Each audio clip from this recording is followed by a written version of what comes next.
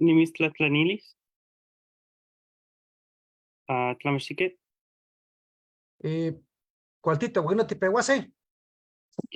pues Ya. después mi sesión empieza a las 4. ¿Quién? Puedo quedar por todo este programa, ¿correcto? ¿Quién? ¿Quién? Bien. Cualtito, Juanquino, te peguase, no guampoyua. Y pani tlascotona, tlenisen powali guanchicnawi, tonali. Teni Julio Metzli, tlamia Julio, mira tiyolpaki, pampatecachitia, ome shiwi, tlen yolitia, Centro de Lenguas Indoamericanas, Masehuatlatol Tamachtiloyan, Juanquino y Cayolpacristinica, Timexelia. Totlatol huelis techmacas miak tlamantli. Totlatol huelis techmacas guantequitase tlen totlalamiquilis. Ica totlatol huelise titlacuiloa. Ica totlatol huelise tichocase. Ica totlatol huelise tichigua nojia miak tlahuilolistli. Ica totlatol huelise tiquita guanojia tlenkin panotok tocolguan tonanagua guan sequino toguanpoyoa nojia nochi tomase gualnemilis.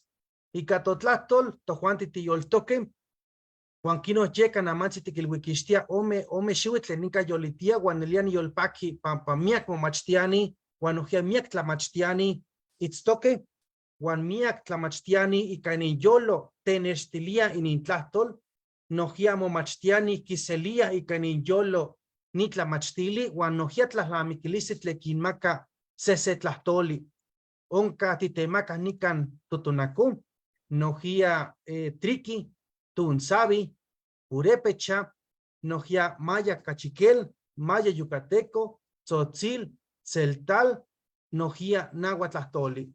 Pues qué tal, muy buenas tardes, mi nombre es Victoriano de la Cruz, hablante de la lengua mexicana, también conocida como la lengua náhuatl. Les saludo desde la ciudad de Jalapa, Veracruz, y pues con el gusto y el placer de siempre, ojalá puedan ustedes seguirnos en esta transmisión especial por el segundo aniversario de Yolitía Centro de Lenguas Indoamericanas, Masehuatlatol Tlamachtiloyan.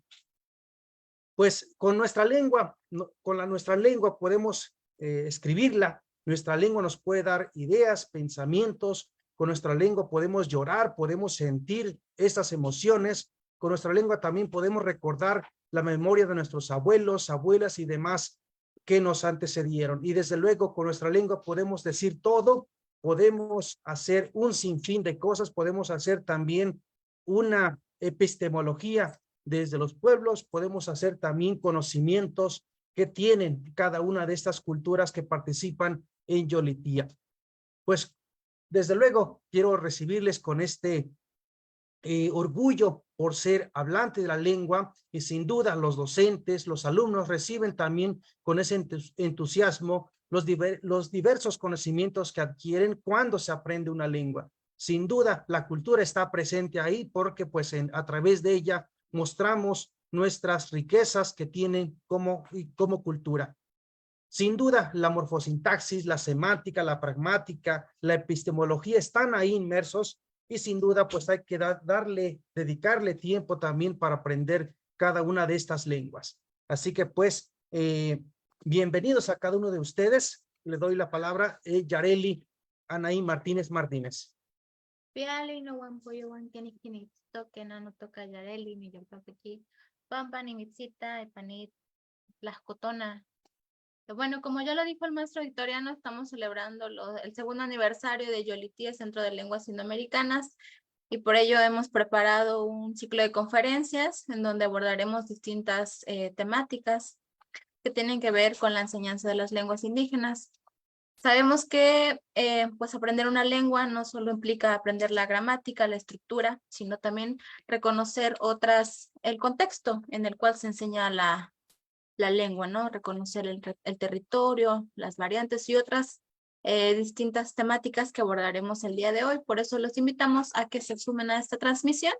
Si lo desean, pueden pedirnos la liga para conectarse directamente a Zoom o si no, seguir la transmisión y dejar sus preguntas en la parte de los comentarios. Y bueno, estaremos aquí atentos a sus dudas y a sus preguntas. Bueno, sin más, le vuelvo a dar la palabra al maestro Victoriano. Las Jamati Yareli, las Jamati Noche Napeca Toguampoyuam. Pues el programa hoy que tenemos, pues Enseguida voy a presentar al doctor Abelardo de la Cruz con el tema emprendimiento académico, el náhuatl como una herramienta intelectual. Posteriormente vendrá a las 12:50 el doctor Jesús Villalpando Quiñones desde Hermosillo, Sonora, el papel de las lenguas yutoaztecas en la delimitación del área mesoamericana. Posteriormente estarán varios docentes a la 1:30, varios docentes de Yolitía, con el título La enseñanza de las lenguas indoamericanas, experiencias y retos. La maestra Rubí Celia Huerta Norberto, hablante de la lengua purépecha, maestra Elodia Ramírez Pérez, Tunsavi, mixteco, Inés Gómez Santis, Celtal, el maestro José López Tirso, Tutunaco. A las 13:10 p.m., emprendimiento de las lenguas nacionales, experiencias de las y los estudiantes. Nos va a acompañar la maestra Carla Vidrio Montes desde Guadalajara, Tzitziki Máximo Hernández desde Tlaxcala, el maestro Jorge Manuel Cruz Serna desde la ciudad de Guadalajara, Micho Nicolás Lemus Villarreal desde la Ciudad de México, maestra Heréndira Pérez Muñoz desde Monterrey. A las 5 de la tarde tenemos una plática que se llama La política del lenguaje a través de la promoción de la normalización de la escritura para la institucionalización de las lenguas indígenas por el maestro Javier León Javier. A las 17:50, la enseñanza del náhuatl en Los Ángeles, California, con mi estimado Isaí Cervantes, quien está en ya desde este mediodía acompañándonos. Muchísimas gracias, Isaí, por acompañarnos. Pues enseguida voy a darle lectura la semblanza del doctor Abelardo de la Cruz. Juanquino Namatzinica Ticaquisetlechquet ya que Caniguala. Abelardo de la Cruz es un académico nahua originario de Teposteco, en el municipio de Chicontepec, en el norte de Veracruz, conocida como la Huasteca Veracruzana, así que es originario de este lugar. Es doctor en antropología por la Universidad de Albany, de la Universidad Estatal de Nueva York. Cuenta con un postdoctorado en el Centro de Estudios Latinoamericanos en la Universidad de Utah. En el 2022 fue becario por la American Philosophy Society de Filadelfia. Actualmente es profesor asistente en el Departamento de Estudios de la Religión en la Universidad de Carolina del Norte en Chapel Hill.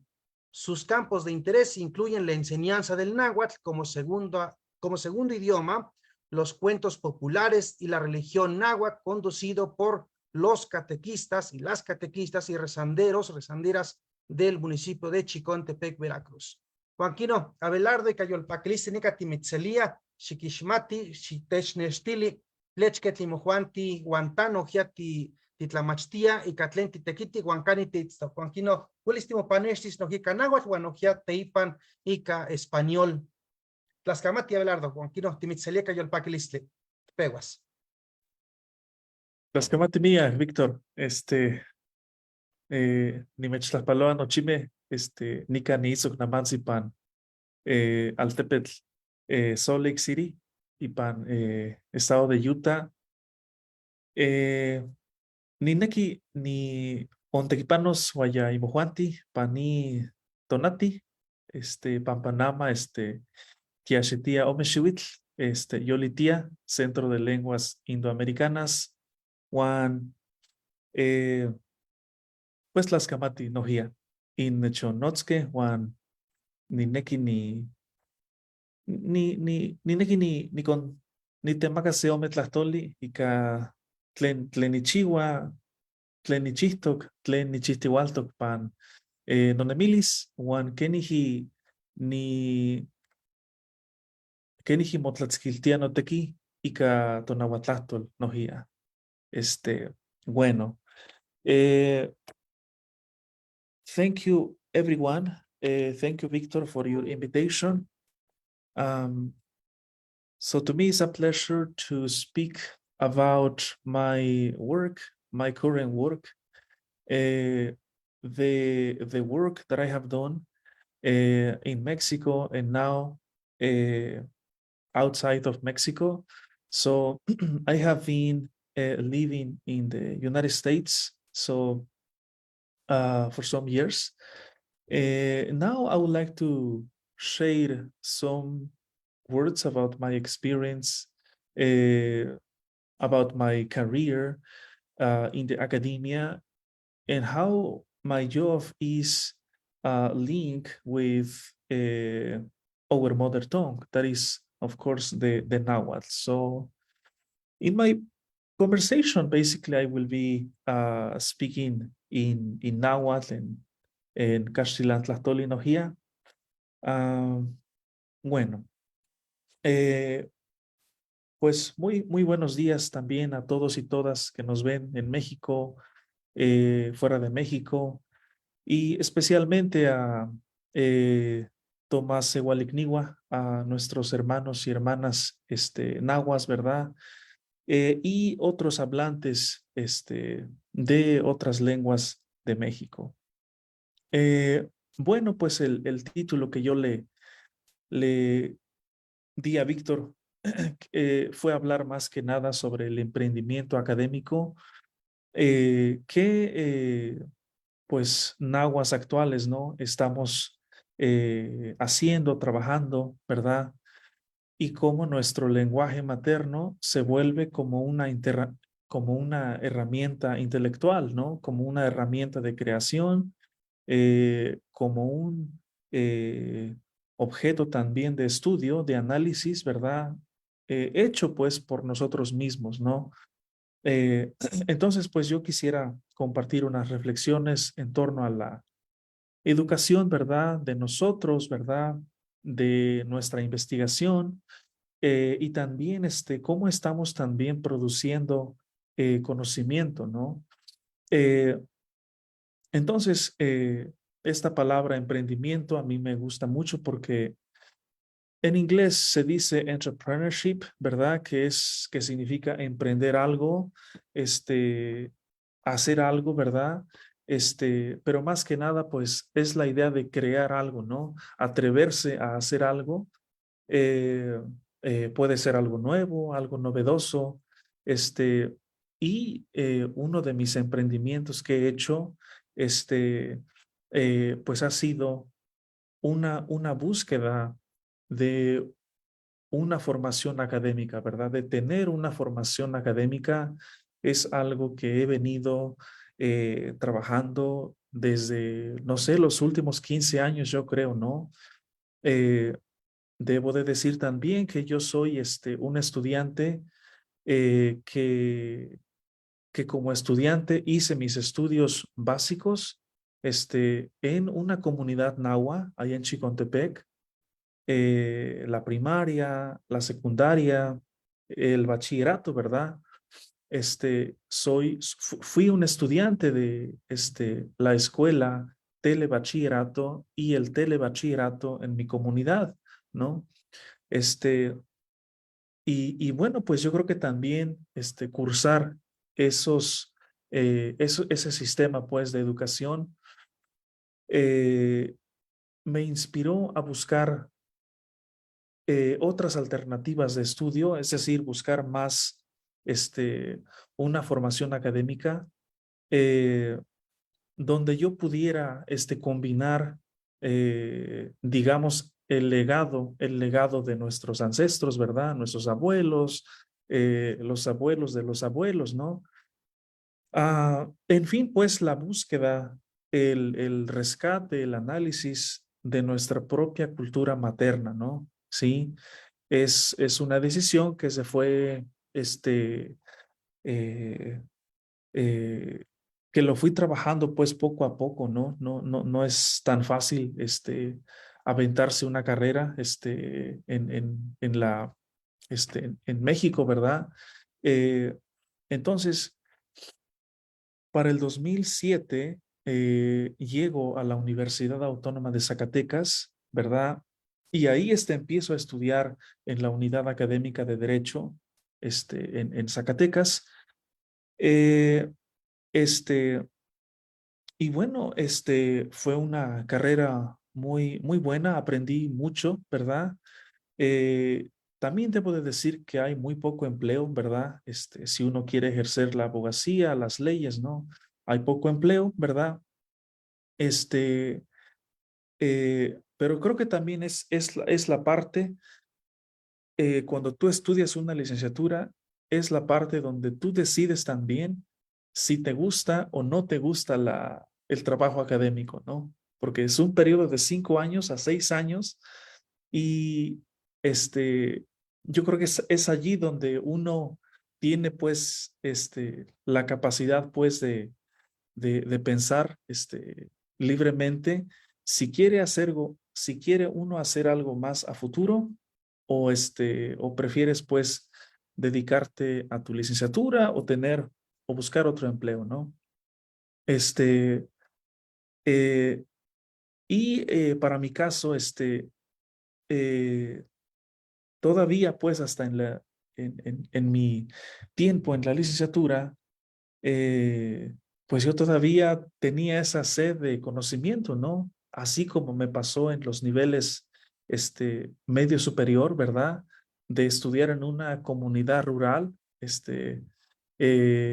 donde recibes pues una formación, ¿verdad? Pero te sientes con algo incompleto, ¿no? Y creo que eso también así lo sentí cuando terminé mi licenciatura, ¿verdad? En el 2012 en Zacatecas. Entonces estaba pensando en hacer una maestría, ¿no? Y efectivamente también hice mi maestría en Zacatecas, ¿verdad? En la unidad académica de docencia superior, ¿verdad? Y bueno, pues creo que mi tiempo en la maestría en Zacatecas fue allí donde se empieza también a gestar, a gestar esa idea de, eh, ¿por qué no buscar un doctorado, no? Tal vez en México, en otra universidad, pues empiezo a prepararme, ¿no? Empiezo a prepararme poco a poco. eh, este, Sabía yo de que había muchos requerimientos para hacer un doctorado, ¿verdad?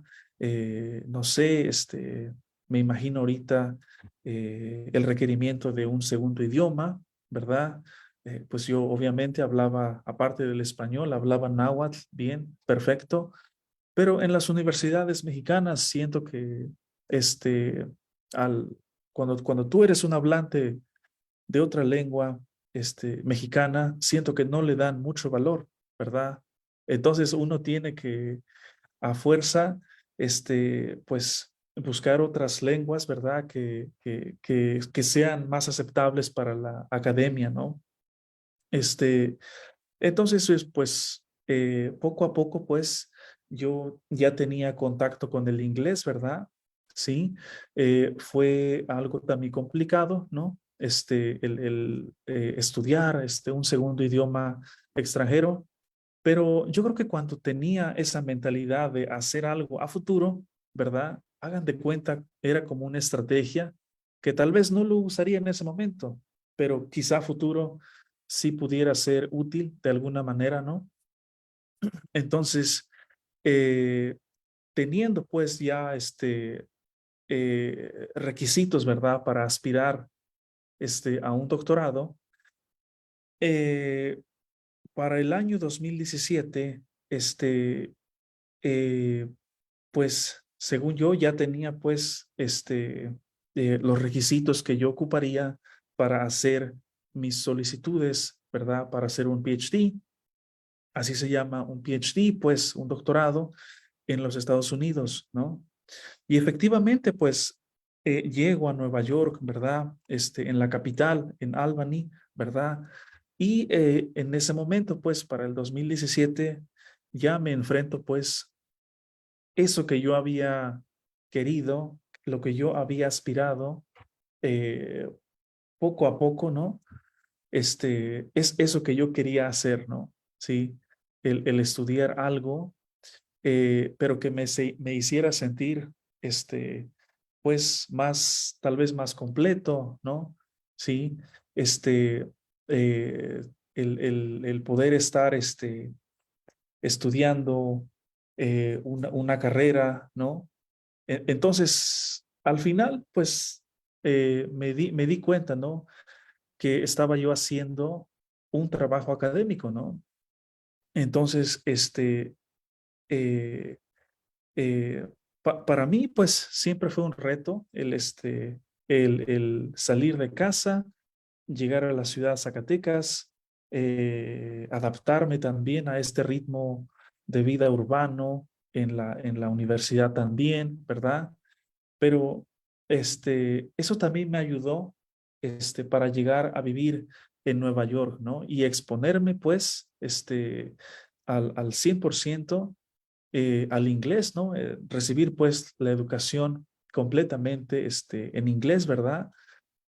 Para mí era un reto que yo decía, bueno, a ver, si no la vas a hacer o si no la haces por el lenguaje, lo que sea, bueno, pues por lo menos hiciste el intento, ¿no? Pero yo creo que para mí es sorprendente también cómo a veces cuando pues tenemos muchas cosas en contra, aún así no, no paramos, ¿no? Sino que continuamos, ¿no? Poco a poco, ¿no? Estamos en el camino, ¿no? Este, y bueno, pues eso en general, pues algo algo que siempre me decía mi mente, ¿no? Ave, pues creo que no puedes dejar este doctorado, ¿no? Has dejado todo en México, dejaste todo para venir acá, y, y, y continúe avanzando, ¿no? Mis semestres siguientes, ¿no?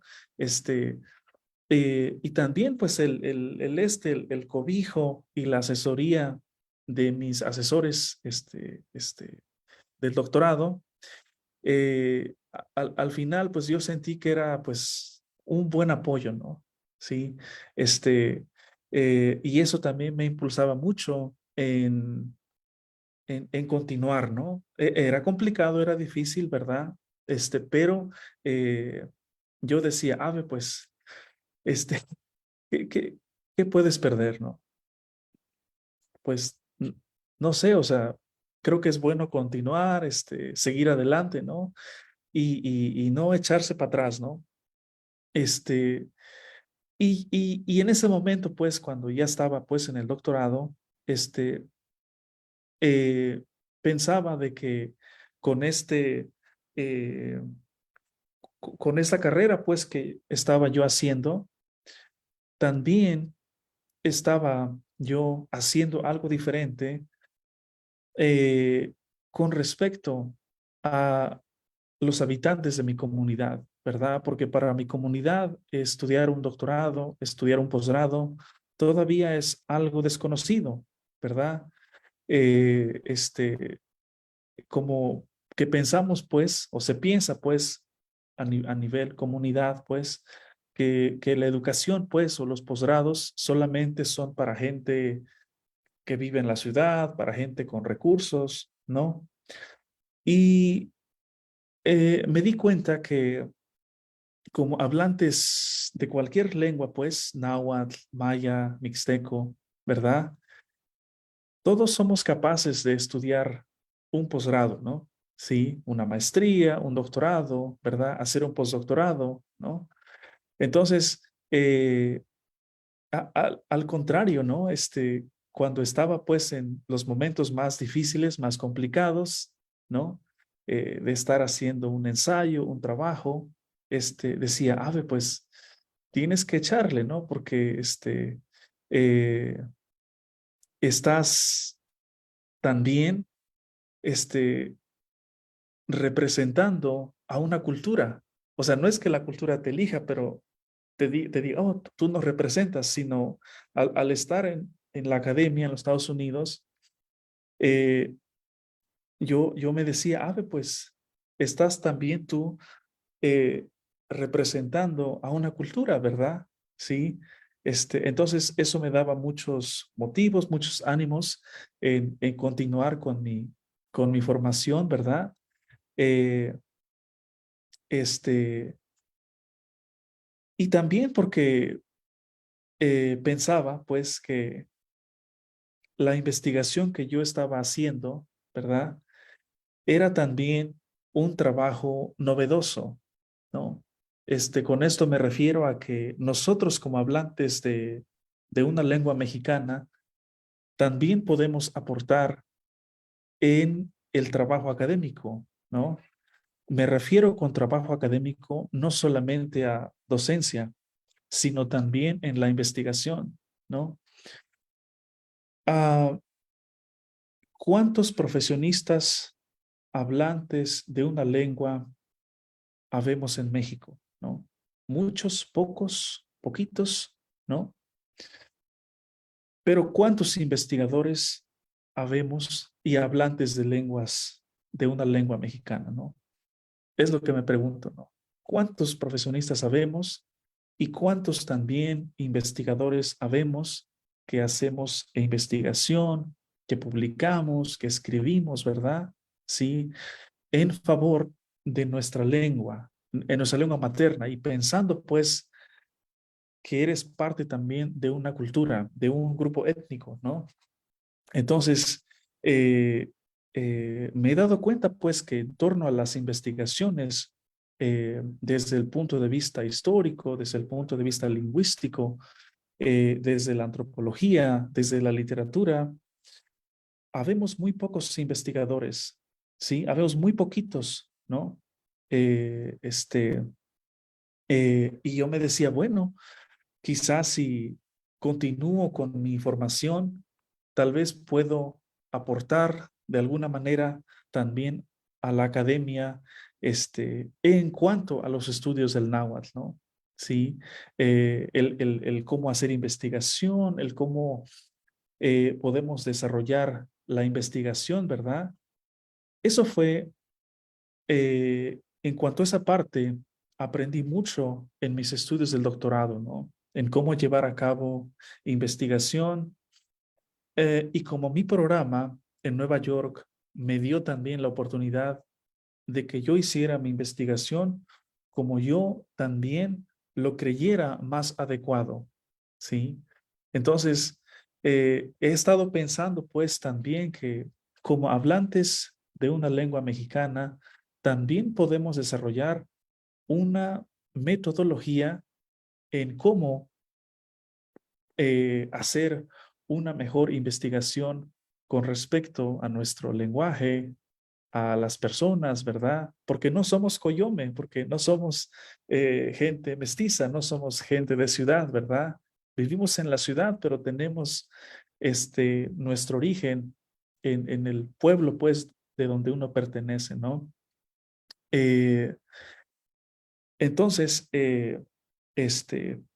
pues, de acuerdo, pues, con mi formación académica, ¿no? Que nace, pues, desde la misma comunidad, eh, he estado pensando también en también aportar pues a la investigación, ¿sí? Y cómo nosotros como hablantes de una lengua, ¿verdad? Podemos también participar no solamente como objetos de estudio, no solamente como ah, solamente servir como participantes en una investigación, ¿no?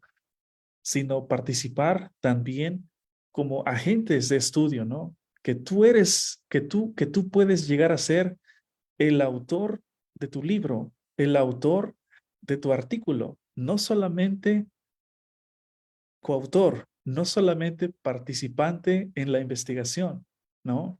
No solamente el objeto, pues, de investigación, ¿no? Como para un estudio lingüístico, no sé, ¿verdad? Pero que nosotros también podemos producir conocimiento, ¿no?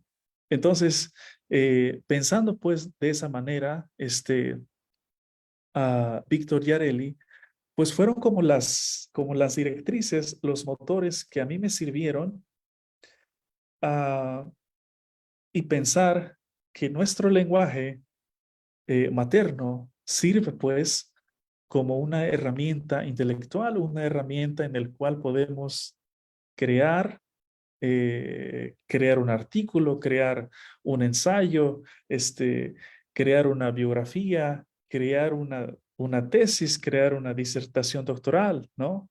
Entonces, algo que decía Víctor al principio en su presentación, ¿verdad? De hoy, pues nos decía que con el náhuatl podemos hablar, podemos llorar, podemos conversar, podemos discutir, podemos reír, ¿verdad?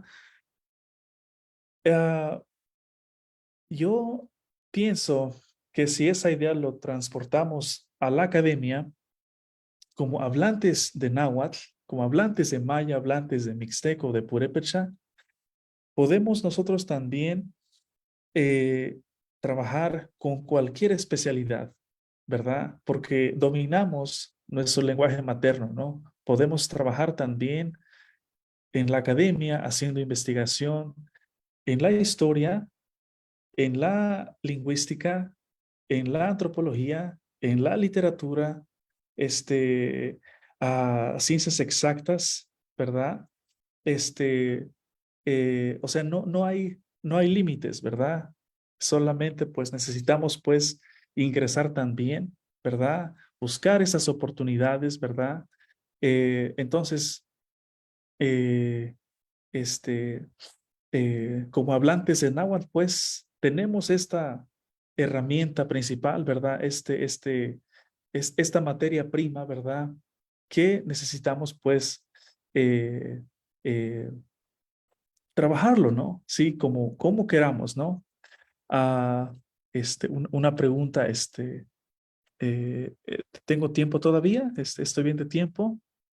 Me dicen Sí, si tengo que adelante, parar. adelante, 10 minutos más. Ujú, Perfecto. máximo. Entonces, Ujú.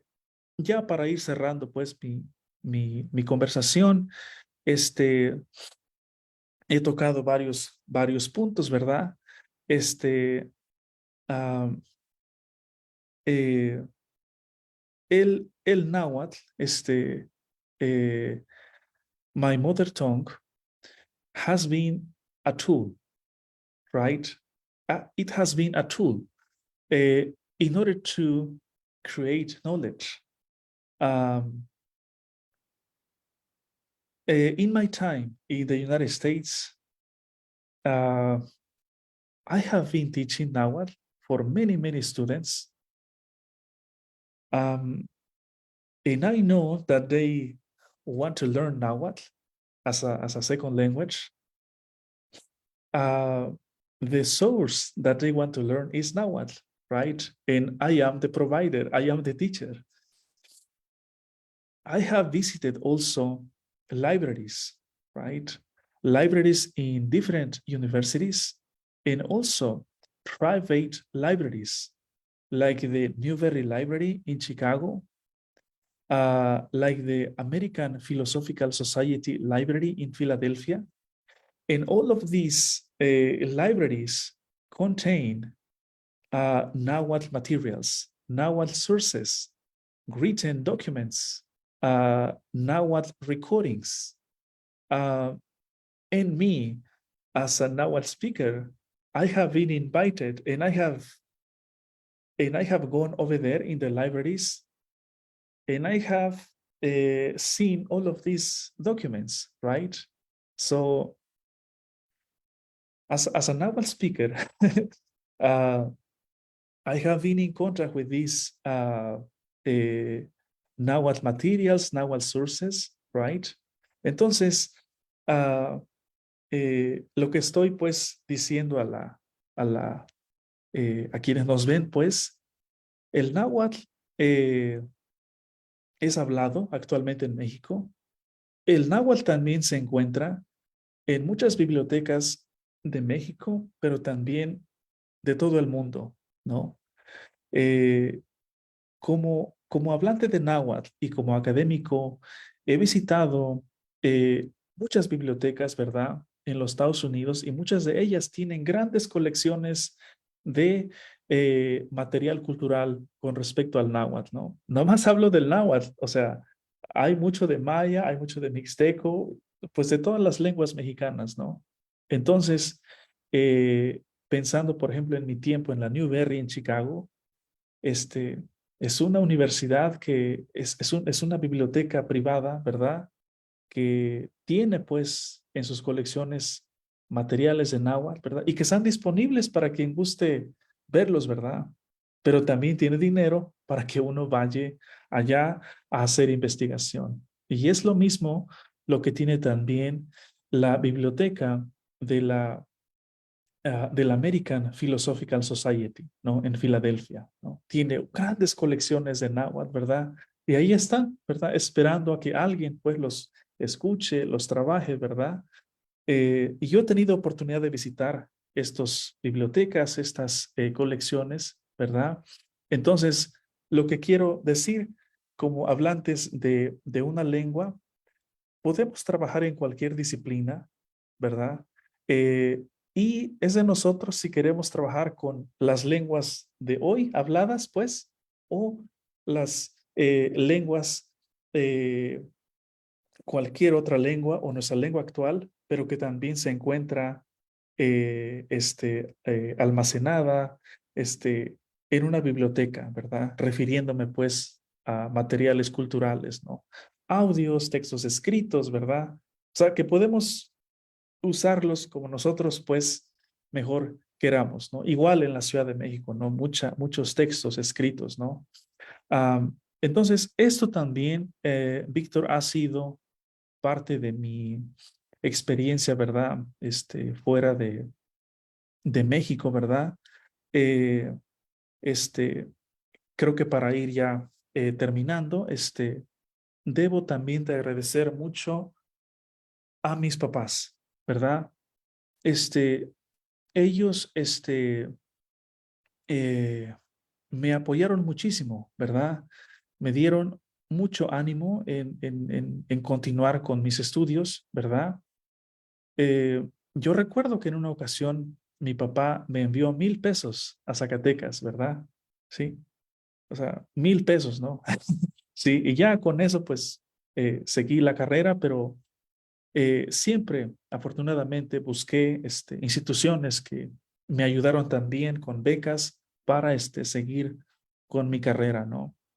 Mis papás, pues, me dieron una muy buena educación en casa, pero la escuela me dio una formación también, ¿verdad? Entonces, yo creo que eso es cuanto de mi parte y gracias por su atención a todos y todas quienes nos ven en México y fuera de México. Las camatiabe pampatnica titechpuilia que ni hitipanotiaji que matimomachtihi ni nojia inglés tlahtoli que hitimomachtiaji pan se licenciatura campasante chnestiliaya San Castilla. Wilistiki niluia pan se eyi nawi pilkawitzitzi kenke ashkana makil kawaka totlahtol ika nahuatlahtoli no patel pokame chpokame huantlek momachtiah nahuatlahtoli. Kena, bueno, nani kistoa ni nahuatl eltok pantoyolo, seyuk tlahtoli nojia ni nahuatl to ishayak, ajá, kitosneki nuestro rostro, ashke, wanojia kitosneki to nelhuayo, ashke, yeka para tlen achaki, to más igual poyua, más igual me, nikitoa ma titequihuica ni totlahtol, pan tocha, pan to altepe, pan güey altepetl, guanojía, pan totequi, ashke, pampa huelis ti momachtise nojía setlamantli, guanojía titequihuise ni totlahtol, pampa ni totlahtol, wala pan totlamiquilis.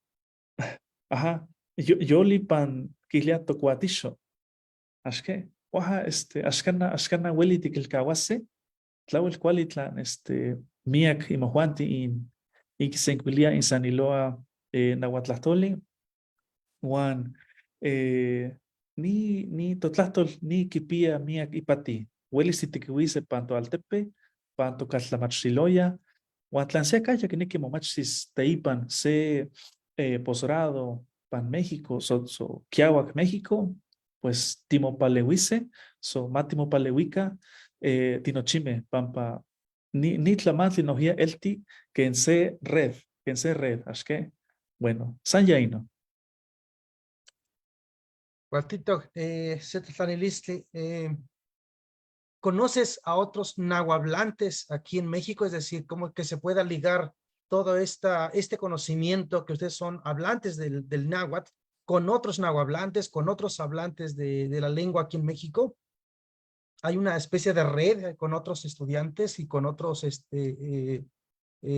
intelectuales nahuas? Yo creo que sí, pero todavía es muy incipiente, ¿no? Si las redes que tenemos, ¿verdad? Creo que funcionan mientras tanto solamente como puntos de contacto, ¿verdad? Ujú. Pero creo que es algo que todavía está iniciando, es el tener más contacto, ¿no? Entre otros académicos, ¿verdad? Y no académicos también, ¿verdad? Conozco algunos académicos nahuas, ¿verdad? Hablantes del náhuatl, ¿verdad? Y que lo trabajan, ¿verdad? En sus universidades. Am, pero así como una red, pues me refiero a de trabajo o una red en cuanto a un proyecto, ¿verdad? Creo que todavía está iniciando, ¿verdad? Eh, yo creo que una de las razones también es porque no vemos muchos, ¿verdad? Sí, Ujú. o sea, no vemos tantos investigadores, ¿verdad? Pero yo creo que es un buen punto con el cual podemos empezar a ver cómo podemos estar más en contacto y que esta red, pues, eh, funcione mucho mejor o que exista, pues, una red tal cual, ¿no? De investigadores hablantes de una lengua mexicana, ¿no? Creo que es lo que puedo decir en principio. Creo que sí, ¿no? Podría irse a una, quizás, no sé si el término academia es el correcto, pero podemos decir una institución nahua, es decir, donde que estén justamente los hablantes de esta lengua, puedan promover el uso de la lengua y demás ámbitos, ¿no? No solamente desde la literatura, sino también lo que mencionabas desde las ciencias exactas, ¿no? Cómo recuperar epistemologías de lo que tienen nuestras propias lenguas para plasmarlas en planes curriculares posteriormente, ¿no? Entonces quizás sí tendría una necesidad, ¿no? De poder hacer puentes o redes para poder estar y crear materiales diversos, ¿no? Pues bien, muchas gracias, Abelardo. Tlaxcamati nelia pampanamat sinicatitech. Uliji se nenelia achimonemilis. Juan Kentati toca sijini yexexin tequitlen tichitica y toca el emprendimiento académico. Definitivamente, digamos, estás aquí abordando desde el ámbito académico. Hay otras personas que resisten o que difunden a través de la propia agricultura, medicina, las simplemente la música, ¿no? Hay gente que hace música en la lengua y que resiste y que promueve a través de la música. Y qué bueno que nos has platicado también que se puede generar, plasmar, documentar, crear conocimiento científico desde la propia lengua, ¿no? Así que pues muchas gracias y ojalá nos visites pronto acá en la Ciudad de México o en Jalapa o en Chicontepec, en Teposteco o en otros lugares vamos a estar coincidiendo. Nelia Tascamati, hablar, ¿quieres decir algo? 2 minutos. Ya, ome pilcawitzi. Ashley más, Niyolpaki para Nikon Tlalki se ome Tlahtoli, pani Tonati, tlen Yolitia, Centro de Lenguas Indoamericanas, tlen Tiyekana, tlen Inquiyekana, Juan Seguinoque, tlen Nojía, Itztoque, pan nopa, panopatekitl, pues nojía ni Yolpaki ni Ontemacas se ome Tlahtoli para más igualme, Guanashkana más igualme. Yeka, Tlaxcamati nojía ya inechon tlaneje. Waltito, pues esta ha sido la presentación, la primera participación del doctor Abelardo y pues un gusto de saludarlo, de verlo y desde luego también pues desde la ciudad de Jalapa te mandamos un fuerte abrazo para ti, para Betty, también para Mateo, sí, para Nubia, Tlaxcamati, pues todos los amigos por allá que están en Estados Unidos, nahuablantes y no nahuablantes que son estudiantes de Yolitia, hay varios estudiantes que están en diferentes puntos de Estados Unidos y también pues de acá de México y también Centroamérica. Así que pues muchísimas gracias a cada uno de ustedes que nos están siguiendo a través de la página de Yolitia Centro de Lenguas Indoamericanas. Pues vamos a pasar con la segunda ponencia. Muchas gracias, Abelardo, pues de estar con nosotros o bien lo que tú gustes, ¿no? Puedes seguirnos desde el Facebook y también pueden dejarnos ahí sus comentarios y también compartir, si alguien gusta compartir, si esto le está sirviendo, puede compartir y para que otras personas puedan escuchar la palabra desde los especialistas. Pues muchísimas gracias, Abe Tlascamate. O aquí no, pues enseguida vamos a darle la voz al doctor Jesús Villalpando, sin antes, pues desde luego, leer la semblanza de este estimado doctor conocido ya hace algunos años, que lo conocía ya en Zacatecas, y pues el doctor Jesús Villalpando Quiñones, de Hermosillo, Sonora, es doctor en lingüística por la Universidad de Colorado en Boulder y actualmente es investigador asociado de tiempo completo en el Instituto de Investigaciones Antropológicas UNAM, México. Ha trabajado en la descripción gramatical y documentación lingüística de las lenguas originarias de México pertenecientes a la familia Yuto-Azteca, también conocida como Yuto-Nahua, como las lenguas tarahumara, rarámuri, mayo, guarijío, yaqui, mexicanero, náhuatl o nevome. Esta última solamente a través de documentos escritos. Su principal interés es la descripción gramatical desde una perspectiva tipológico-funcional basada en el discurso y la semántica de campo. Actualmente estudia la interfaz morfosemántica de las categorías de tiempo, aspecto y modo y evidencialidad, TAME, con un especial interés en la interacción de significados gramaticalizados y su repercusión en los ejes sincrónico y diacrónico, cadenas de gramaticalización y tendencias.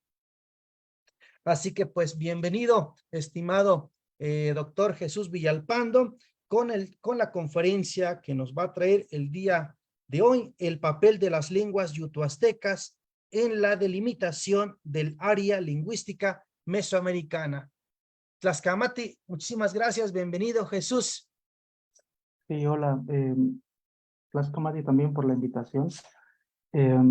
Cuando me hicieron la invitación, me preguntaba qué podríamos, de qué podríamos dialogar, ¿no? Y me pareció que este tema era, por las lenguas que enseñan ahí en el centro, un tema pues bastante interesante para los estudiantes también y para, en general, espero. Voy a compartir pantalla, no sé si ya puedo, si lo puedo hacer, ¿sí? Sí, adelante. Y ya ustedes me dicen cómo se ve porque a veces con este programa se batalla.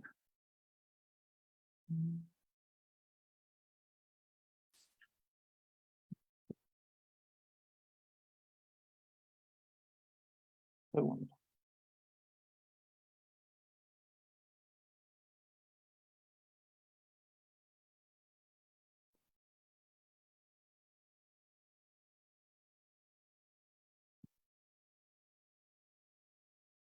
Tengo un problema, un segundo.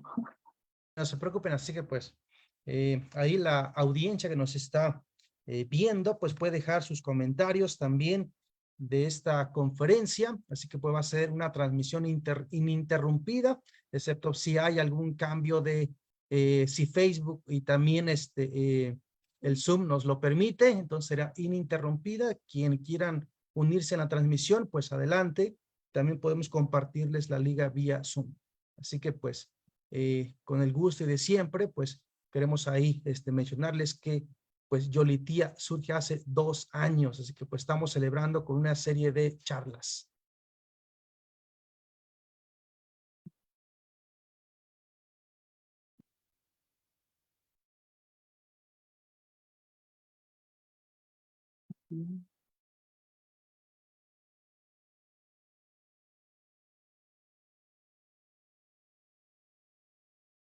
Ahí está, lo vemos.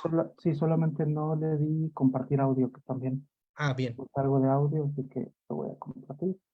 Creo que ya debe estar ahí.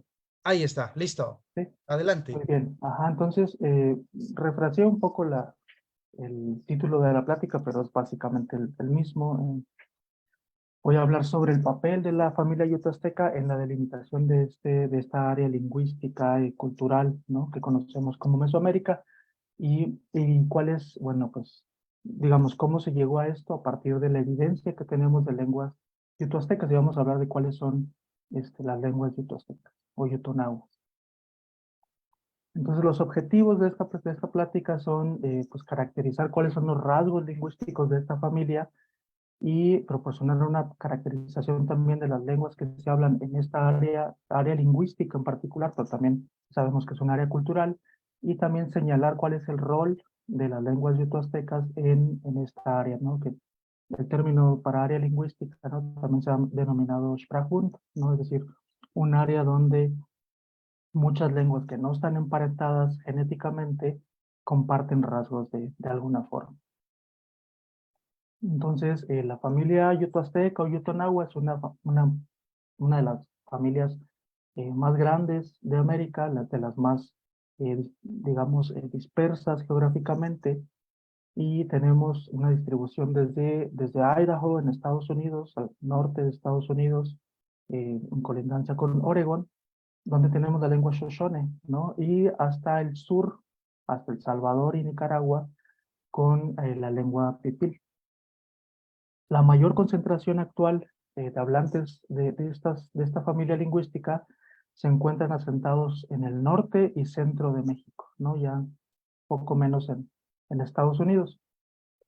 El nombre de la familia viene justamente de una composición entre las dos miembros más alejados, ¿no? Por un lado, Yuto, de la lengua Yute, que se habla ya en la reservación del río Colorado, y por otro lado, digamos, esta designación, ¿no? Histórica de azteca, ¿no? Que decir, que se entiende como la lengua del imperio azteca, ¿no? El náhuatl.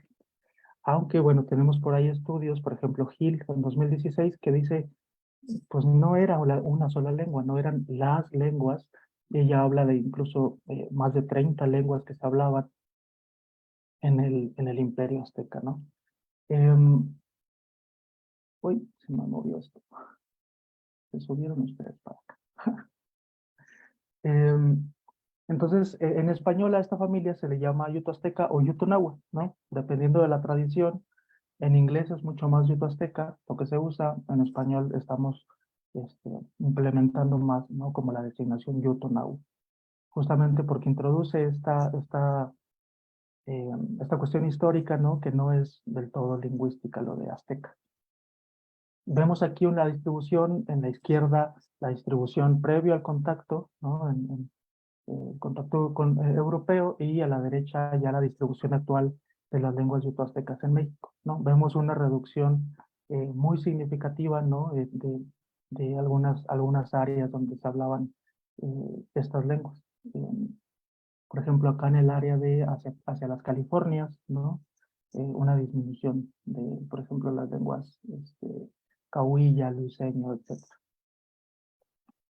A la fecha se reconocen al menos 61 lenguas que pertenecen a esta familia, entre extintas y lenguas que siguen vivas. Algunas de ellas, digamos, es muy dispar, ¿no? El número de hablantes para algunas lenguas y la cantidad para otras, ¿no? Tenemos lenguas que hay menos de 50 hablantes, ¿no? Sí, sobre todo lenguas en Estados Unidos, y lenguas con muchos más de 100,000 hablantes, ¿no? Por ejemplo, náhuatl sería una de ellas, ¿no? Las personas que hablan lenguas yuto-aztecas incluyeron, ¿no? Ya en estados previos, desde pequeños grupos de familias extendidas que eran cazadores-recolectores, sobre todo para grupos lingüísticos norteños, hasta agricultores organizados ya en vastos imperios, ¿no? No solamente pequeños grupos. La clasificación que se ha propuesto para esta familia es básicamente, bueno, hay varias propuestas, pero una que se reconoce bastante o que se acepta bastante es entre lenguas norteñas y sureñas. Norteñas, por un lado, las shoshoneanas y las norteñas, y por otro lado, las sureñas, que son las que se hablan en México, entre ellas las sonorenses, ¿no? Habladas en Sonora, Chihuahua, y las aztecanas, es decir, el náhuatl. Aunque, bueno, es un tema bastante debatible, la clasificación entre norte y sur solamente, porque no, digamos, no hay bastante evidencia como para saber si se trata de una clasificación genética o de una clasificación meramente geográfica. Es decir, las lenguas norteñas se hablan en Estados Unidos, las lenguas sureñas se hablan debajo de la frontera de Estados Unidos, ¿no? Y eso sería pues ya un factor mucho más político que lingüístico, el que haría esta clasificación. Tenemos, además de esta clasificación entre norteñas y sureñas, pues los distintos grupos que conforman esta familia, ¿no? Tenemos en las norteñas, tenemos las númicas, el tubatulabal, hopi, las táquicas, en las sureñas, las lenguas tepimanas, ¿no? Tepehuanas y pimas, y las lenguas taracayitas, yaqui, mayo, tarahumara, huariquío, las lenguas coracholas, birrárica, nayeri o cora, y por otro lado las lenguas que se denominan aztecanas o lenguas nahuas, ¿no? Entonces serían los grupos que tenemos de estas lenguas. Ahora, ya que hablamos de la familia, procedo a caracterizar un poco las lenguas sureñas, ¿no? Es decir, vamos a hablar un poco de cuáles son las que yo conozco, con las que, digamos, en las que tengo experiencia, y después las lenguas, algunos rasgos lingüísticos de estas lenguas para hablar de su caracterización como pertenecientes a esta área lingüística. Bueno, comenzamos con la lengua mayo o yoremnoqui, ¿no? Hablada en Sonora y Sinaloa. Vamos a oír un poco, ¿no? Voy a ponerles un audio, espero que se pueda reproducir, como para que quizás se familiaricen ahí con los sonidos, ¿no? Que si llegan a captar algún cognado, quizás que están estudiando el náhuatl u otra lengua yuto-azteca, si pueden por ahí cachar el cognado. Entonces vemos aquí el diálogo y... Que chimanle y Adelina, Aricaldo. Que tú dices continuo. Sí, Y si hay igual. tengo aguante. Un pedacito. Y vemos, ¿no? Por ahí, no sé si por ahí captaron algún cognado o algo así. Algo como muy interesante por aquí, ¿no? Es, por ejemplo, cuando le dice Catenco baguante, ¿no? Catenco baguante. Y lo traduzco aquí como no me duele la cabeza, ¿no? Bueno, sí, no tengo novedad, no me duele la cabeza. Pero, digamos, es un modismo, ¿no? Es una expresión ya convencionalizada para decir estoy bien, ¿no? O me duele la cabeza, no estoy bien, no me duele la cabeza, no estoy bien, ¿no? Otra de las lenguas con las que también estoy familiarizado es la lengua tarahumara o rarámuri, rarámuri raichara o raricha, bastantes nombres. Y bueno, también por ahí les traigo un audio como para que puedan escucharla, ¿no? Este es un regaño a un niño, ¿no? Un niño que andaba ahí de travieso con el maíz, para que lo escuchen. Kena muy chica tawi, ari wepa chiki, rakema koro matsoraba va, kena mo ruwa mo echkova ko wa mo ku kena muy chica, kena kushimi, ¿No? kena muy Es la chica. abuela regañando al niño, ¿no? Diciéndole, no hagas eso. El niño andaba ahí jugando con el maíz solamente. Le dice, no es juguete, es comida, ¿no? No hagas eso con él, vente para acá. Y bueno, por ahí no sé si hay como algún parecido que ustedes encuentren, ¿no? Entre las lenguas que están estudiando. La siguiente, están mucho más familiarizados con ella. Al menos, bueno, como ya mencionaban al inicio, bueno, yo estudié ya por 2007, creo, ya hace bastantes años, náhuatl, de Chicón, ¿no? De toda esa área. Y bueno, algunos años después también hice documentación, ¿no? Con la lengua mexicano tastol, ¿no? O mexicanero de Alto de Occidente, de Nayarit, ¿no? Tenemos pues por acá personas de ambas localidades, ¿no? Bueno, para esta lengua no traigo un audio, ¿no? Pero bueno, creo que ustedes están mucho más familiarizados con cómo suena la lengua náhuatl, ¿no? Algo interesante del mexicanero tastol es que todo este sonido tan peculiar, ¿no? Del náhuatl, tan característico del náhuatl, tla, en mexicaneros es una T totalmente, ¿no? O una L, ¿no? Por ejemplo, tastol, ¿no? En lugar de tlastoli. Y bien, entonces las lenguas con las que, digamos, estoy familiarizado, bueno, tenemos aquí tarahumara, ¿no? En Chihuahua, yaqui mayo en Sonora, Sinaloa, y después náhuatl acá en el centro de México. Y bueno, acá también Entre las lenguas huichol o rárica, cora y tepehuano tenemos la lengua mexicanera. Y originalmente tenía unas animaciones la diapositiva, pero como no puedo ponerla, solamente quedan ahí los puntitos. Okay. Bien, entonces, con respecto, vamos allá a caracterizar estas lenguas, ¿no? Con respecto, por ejemplo, a su fonología, su morfología, su sintaxis y cómo esto nos ayuda a delimitar esta área. Con respecto a la fonología, se dice que las lenguas yutoastecas en general tienen inventarios de consonantes relativamente pequeños, ¿no?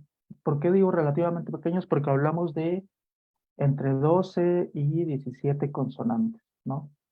Hay lenguas con inventarios consonánticos, digamos 40 consonantes, ¿no? Esos son inventarios consonánticos bastante grandes, y hay lenguas con inventarios consonánticos de hasta 5 consonantes, ¿no? Es decir, por eso la relatividad en cuanto a pequeño. Es una familia lingüística donde no hay tonos, ¿no? Excepto por Hopi, ¿no? Que también tendría sus efectos areales, porque tiene tono. Y recientemente se ha propuesto para el rarámuri también, ¿no? Un tono de dos distinciones.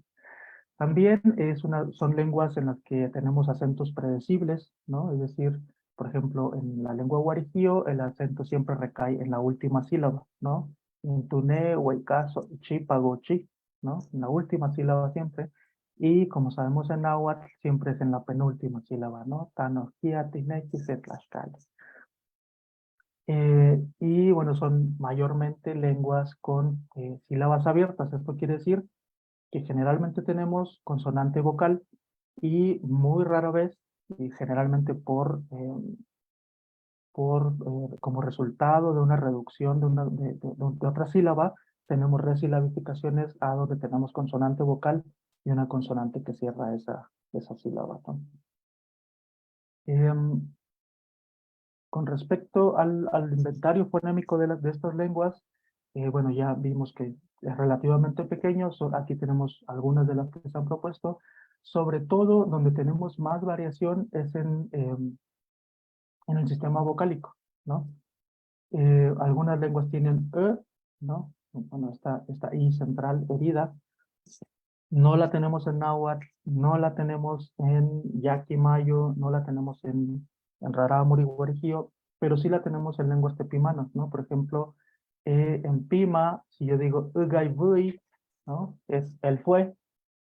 Y en Birrárica, muku wi kitsanate tewa, ¿no? A ese pájaro se le llama chanate, ¿no? Muku, ugay, esta vocal, ¿no? Que ha sido bastante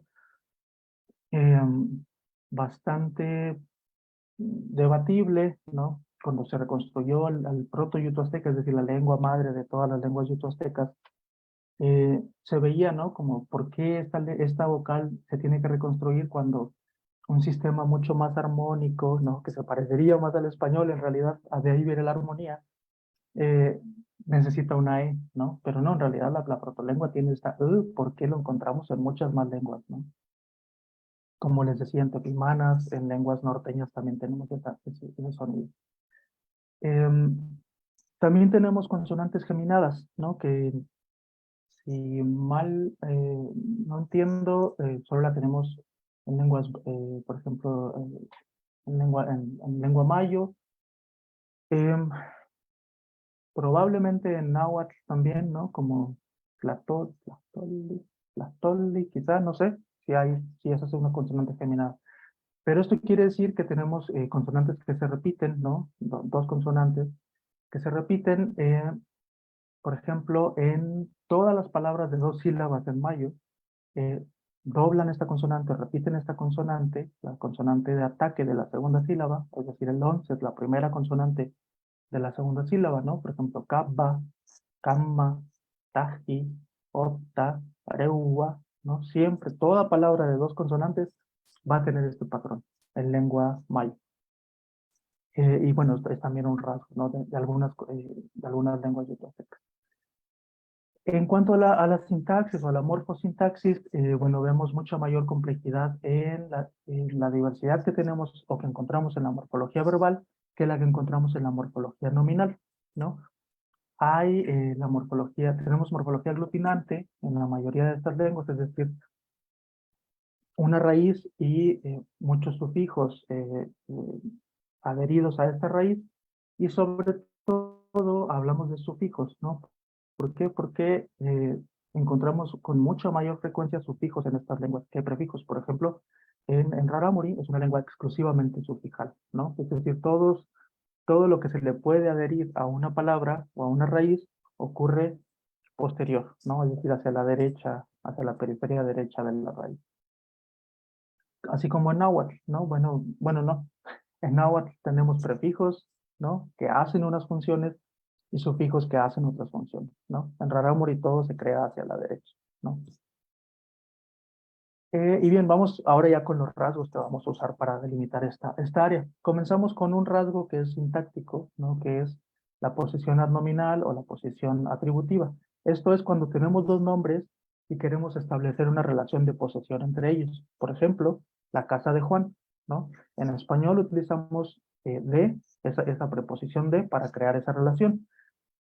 Y ese de aparece marcando a Juan, ¿no? Porque decimos la casa de Juan. Y si lo quisiéramos, es más, si nos preguntan de quién es la casa, de Juan, ¿no? Entonces sabemos que ese de está marcando a Juan y no a la casa, ¿no? Lo mismo ocurre en inglés, este John's, esta apóstrofe S marca a John y no a house, ¿no? En algunas lenguas marcamos a John, en algunas lenguas marcamos a casa, en algunas lenguas se marcan ambos, en algunas lenguas no se marca ninguno. Entonces tenemos al menos 4 patrones que se pueden utilizar en las lenguas del mundo. En inglés se usa marcar al que posee, en español se usa marcar a lo poseído, de Juan, bueno, no, también al poseedor, de Juan, y en otras lenguas se marca a lo poseído. Vamos a ver, por ejemplo, cuáles son los patrones que tenemos en lenguas yuto-aztecas. En yaqui, por ejemplo, tenemos marcación en el poseedor. Decimos perota mobey, el sombrero de Pedro. Tenemos perota, Pedro que posee, y después el sombrero, ¿no? En Rarámuri Tarahumara tenemos 2 patrones, pero les voy a mostrar este patrón solamente por ahora. Bueno, están los dos aquí. Mujeniwara Ripura, ¿no? Tu hacha, ¿no? Mujeniwara, tuya, el hacha. Y el hacha después también aparece marcada con poseedor, ¿no? Tenemos entonces una partícula como en español, esta partícula genitiva, Mujeniwara, tuya, y después el hacha que es tuya. Podríamos decir también mujer y pura, ¿no? Tu hacha, sin ese niwara.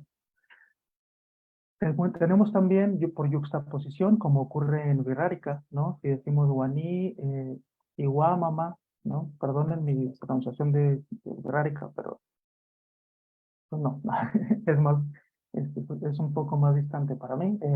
Los hermanos de Juan, ¿no? Guaní, iguamama. Entonces no tenemos en ninguno de los dos marcación de posesión. Y por último, la estrategia náhuatl, ¿no? Que la llamamos su-de-hecho, ¿no? Quizá Itzcuin no es la palabra más usada para perro, pero vamos a usar Itzcuin. Y Itzcuin intlacatl, ¿no? El perro del hombre, que literalmente lo que estamos diciendo es su perro el hombre, ¿verdad? Entonces vemos estos 4 patrones y vamos a ver cómo esto se relaciona con esta delimitación del área. Entonces vemos, tenemos por patrones, tenemos yaqui mayo con marcación en el poseedor, rarámuri con marcación en el poseído y con partícula genitiva, huichol con yuxtaposición y después náhuatl con esta construcción su de él, ¿no? Su de él, su de ella. Pasamos a otro rasgo. Los sistemas de alineamiento, eso nos dice cómo una lengua organiza los participantes en una oración, ¿no? Dependiendo de si es el sujeto de una oración, de un verbo que solamente requiere un participante, como correr, ¿no? Si requiere 2 participantes, y cómo las lenguas organizan esos participantes. Vamos a ver, por ejemplo, ¿no? En yaqui, si decimos la mujer es hermosa, es decir, tenemos solamente un participante, Uhamut Uyoli, ¿no? La mujer hermosa. Pero si decimos, la mujer llenó la olla, tenemos que decir Uhamut Soto Ita Tapuniak, ¿no? La mujer llenó la olla y la olla aparece marcada con este ta, ¿no? Si decimos Uhamut Em Chivichak, la mujer te vio, pero si decimos tú Empo Ujuka Hamuta Bichak, ¿no? Tú viste a la mujer, donde tenemos que marcar a mujer con esta marca de ta. Es decir, todos los sujetos, vamos a llamarlos sujetos o nominativos, no se marcan, mientras que los objetos necesitan una marca. Es decir, tenemos una, agrupamos a los sujetos y separamos a los objetos. Eso es lo que hace Jackie, por medio de marcas de caso. Lo que hace el náhuatl, ¿no? Hace algo parecido, pero por medio de pronombres dentro del verbo o de índices pronominales, ¿no? Tenemos algo como Nesiwatl Yeyetzin, ¿no? La mujer es bonita, es hermosa, donde no tenemos una marca para la mujer dentro, o para ella, ¿no? Para el sujeto en el verbo.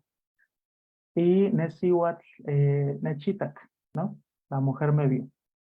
Donde no tenemos de nuevo marca para la mujer, pero sí una marca aquí para el objeto, ¿no? Para quien vimos. Entonces tenemos también un alineamiento más o menos similar al anterior.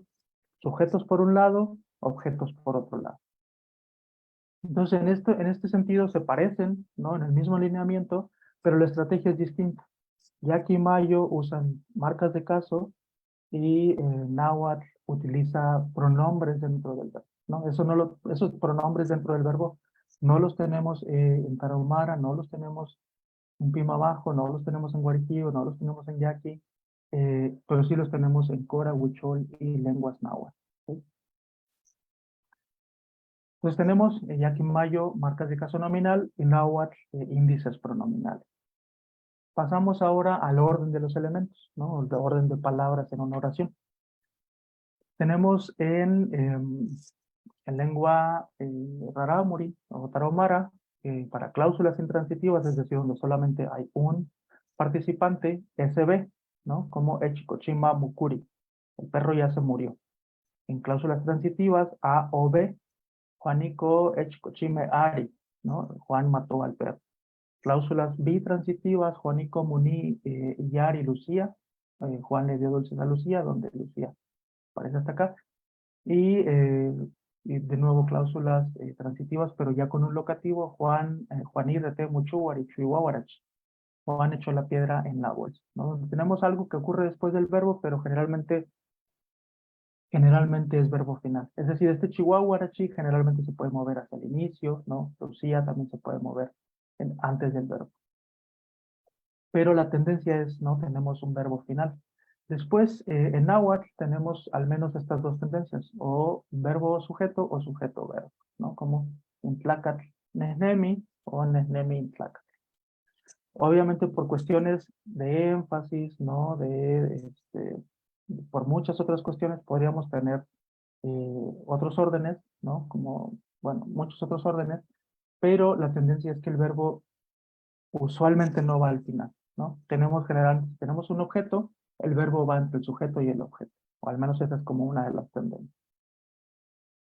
Entonces tenemos una distribución de verbo final para Tarahumara y al menos no verbo final para el náhuatl, ¿sí?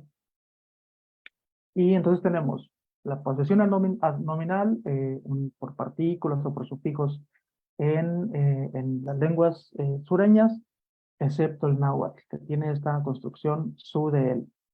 El sistema de alineamiento tenemos nominativo acusativo con marcas de caso o con pronombres, excepto en náhuatl, porque tenemos índices pronominales. El orden de los elementos tenemos verbo final, de nuevo, excepto en náhuatl, porque tenemos verbo nominal, ¿no?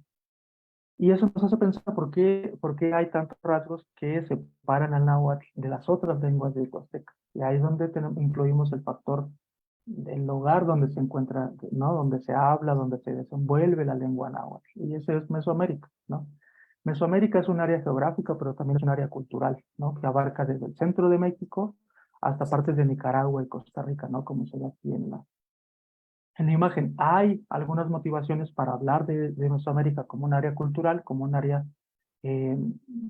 bueno, un área, digamos, aunque muy diversa, también homogénea, ¿no? En términos de comparación con culturas, por ejemplo, del norte de México. En Mesoamérica hay muchas más concentraciones, ¿no? Concentraciones poblacionales mucho más grandes. También hay gobiernos mucho más centralizados y hay mucha más agricultura, ¿no? Hay grupos sedentarios, o al menos mucho más sedentarios que algunos grupos del norte de México, ¿no? Por ejemplo, en comparación, por ejemplo, con Rarámuris, ¿no? Que aún hacen migraciones entre temporales. Además, las culturas de Mesoamérica comparten dos sistemas calendáricos, ¿no? Que no se comparten con las del norte de México. Uno de 260 días, que es el calendario ritual, y uno de 365 días, que es el calendario solar.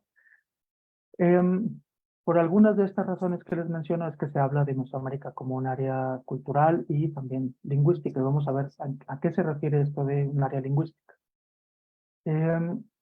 Otras familias que se hablan en Mesoamérica son, aparte de las yutoaztecas, las otomangues, ¿no? Que ya deben conocerlas también, las mixtezoques, perdonen la X ahí, y las lenguas mayas. Las otomangues se hablan en esta zona del país, en el sur de México, incluyen 177 lenguas, entre ellas el zapoteco. Los zapotecos, ¿no? Las lenguas zapotecas, las lenguas mixtecas, el chotino, entre otras, son lenguas altamente suprasegmentales, ¿no? Es decir, estas lenguas tonales, ¿no? Que tienen contrastes tonales complejos, entre otras fonaciones, por ejemplo, voz laringizada, ¿no? Estos sonidos guturales en las vocales. Después tenemos las lenguas mixtezoques, también habla en el centro de México, como en el sur de México, incluyen 17 lenguas, entre ellas popoluca, mije, zoque, entre otras. También son lenguas con bastantes suprasegmentos, por ejemplo, lenguas con 3 duraciones vocálicas, corta, larga y súper larga, o como hay varios nombres para eso. Y también algo que propone Gil, que son lenguas de verbo final, pero bueno, eso digamos es bastante controversial. Por último, las lenguas mayas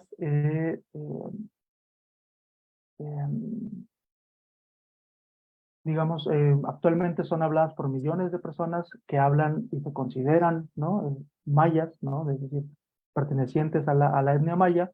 Son lenguas de verbo inicial y bueno, son lenguas que también tienen índices pronominales. Como les decía, estas marcaciones de quién es el sujeto, quién es el objeto en el verbo, no las tenemos en lenguas norteñas, yaqui, mayo, tarahumara, pero sí las tenemos, ¿no? En náhuatl, en lenguas coracholanas. Y también lo tenemos en lenguas mayenses.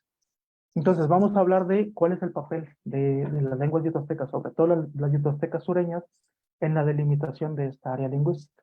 Habríamos dicho que las yutoaztecas se dividen en norteñas y sureñas, y también habíamos dicho que las sureñas son mucho más homogéneas que las norteñas. Pero hay una cuestión muy importante, que es que las lenguas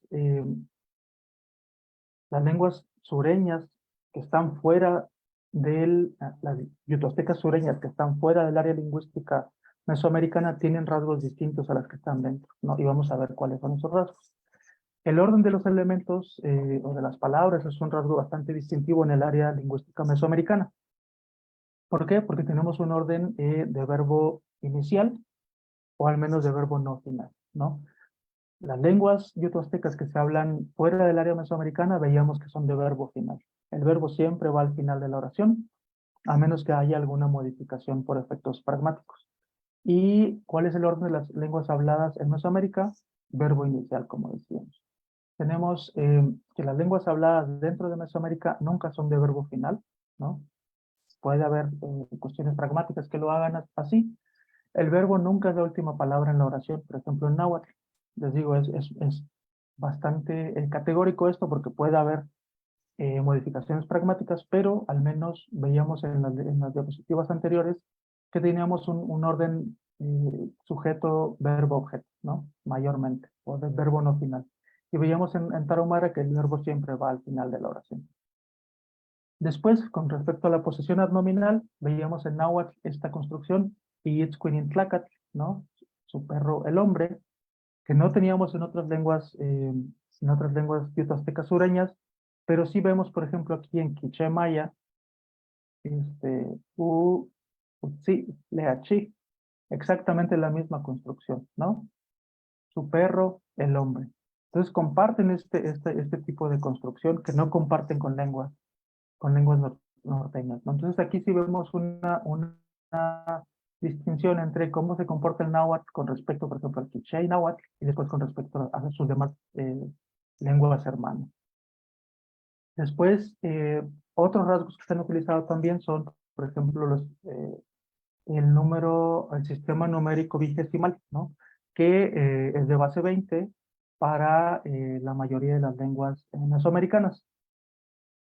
En el caso, por ejemplo, del mayo, tiene un sistema numérico basado en extensión de partes del cuerpo, ¿no? Tenemos, por ejemplo, 5 mamni, 10 waimamni o wafmamni, 2 manos, 15 se diría waimamni amamamni, ¿no? 2 manos y 1 mano, y después 20 se diría senutakawa, ¿no? Un cuerpo completo, o 20 dígitos. Entonces tenemos sistemas vigesimales en lenguas mesoamericanas y sistemas de otros tipos, al menos en yaquimayo, basados en extensiones corporales.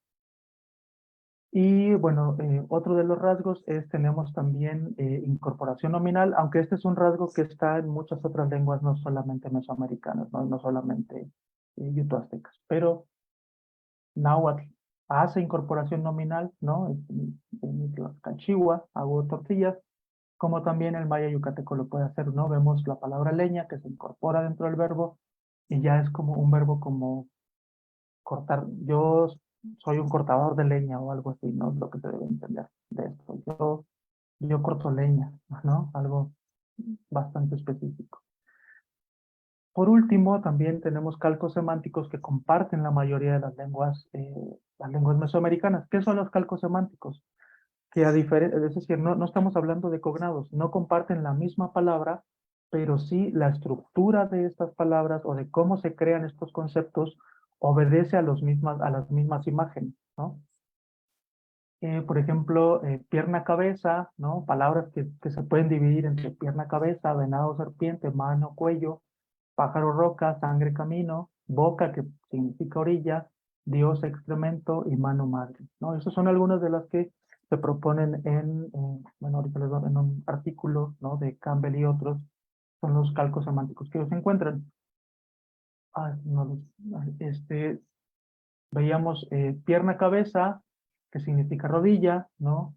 Venado-serpiente, que significa boa, mano-cuello, que significa muñeca, piedra-ave, que significa huevo, etcétera, ¿no? Entonces, a pesar de que la palabra no es la misma, la semántica detrás de estas palabras es muy parecida. Entonces, es decir, estamos hablando de estos cognados, podríamos decir semánticos, más que cognados léxicos, ¿no? Y lo comparten muchas lenguas de Mesoamérica. Entonces, ya como comentarios finales, vemos que las lenguas yuto-aztecas sureñas contribuyen a la delimitación de esta área lingüística mesoamericana, que hay efectos ariales que son muy evidentes cuando contrastamos dos lenguas de la misma familia, por ejemplo, como lo hicimos con tarahumara y con náhuatl. También que hay otras lenguas mesoamericanas que muestran más similaridades con el náhuatl, ¿no? Como veíamos con las lenguas mayas con respecto a, por ejemplo, la marcación de posesión o con respecto a cómo se marcan los participantes dentro del verbo. Y también, obviamente, las prácticas culturales ayudan a sostener también esta área mesoamericana como un área lingüística, pero también como un área cultural. Y bueno, eso creo que sería todo. Matetraba, Yosem Chocore, Tlaxcamati Miak. Gracias. Preguntas, comentarios. Muchas gracias, estimado Jesús. Desde luego creo que nos estás dando un recorrido y justamente creo que algunos cambios inducidos por contacto, ¿no? Que han pasado y justamente por estar en un área, pues como le llaman Sprachbund, creo que desde el alemán, ¿no? Creo que este término se recupera y pues esta área mesoamericana pues está muy grande territorialmente, ¿no? En tu experiencia, Jesús, con las lenguas yuto-aztecas, ¿cuál es el grado o la situación lingüística, el uso, ¿no? que tiene de manera cotidiana las lenguas yuto-aztecas del norte, vamos a llamarle así, ¿no? O Ujú. sureñas, pero que están en el norte de México. Ujú. Sí, es un tanto paradójico esto justamente porque sí obedece a una cuestión de las fronteras, ¿no? De la marcación de las fronteras, esta clasificación entre norteñas y sureñas.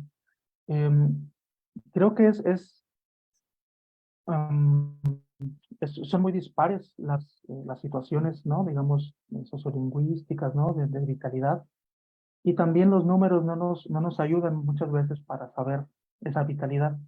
Por Ujú, ejemplo, lenguas como yaqui y mayo, ¿no? Tendríamos números mucho más altos para mayo, ¿no? Hablamos de los 32,000 a 35,000 personas que hablan mayo y, ¿no? Y para yaqui hablaríamos de 20,000, ¿no? Incluso menos a veces.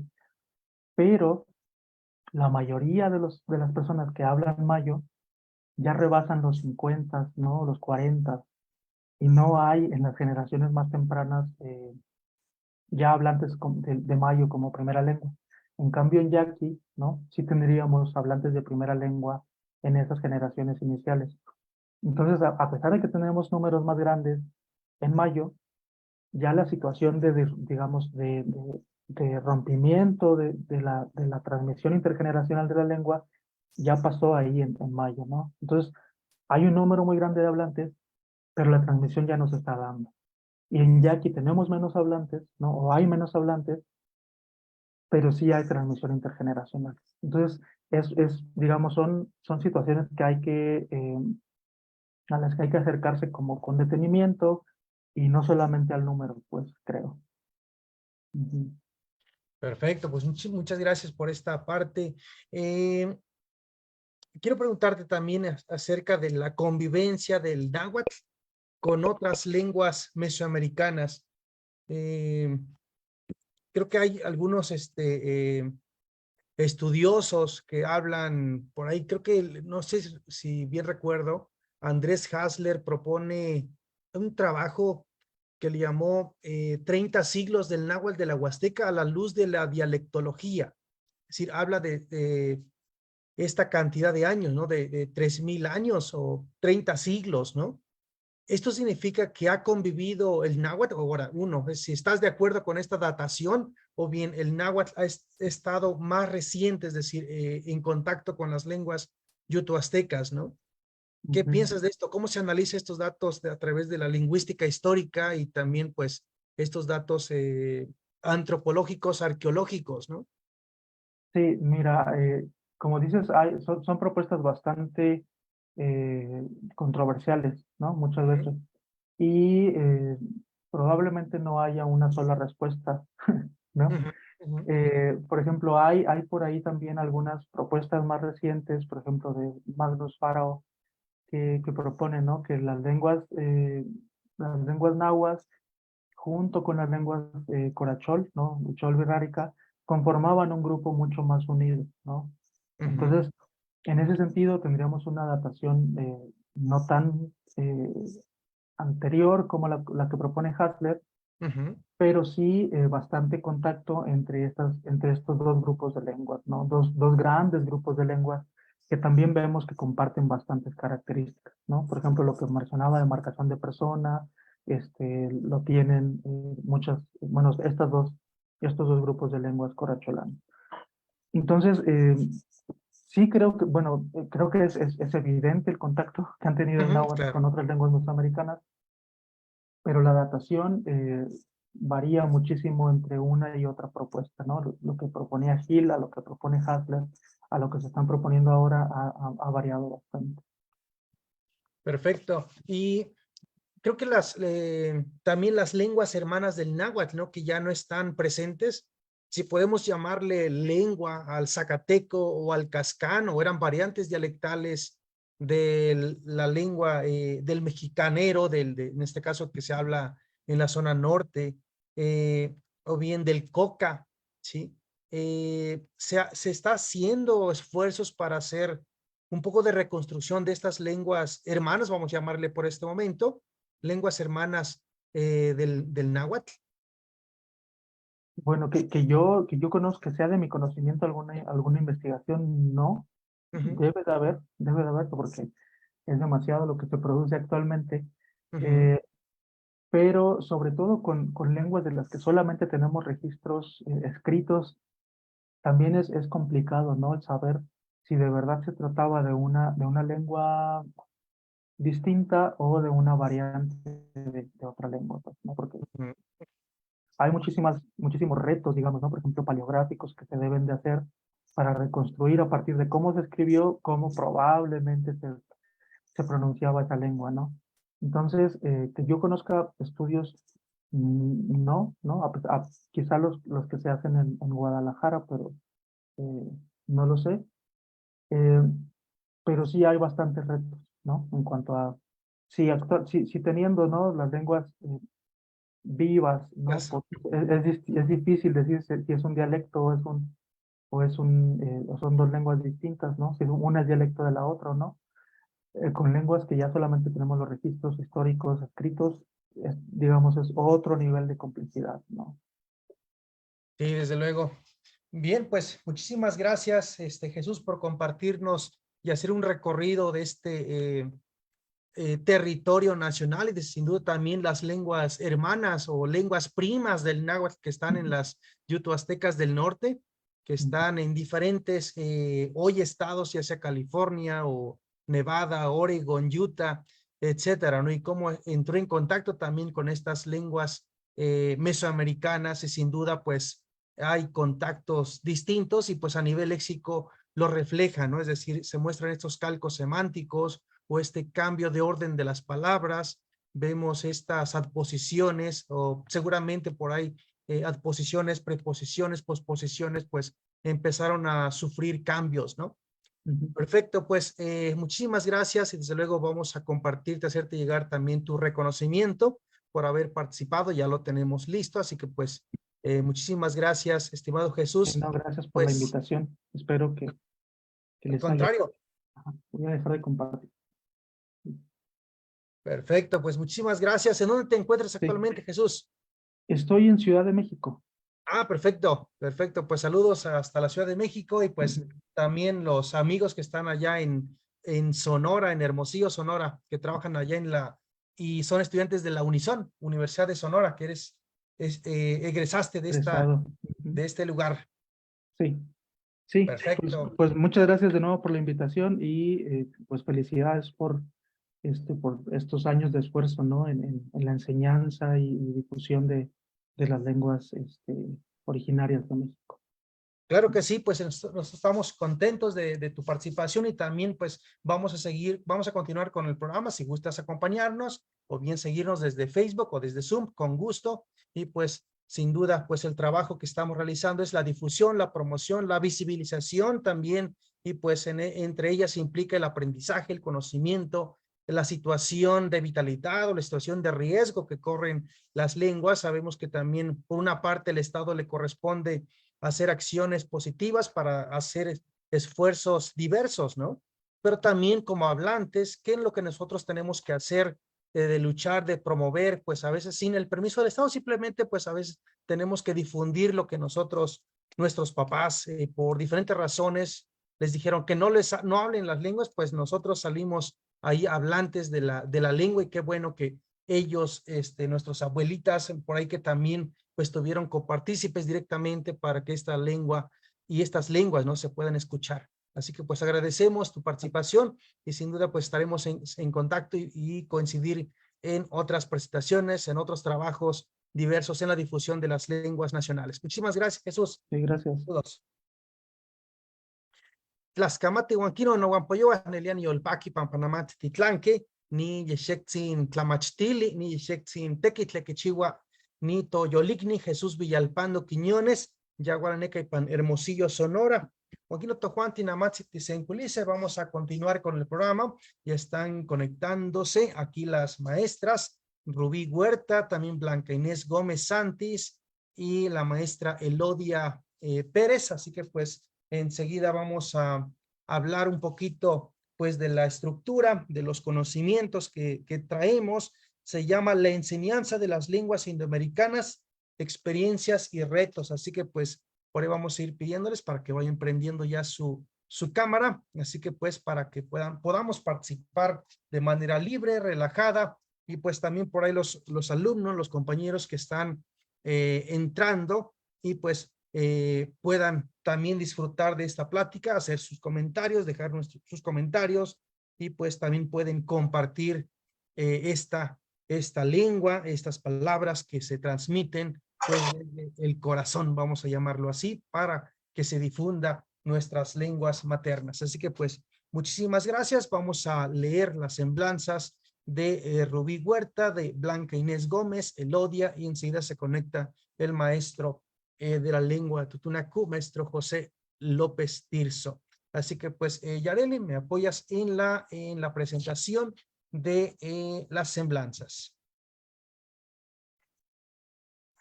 Claro que sí. Primero tenemos a la maestra Rubí Celia Huerta Norberto. Ella es traductora, docente y poeta purépecha.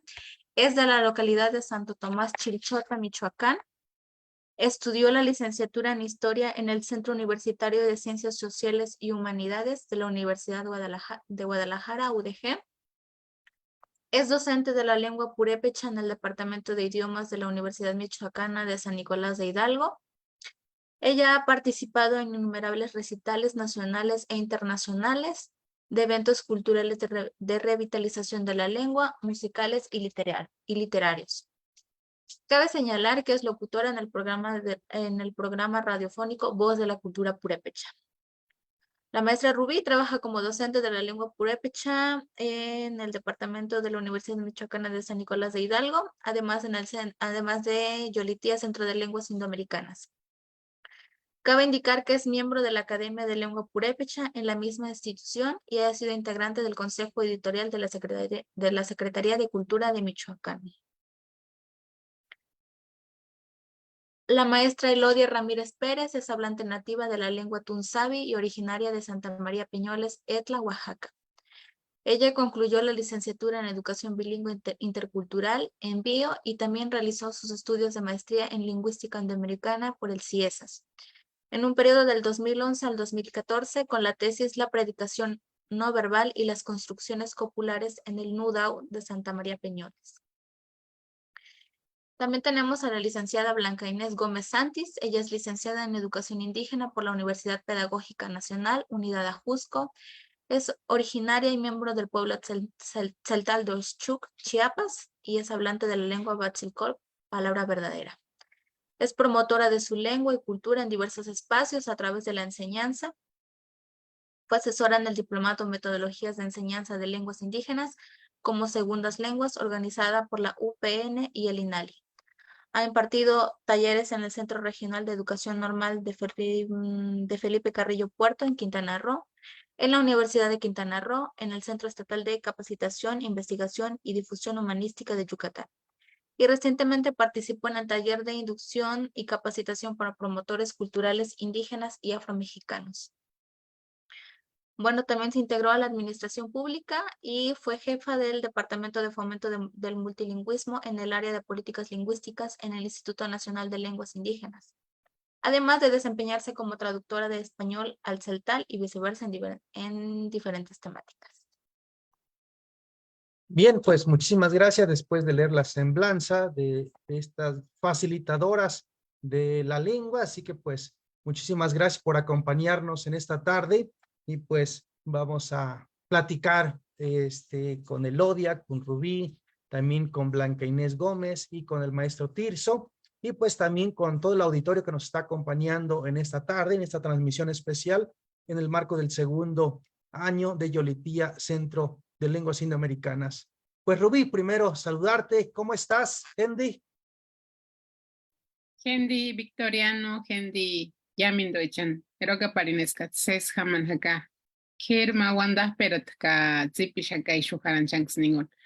Hola, a todos, Victoriano, muchas gracias por el espacio de, sobre todo, pues, de compartir estas experiencias, pero más que nada, felicitar este esfuerzo que ha sido, pareciera que no, pero yo creo que es un esfuerzo muy grande el poder caminar con este proyecto, lo comentaba hace rato, ya por 2 años, se fue bien rápido, pero definitivamente pues muy enriquecedor también para nosotros como facilitadores.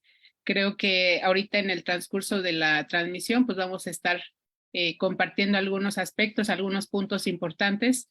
Y pues nada, felicidades y a todos los que también se animaron a dar ese paso, ¿no? De conocer una lengua más allá de decir, pues no conozco la región, no conozco geográficamente dónde queda, pero me interesa. Y bueno, ahorita vamos a platicar un poquito más a fondo. Muchas gracias. Dios me amo. Dios me llama. Elodia, ¿cómo estás? Muy buenas tardes, saluditos. Kawan dos aku chante tonto ashashin pani cañando kawan no que de ocho cuenta kutu au kawan no davo dito no davo años no davo. Pues muchas gracias, buenas tardes a todos, muy contenta de participar y pues sobre todo, ¿no? Compartir esas experiencias que aún nos falta mucho por aprender. Día a día estamos aprendiendo y los alumnos son un grupo principal para poder abrir nosotros los ojos como hablantes y encontrar otras partículas que cuando estudias la lengua, pues no es lo mismo, ¿no? Y cuando la vas enseñando, vas aprendiendo mucho. Entonces, muy contenta también de pertenecer a este gran equipo. Gracias, Victoriano, por invitarnos y por darnos esta oportunidad de compartir nuestra lengua y nuestra cultura. Muchas gracias, Blanca Inés Gómez Santis. ¿En dónde te encuentras? Ichaspatiba botan Victoriano, Ichaspatiba botan Ika Pisilicte Machayakaleshta y Veloticta Facebook, Mocta Zoom. Bueno, pues buenas tardes a todos.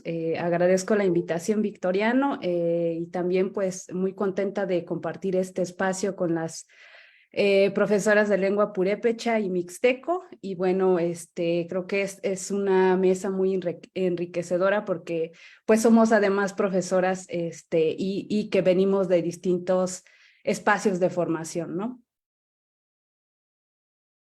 Perfecto, pues enseguida se va a conectar el maestro López Tirso y también por ahí saludamos a los maestros, las maestras que no pudieron por diferentes razones, también tienen ocupaciones diversas, quisieran estar, pero también tienen otros compromisos que ya lo tenían por ahí considerado este día, en esta hora, así que pues mandamos saludos cordiales. También los alumnos que están en Yolitía pueden preguntar a sus maestras algo que por ahí que quedó en duda o bien que quedó por ahí alguna tarea que no la lograron concretar o bien porque tuvieron duda, pues en ese sentido, ¿no? Bien, pues Rubí, ¿cómo ha sido tu experiencia enseñar? Cuéntanos un poquito tu recorrido. ¿Dónde empezaste a enseñar la lengua puré? ¿Y cómo ha sido este proceso? Cuéntanos. Bien, pues nuevamente saludos a todos. Precisamente estaba recordando que hace 10 años comencé yo con esta, pues yo pienso que era una necesidad, porque al yo darme cuenta que lo que yo escribía, yo me dedico más a la cuestión de la literatura, pues me daba cuenta que la mayoría de la gente que le gustaban mis textos o que opinaba o comentaba, pues era gente que no hablaba el purépecha. Entonces, al principio, pues sí, como que dice uno, ay, pues qué bien, ¿no? Pero después me empecé a cuestionar, decir, bueno, está bien, pero ellos están nada más leyendo la versión en español y no el purépecha. ¿Y qué está pasando? Pues me doy cuenta de que la gente de las comunidades nativohablantes, pues no leen y no escriben en nuestra propia lengua. Yo creo que eso ha sido uno de los motivos por los cuales pues muchos de nosotros estamos buscando, ¿no? Esa reconexión. Y bueno, eso no tampoco es culpa de que no hayamos aprendido, porque sabemos que históricamente pues esa es una situación o las circunstancias se han dado de esa manera porque pues desde niños yo me empecé a recordar que mi formación siempre fue en castellano, inclusive ahora con las clases que estoy dando ya desde 10 años para acá, como decía Elodia, estamos aprendiendo porque a nosotros se nos alfabetizó en español totalmente. Entonces, ¿cómo relacionar y cómo entender conceptos, por ejemplo, qué es un sustantivo, qué es un adverbio, qué es términos que actualmente cuando los enseñas ya ahora a los alumnos, pues también están en las mismas condiciones, ¿no? Entonces, para nosotros ha sido todo un reto, hablando de retos precisamente, de empezar a buscar esas estrategias, a buscar qué es lo que ya se había hecho y qué es lo que se puede seguir haciendo para poder avanzar. Ahora, de 10 años para acá, pues obviamente ha sido un aprendizaje increíble para mí, porque anteriormente pues las clases eran presenciales, ¿no? Entonces, mi preocupación surge desde la cuestión literaria. Entonces dije, bueno, para que alguien pueda leerme y también pueda también generar alguien o público o personas que les interese la literatura, pues también tienen que saber escribir, ¿no? Entonces, pues tomé un curso, tomé un diplomado, obviamente, y lo poco que fui aprendiendo también de la enseñanza sobre el idioma, pues lo fui también desarrollando y aplicando poco a poco en mis talleres, porque yo empecé dando talleres, no eran clases así formales. Entonces, en mis talleres de creación, pues daba también previamente introducción a la lengua purépecha, vocabulario básico, conjugaciones, cosas así muy sencillas. Pero después me surge la necesidad porque empecé yo también se empezaron a publicar mis textos y me surge también la necesidad de seguir aprendiendo más sobre mi idioma. Y aprenderlo era pues conocer más su estructura, ¿no? Conocer más cómo puedo usar mi lengua ya en un ámbito más como en la literatura. Y entonces, pues de 10 años para acá ha sido todo una experiencia increíble, como te decía, pero eso también me llevó a un compromiso mucho mayor, porque no solamente era el ámbito literario, o sea, en ese momento me preocupaba que las personas pudieran adquirir un texto, un libro o lo que fuera en lengua, y que lo supiera leer, pero después me di cuenta que el problema no estaba precisamente en el ámbito literario, sino que era mucho más profundo, y me estaba dando cuenta que aparte de eso, los jóvenes y a los niños, pues ya no les interesaba, porque lo veían como algo que no tiene valor, que no tiene trascendencia. Entonces, dentro de mis talleres, pues empecé a recoger experiencias con jóvenes, con niños, inclusive con adultos que me decían, es que yo no quiero que mi hijo hable el purépecha, no me gusta que hable esa lengua, mejor que se enseñe el inglés o otros idiomas. Y entonces empecé a notar que, bueno, el problema se estaba agudizando porque en muchas poblaciones, pues ya los jóvenes y los niños, pues lo que estamos viendo hasta la actualidad, ¿no? Ya no quieren hablarlo, los papás ya no quieren transmitirlo. Inclusive me tocó ir a una escuela donde supuestamente era bilingüe, pero ya era totalmente, pues, algo que no se estaba realmente usando ya la lengua, que inclusive se prohibía, ¿no? Entonces, cosas así que empezaron como que a mí a preocuparme más y poner como que más el foco en decir, bueno, ¿qué se debe hacer? La gente lo que no conoce, pues no lo va a valorar.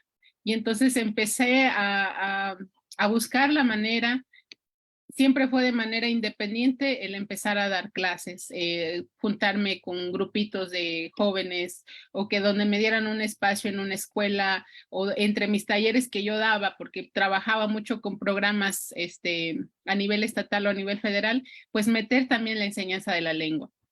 Y eso también trajo en sí, pues mucho interés en los jóvenes, porque pues empezaban a ver que se podía hacer poesía, que se podía componer pirecuas, que se podía hacer mucho más con la lengua. Y pues también empezaron a recordar ciertas cuestiones como por ejemplo, es que yo ya había tomado un diplomado en tales años, es que yo ya me tomé un taller de literatura con el maestro tal, y entonces muchos de los que ya empezaban como que a retomar estas experiencias, pues me decían que ya estaban, pero hubo una ruptura, ¿no? Bueno, todo eso pasó y al final de cuentas, empecé a relacionarme y también a buscar espacios. En ese tiempo, pues yo estaba viviendo en la Ciudad de México, pero después me regresé a Morelia. En Morelia, pues me invitan a dar clases en el departamento de idiomas Y ahí fue donde inicié en el 2014 más o menos, a dar clases. Sinceramente sí fue mi experiencia más formal fue en la universidad porque pues ahí son 9 semestres, es un diplomado de 9 semestres, 4 años casi, y obviamente que pues lo que yo enseñaba, que era un purépecha muy básico, pues no era nada a lo que en el programa que nosotros manejamos en la universidad, que pues son 9 semestres, tenemos que ver nivel principiante, intermedio y avanzado, ¿no? Entonces, en esos 9 semestres, pues ya los alumnos tienen que tener un nivel de competencia, pues obviamente 80, 90, y si no es que hasta el 100, ¿no? Entonces, ¿qué me doy cuenta ahí? Pues empezamos a revisar todos los materiales que había y que pues están escondidos, porque muchos de los materiales tuvimos prácticamente que desempolvarlos para irlos adaptando y ver las condiciones en las que estaba y qué podíamos nosotros también hacer para empezar a sacarle provecho también a esos materiales, porque una de las cosas que también yo creo que no sé en las otras lenguas, pero pienso que es lo mismo, era la cuestión del alfabeto, ¿no? Que no hay una estandarización, que hay muchísimos alfabetos, que de repente cuando las personas se interesan por escribir o por usar la escritura, pues empiezan las críticas de que así no se escribe y a ti quién te dijo, y entonces empezaba el jaloneo de estas cuestiones. Y entonces mucha gente empezó como que a frustrarse también en esa parte, a decir, bueno, es que yo lo quiero aprender, pero me dicen que así no es. Y entonces empezaba ese tipo de dilemas. Y bueno, al final de cuentas yo siempre les comento a mis alumnos y les digo, bueno, hay un proceso que tiene la escritura o el alfabeto, hay tantas propuestas, pero al final de cuentas ustedes eligen con cuál se sienten más cómodos. No es de que uno les imponga a decir, tienen que usar este. Yo simplemente les digo, hay estos y estas opciones y ustedes con el que se sientan cómodos, o hay muchos que dicen, es que yo ya tomé diplomados, ya hice mis cursos y yo me siento mejor con este alfabeto. Y entonces con el de usted, pues como que no. Entonces, pues sí, está bien. Entonces, pero siempre hacer estas aclaraciones que hay ciertas grafías, hay ciertos símbolos que a lo mejor van a ser diferentes, a lo mejor van a sonar diferentes. Entonces, ese tipo de cosas, pues sí, estarlos aclarando constantemente. Bueno, para no sé cuánto tiempo tenga, pero algo que también para mí fue todo un reto ya fue en tiempo de pandemia, yo creo que todos, ¿no? Porque ya nos pasan de ser maestros de aula, pues a ser maestros ahora sí que con estas plataformas que ya actualmente Yolitia las está implementando muy bien.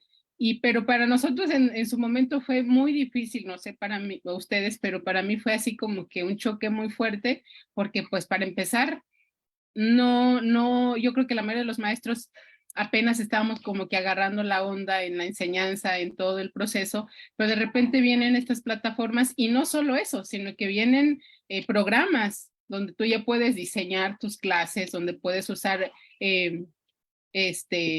juegos interactivos, clases interactivas, no sé, un montón de cosas.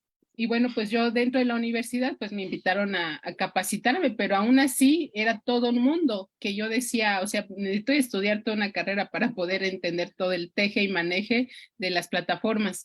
Entonces, para mí ese ha sido un gran reto, pero también ha sido muy enriquecedor porque dentro de todo eso, algo que pude aprender era precisamente cómo generar materiales, cómo hacer que las clases también sean amenas, que no sea nada más estar hablando y mostrar, o de repente pues uno busca las maneras, ¿no? De cómo cómo los alumnos no se te vayan, de repente se capta la atención.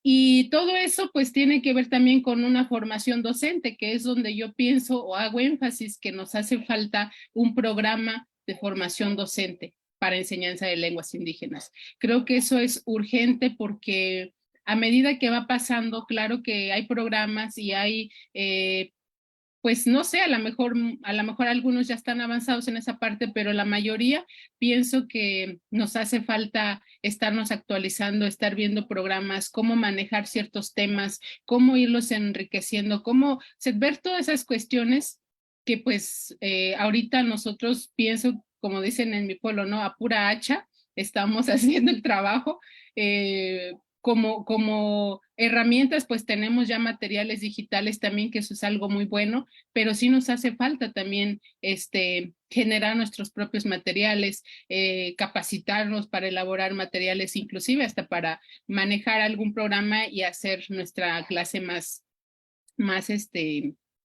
pues práctica, ¿no? Más dinámica.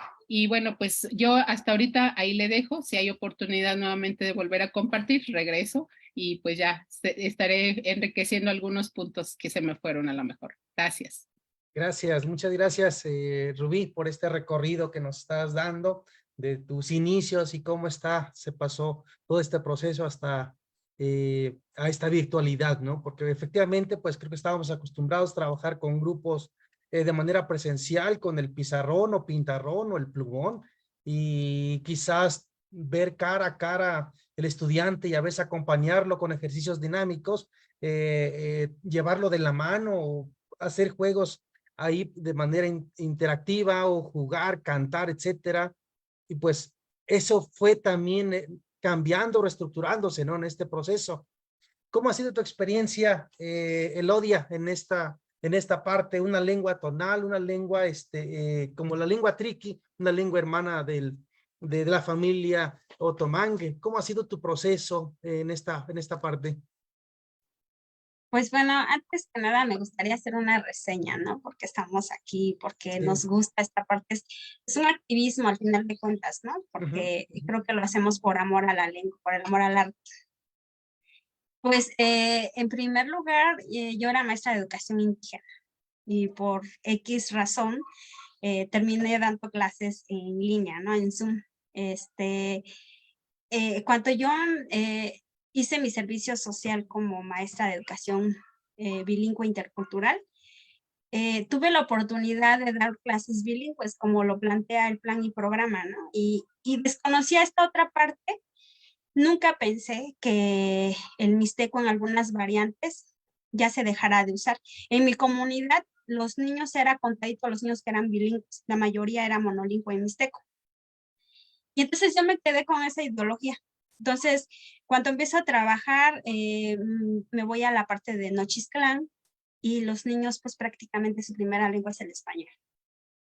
Y los abuelos me dicen, yo inicio mi perfil docente en una escuela preescolar y los abuelos me dicen, maestra, queremos que les enseñe el mixteco a los niños, sabemos que usted habla el mixteco, porque nuestros nietos están regresando de la Ciudad de México, de Puebla. Ay, perdón.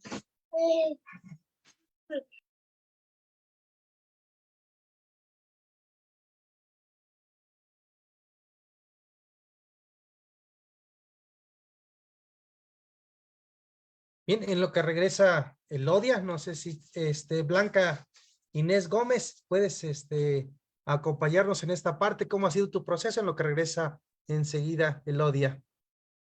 Ok, bueno, pues creo que tengo los mismos años de haber empezado a enseñar celtal como la maestra Rubí hace 10 años.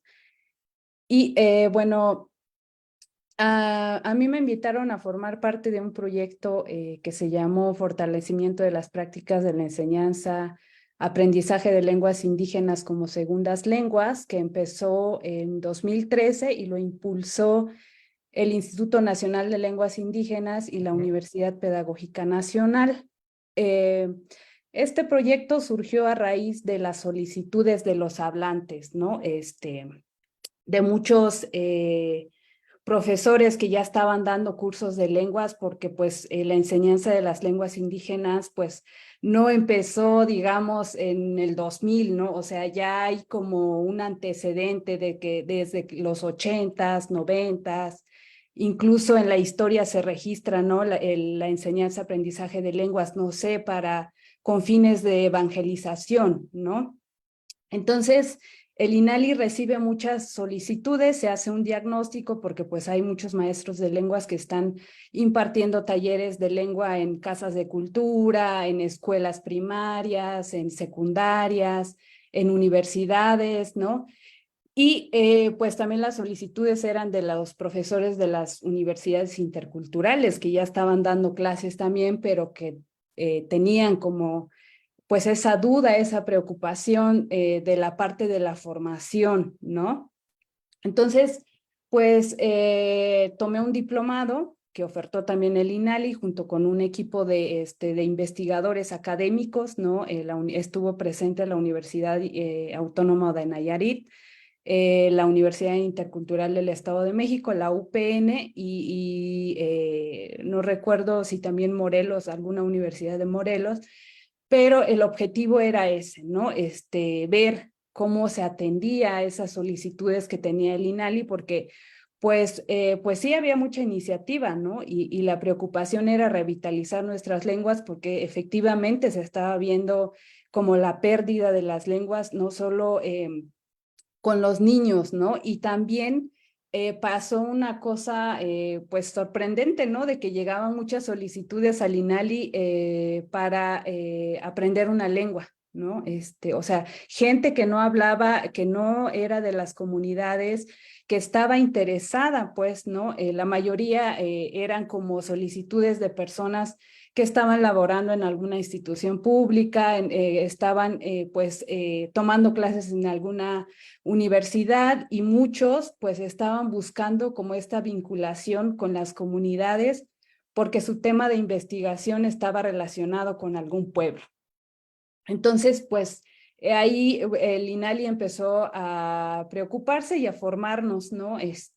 Obviamente no era como un proyecto macro porque pues empezamos desde lo micro con profesores de la lengua Ombiayuts, de Oaxaca, el náhuatl de Veracruz también, el celtal, por supuesto, el chinanteco, creo que Mazagua, Ñañú, Matlatzinca también, ¿no? Y entonces nos formaron con la línea de que pues nosotros nos formáramos y conociéramos la historia de la enseñanza de lenguas a nivel mundial para empezar, ¿no? Y esto sobre todo para que nosotros al final del diplomado adoptáramos un enfoque, es decir, desde dónde estoy partiendo, ¿no? Cómo estoy concibiendo el aprendizaje de una lengua, la adquisición de una lengua, ¿no? Y que además pues viéramos esta parte de la planeación, ¿no? Que tiene que ver con las metas comunicativas que nosotros teníamos como profesores de lenguas indígenas, sobre todo para establecer como el tipo de actividad, el tipo de ejercicio, la evaluación, la duración del curso, ¿no?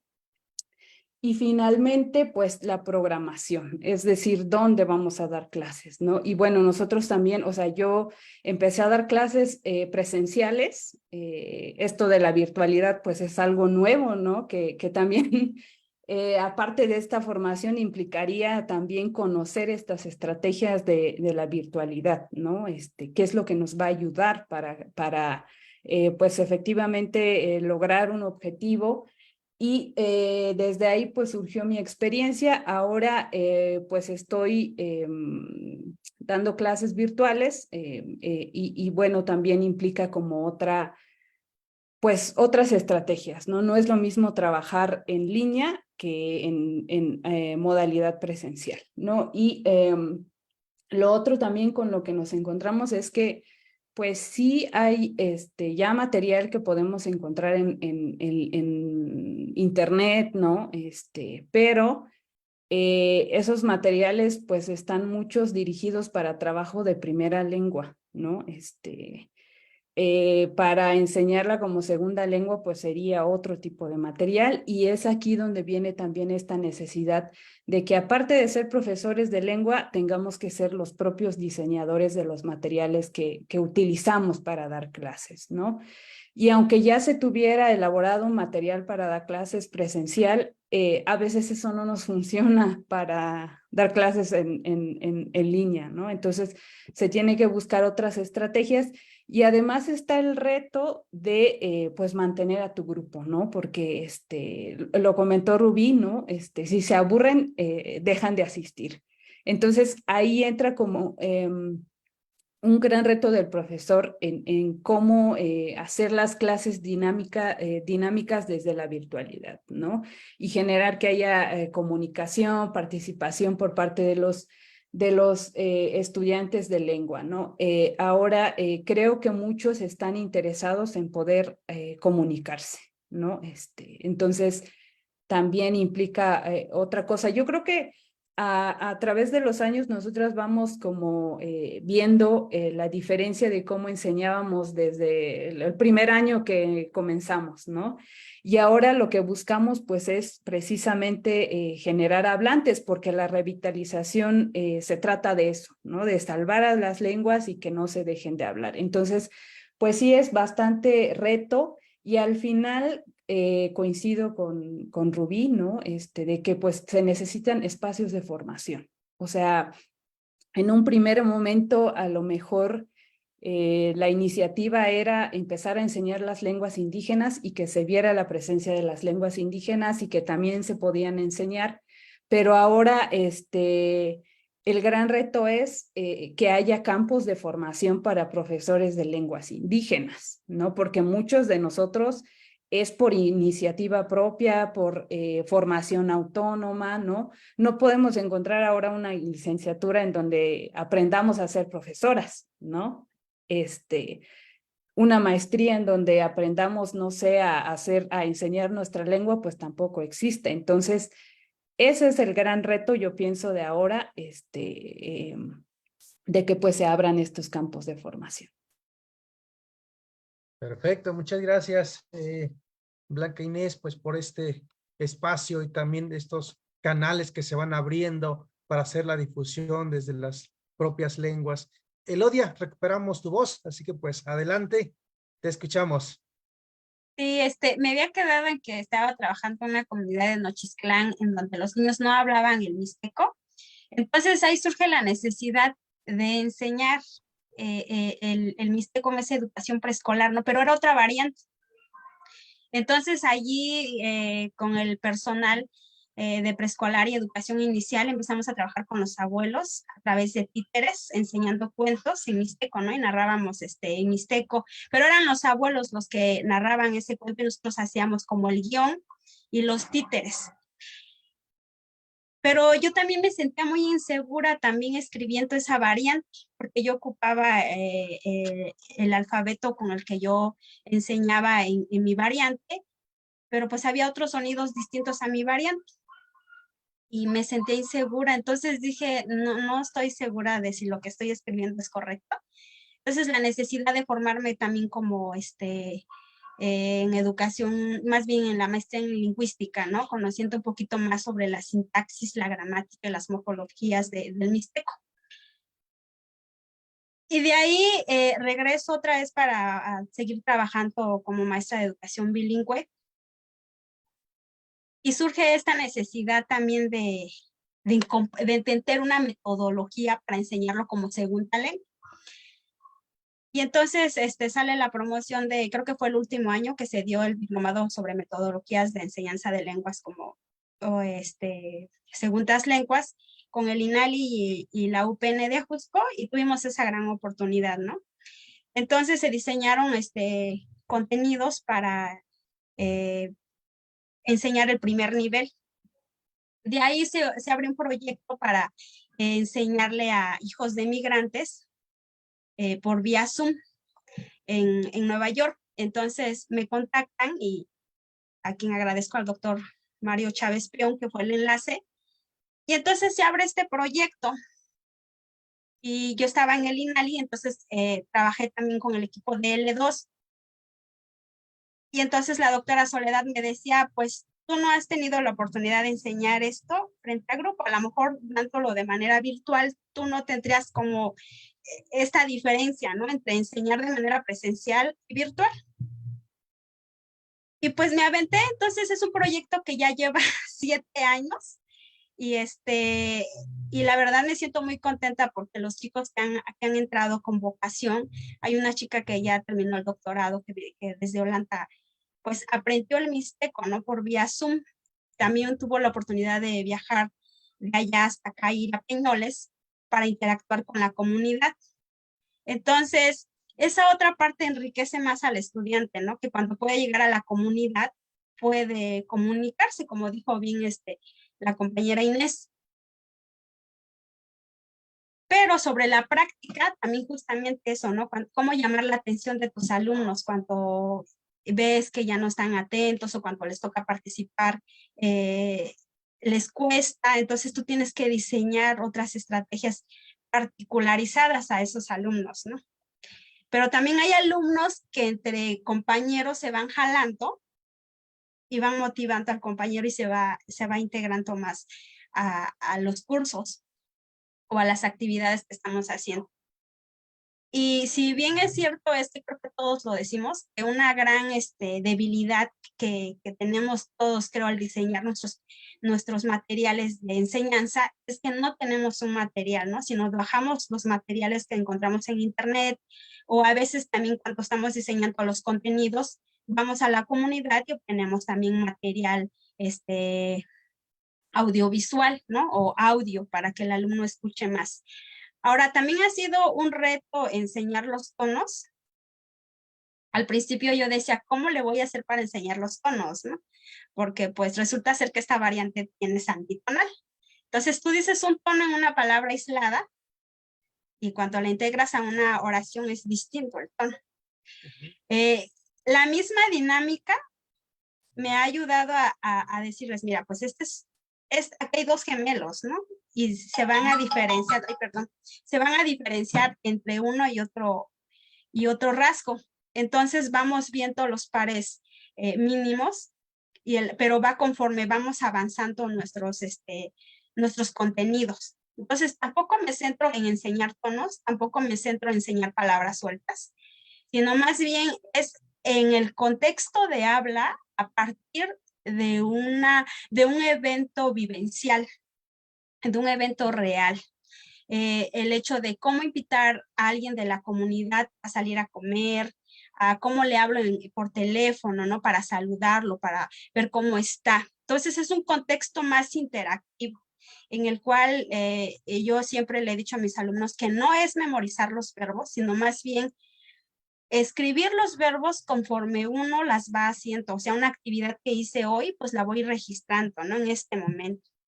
Entonces creo que un reto particularmente con el que yo me he tropezado es justamente la enseñanza de los verbos, porque los verbos van a marcar tono, van a marcar supletivismo, van a marcar diferentes estrategias, ¿no? Para poder ser en modo realis y en modo irrealis.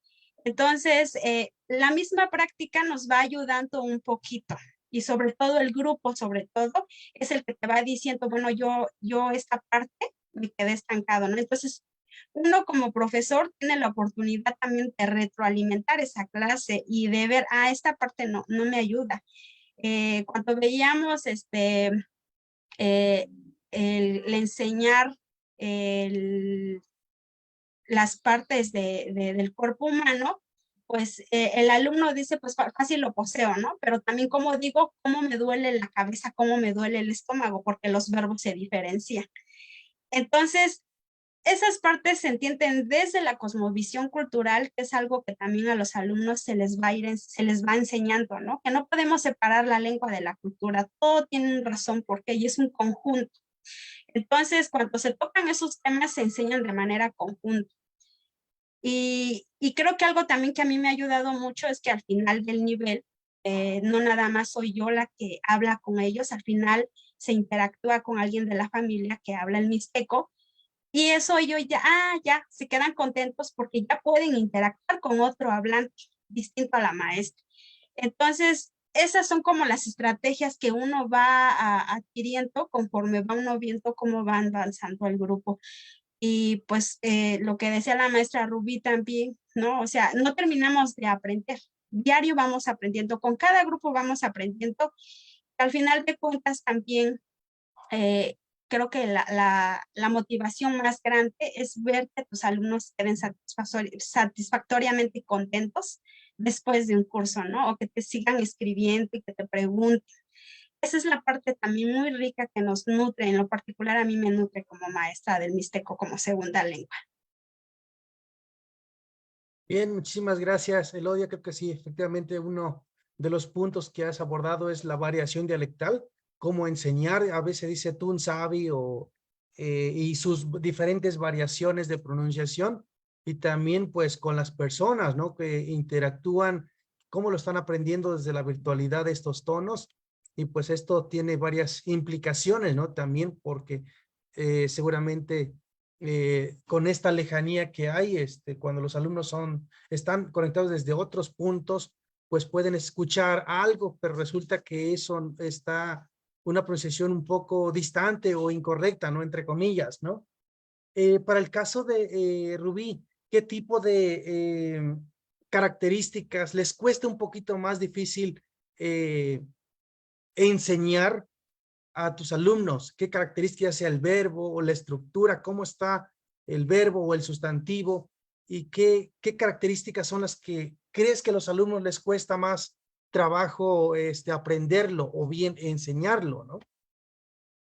Tú hablabas por ahí también tiene sistema de casos. No es el caso del náhuatl. El náhuatl no tiene caso, el menos nominativo acusativo, pero para el caso de Puré, ¿cómo está o en qué parte tú crees que dices, esto me cuesta enseñarlo, ¿no?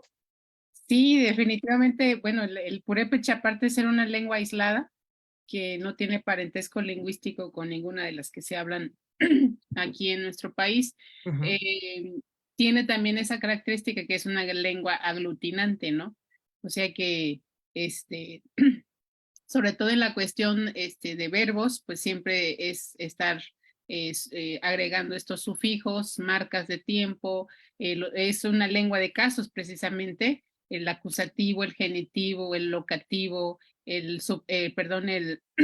comitativo y entonces de repente cuando ellos están aprendiendo sobre todo la parte de verbos de conjugar y las marcas también de verbales de persona y tiempo, de repente se tiende a confundir porque les digo, pues esta marca para este verbo que está en infinitivo es esta, pero de repente esa misma marca está en un sustantivo que es el ni, y de repente se confunden en esas cuestiones, y más porque muchos de ellos, a lo mejor algunos ya llegan con ciertos conocimientos previos de qué es un sustantivo, de qué es todos esos términos, pero muchos están en ceros, o sea, nunca han estado estudiando alguna lengua y de repente pues tienes que, como decía ahí Blanca, tienes que poner más atención en esas personas que pues están confundidas en esa área. De repente a veces cometemos el error como profesores, pensar o tratar como que como si estuviéramos dando una clase de lingüística. Yo siempre les he dicho, son aspectos que tenemos que mencionar dentro de una clase, pero no es una clase de gramática propiamente. Tenemos que decirles cómo funciona un verbo, cuál es su estructura, cómo vamos a ir estructurando una oración, la conversación, cómo funcionan. Entonces, hay muchos elementos en el purépecha que a la vez nos facilita, pero a la vez también suele a confundirse mucho. En la parte de las conjugaciones es donde más dificultad he visto con mis alumnos, porque pues tenemos en el caso, por ejemplo, de verbos irregulares, verbos también que, por ejemplo, son la lengua purépecha es muy verbal, casi todo lo estamos verbalizando. Entonces, esa cuestión también a veces trato de pues diseñar algo que sea más digerible para ellos, que no sea tan complejo, ¿no? Y cuando cuando noto esa dificultad, pues lo que trato es uno ya como maestro pues también busca las maneras, las estrategias de que ese tema lo puedan trabajar a lo mejor con alguna canción, con alguna cuestión que sea más entendible, ¿no? Entonces pues son de las cuestiones que estamos diariamente lidiando. Cada vez que estamos preparando una clase, pues estamos viendo, en el caso, por ejemplo, mío, que empecé, yo creo que todas empezamos ya desde hace 2 años, pero cada vez que preparamos una clase, yo al menos veo y digo, bueno, este material lo diseñé, esta presentación, y vi que en esta parte no hay como que se quedan atorados. Entonces trato de modificar, de diseñar, de apoyarme con otros materiales o de inclusive, pues como decía ahí, ¿no? Buscar la manera de cómo podemos hacer que ese tema pues quede de alguna manera más clara, precisa y sobre todo la parte, ¿no? Que siempre tenemos alumnos que, por ejemplo, van a estar un poquito más inconstantes, pero que sí, aún así veo que se interesan, ¿no? Que están ahí pendientes de las clases grabadas. Esa es otra de las ventajas, ¿no? De este programa, de este proyecto de Yolitea que a mí me encantó. Que bueno, ahorita ya veo que ya han empezado como que a usar esa estrategia, ¿no? De repente, antes cuando tomábamos alguna clase y te la perdías, pues ya se desanimaban porque decían, es que ya no pude asistir en tal clase y ya me perdí de lo que se habló y de lo que se vio. Entonces ahora los alumnos tienen esa opción de estar viendo las clases, inclusive desde el inicio del diplomado o del curso, y pues estar repasando, ¿no? Estar viendo de qué me perdí, qué es lo que no entendí. Y eso ha sido también muy enriquecedor de esa parte. Pero bueno, yo pienso que el purépecha es una lengua, al menos en esa parte no tan complicada. Algunos sí dicen es muy difícil, pero ya cuando también vas facilitando ciertas estrategias o ciertos ejercicios que para ellos se les va a hacer como más fácil, van entendiendo que el purépecha pues realmente es un poquito más adaptable, ¿no? A las personas que quieren acercarse a estudiar esta lengua, pues realmente se quedan con un buen sabor de boca. Creo que con el purépecha hemos llegado hasta el nivel 3, de ahí más ya no hemos subido más, pero para hacer un nivel 3 creo que es muy bueno el interés que se ha generado con los alumnos. La parte de mantener el grupo sí es complicado, pero afortunadamente a mí me ha tocado grupos muy numerosos en las clases de purépecha y siempre he estado como que esa intención o la expectativa, porque yo siempre les he dicho que al aprender una lengua originaria, es convicción. O sea, nadie te está exigiendo que lo hables, ninguna institución, ningún lugar o ninguna te lo están pidiendo como requisito, pero las personas que permanecen es porque tienen una convicción clara y esa pues es lo que los mantiene a seguir hasta que pueden alcanzar su objetivo, ¿no? Que es generar un diálogo corto, sencillo o comprenderlo o poder comunicarse, porque la mayoría de los alumnos que yo tengo son alumnos que están en Estados Unidos y que quieren reconectarse con sus raíces, con sus abuelos, con sus papás que emigraron y que no les enseñaron la lengua X. Entonces ellos se sienten de alguna manera con esos aprendizajes, pues piensan que pueden aportar algo todavía y hacer algo por su lengua. Muchísimas gracias, Rubí, por este recorrido que nos estás dando y justamente creo que uno de los rasgos que igual que el náhuatl es una lengua que aglutina y esto cadena de raíces que le agrega prefijos y sufijos, pues hay nuevas palabras o forman nuevas palabras, le llamamos derivaciones y a su vez flexionamos esos verbos o flexionamos esas partes de las palabras, en este caso sustantivos, adjetivos, ¿no? En tu caso, Blanca Inés, ¿cómo ha sido este proceso? Uno, la variación dialectal y otro es ¿qué rasgos crees que se te dificulta más trabajarlo o enseñarlo o que los alumnos les cuesta más un poquito más entenderlo? Bueno, a diferencia de otras lenguas que tienen como mucha variación, el celtal es una lengua que no varía mucho, ¿no? Entonces, pues no ha sido como un problema. Y en cuanto a las dificultades que he visto, ¿no? en el aprendizaje de la lengua celtal, es a nivel cultural un poco, ¿no? Porque pues aprender una lengua es aprender otra cultura, ¿no? Y En cuanto a nivel lingüístico, creo que esta distinción entre verbos transitivos, intransitivos, ¿no? Los pares de pronombres que tenemos dependiendo si empieza con vocal o consonante un término, ¿no? Y pues que además pues es una lengua que clasifica mucho, ¿no? Por ejemplo, en español hay un verbo para comer y en celtal nosotros tenemos 5 verbos para comer, ¿no? En español hay un verbo para lavar y nosotros tenemos 4 verbos para lavar en celtal, ¿no? Entonces, es ahí en donde los alumnos pues se encuentran con la dificultad porque pues son hispanohablantes, ¿no? En donde hay un solo verbo para comer, un solo verbo para no sé qué, y pues sus conocimientos es con base al español, ¿no? Y la lengua tzeltal funciona de manera distinta, ¿no? Por ejemplo, en el orden para hacer una oración empezamos verbo, objeto y sujeto al final, ¿no? Y en español es totalmente distinto, ¿no? Algo también complicado para ellos, pues es la forma de contar. O sea, tenemos muchísimos clasificadores numéricos, ¿no? Dependiendo si es una persona, es un animal, es un mueble, es un objeto redondo con masa o con volumen, ¿no? O sea, va cambiando, ¿no? Y digamos, a nivel fonológico, no encuentran ellos dificultad con los sonidos que tiene el español, pero la característica de la lengua tzeltal es pues que son glotalizadas, ¿no? Es en donde se les dificulta y pues yo creo que es en eso, digamos a nivel cultural, es en donde podemos encontrar. Otro ejemplo es que no tenemos género, ¿no?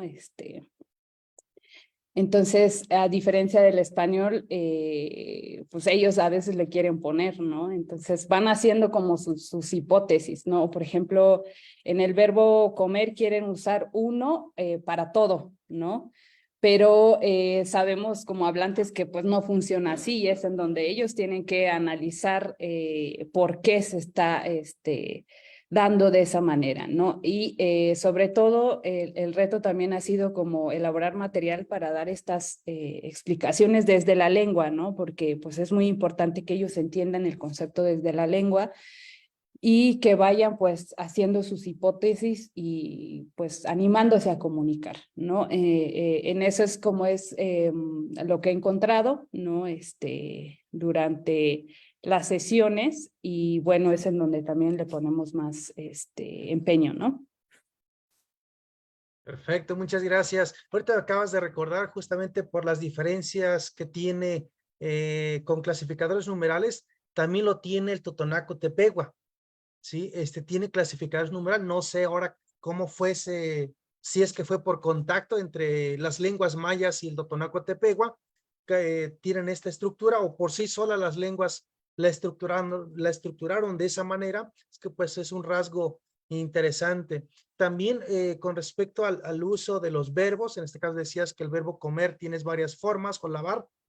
El náhuatl tenemos diferentes formas para el verbo estar, no para el verbo ser, pero sí para estar. Tenemos itztoc, que es para animados, eltoc para objetos, tenemos un K, pero va a ser solamente para verbos auxiliares, por ejemplo, estoy corriendo, estoy soñando, estoy durmiendo, estoy aprendiendo, es otro verbo estar, y también, por ejemplo, para verbos estativos, digamos, estoy dormido, es nicochtoc, esta O que está al final, y esta acá, ok, o cochtoc, estoy dormido, hay otro verbo auxiliar, ¿no? Entonces creo que hay 4 verbos, en este caso, para el verbo estar, lo que en español corresponde a uno solo, ¿no? Y a veces cuando se aprende como segunda lengua, pues empiezan a calcar o no saben cuándo usar uno u otro, ¿no? Entonces son de las dificultades que se va teniendo, pero vamos despejando esas dudas, ¿no?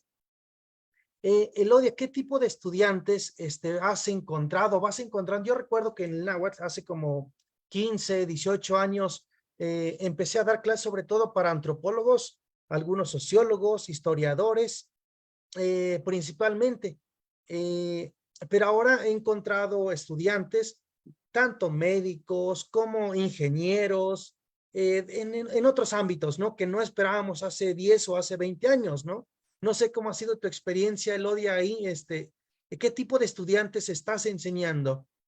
Algunos yo entiendo que son como que están, algunas personas son de papás o abuelos hablantes, como lo decía Rubí, ¿no?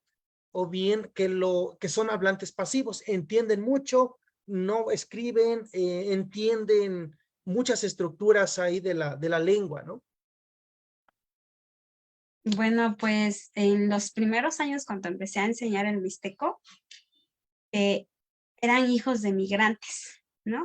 Que dejaron pues prácticamente no nacieron en la comunidad, nacieron en otros lugares, en donde perdieron el vínculo con la familia, ¿no? Con la familia que está en la región mixteca. Y entonces, algo que me gustó mucho de esa generación es que buscaba como su identidad, su historia, de dónde vienen los papás, de dónde vienen los abuelos. Eso era algo que a ellos tenían en la cabeza ese signo de interrogación, y los cursos en Zoom por vía virtual era como una manera de conectarse, de acercarse a esa lengua y esa cultura que en algún momento escucharon que papá, mamá le dijeron, no, pues es que tu abuelo o nosotros nacimos en la Mixteca, no, venimos de la Mixteca, pero que dejamos de hablar la lengua por X razón. Ya después, como 3 años más acá, llego a tener estudiantes que estudian etnohistoria, ¿no? Los documentos coloniales, que ahí tenía la estudiante aquí el INPU que tenía un vocabulario ahí del siglo XVI, pero que no le daban los tonos. Entonces, la clase aquí le ayudó como a leer mejor esos textos, porque dice, yo los leo, dice, pero los leo en español, no les marco el tono. Entonces, encontré unas palabras que esta variante las tiene tal y como están escritas en el siglo XVI. Entonces, ella tenía esa época, entonces lo único que le dio, lo que floreció en este curso fueron los tonos, ¿no? Llegó al tercer nivel. Entonces, era la chica que les decía que fue a la comunidad, interactuó con la gente, vino a una fiesta de Todos Santos, en donde la fiesta dura 9 días, y entonces tuvo la oportunidad de encontrar estas rancherías que pertenecen a este municipio. Y comprende cómo se están comunicando, el de yo quiero un refresco, yo quiero este taco, en un ambiente en donde era que la gente se encontraba, ¿no? De un rancho a otro y se invitaban un taco, lo que habíamos visto en el nivel 1. Entonces, ella se quedó muy contenta, incluso hasta ahorita nos escribimos en mixteco, si ella me escribe desde Holanda, me escribe en mixteco. Entonces, ese es un caso. Y luego tuve a 2 chicos que estaban estudiando lingüística, pero que justamente querían estudiar una lengua tonal. Entonces, este grupo de chicos veía las cosas que yo no veía, ¿no? Esas partículas. Entonces, ella me enseñó que este es el verbo, entonces es esta otra partícula, ¿no? Por ejemplo, el que es el interrogativo. Entonces, esas cosas que tus estudiantes van viendo, también te van enriqueciendo, que en un momento tú no los analizaste. Ahorita, de los que he tenido más es que son chicos que están estudiando leyes, quieren entender esa otra parte para ayudar a las comunidades en cuanto a sus derechos lingüísticos.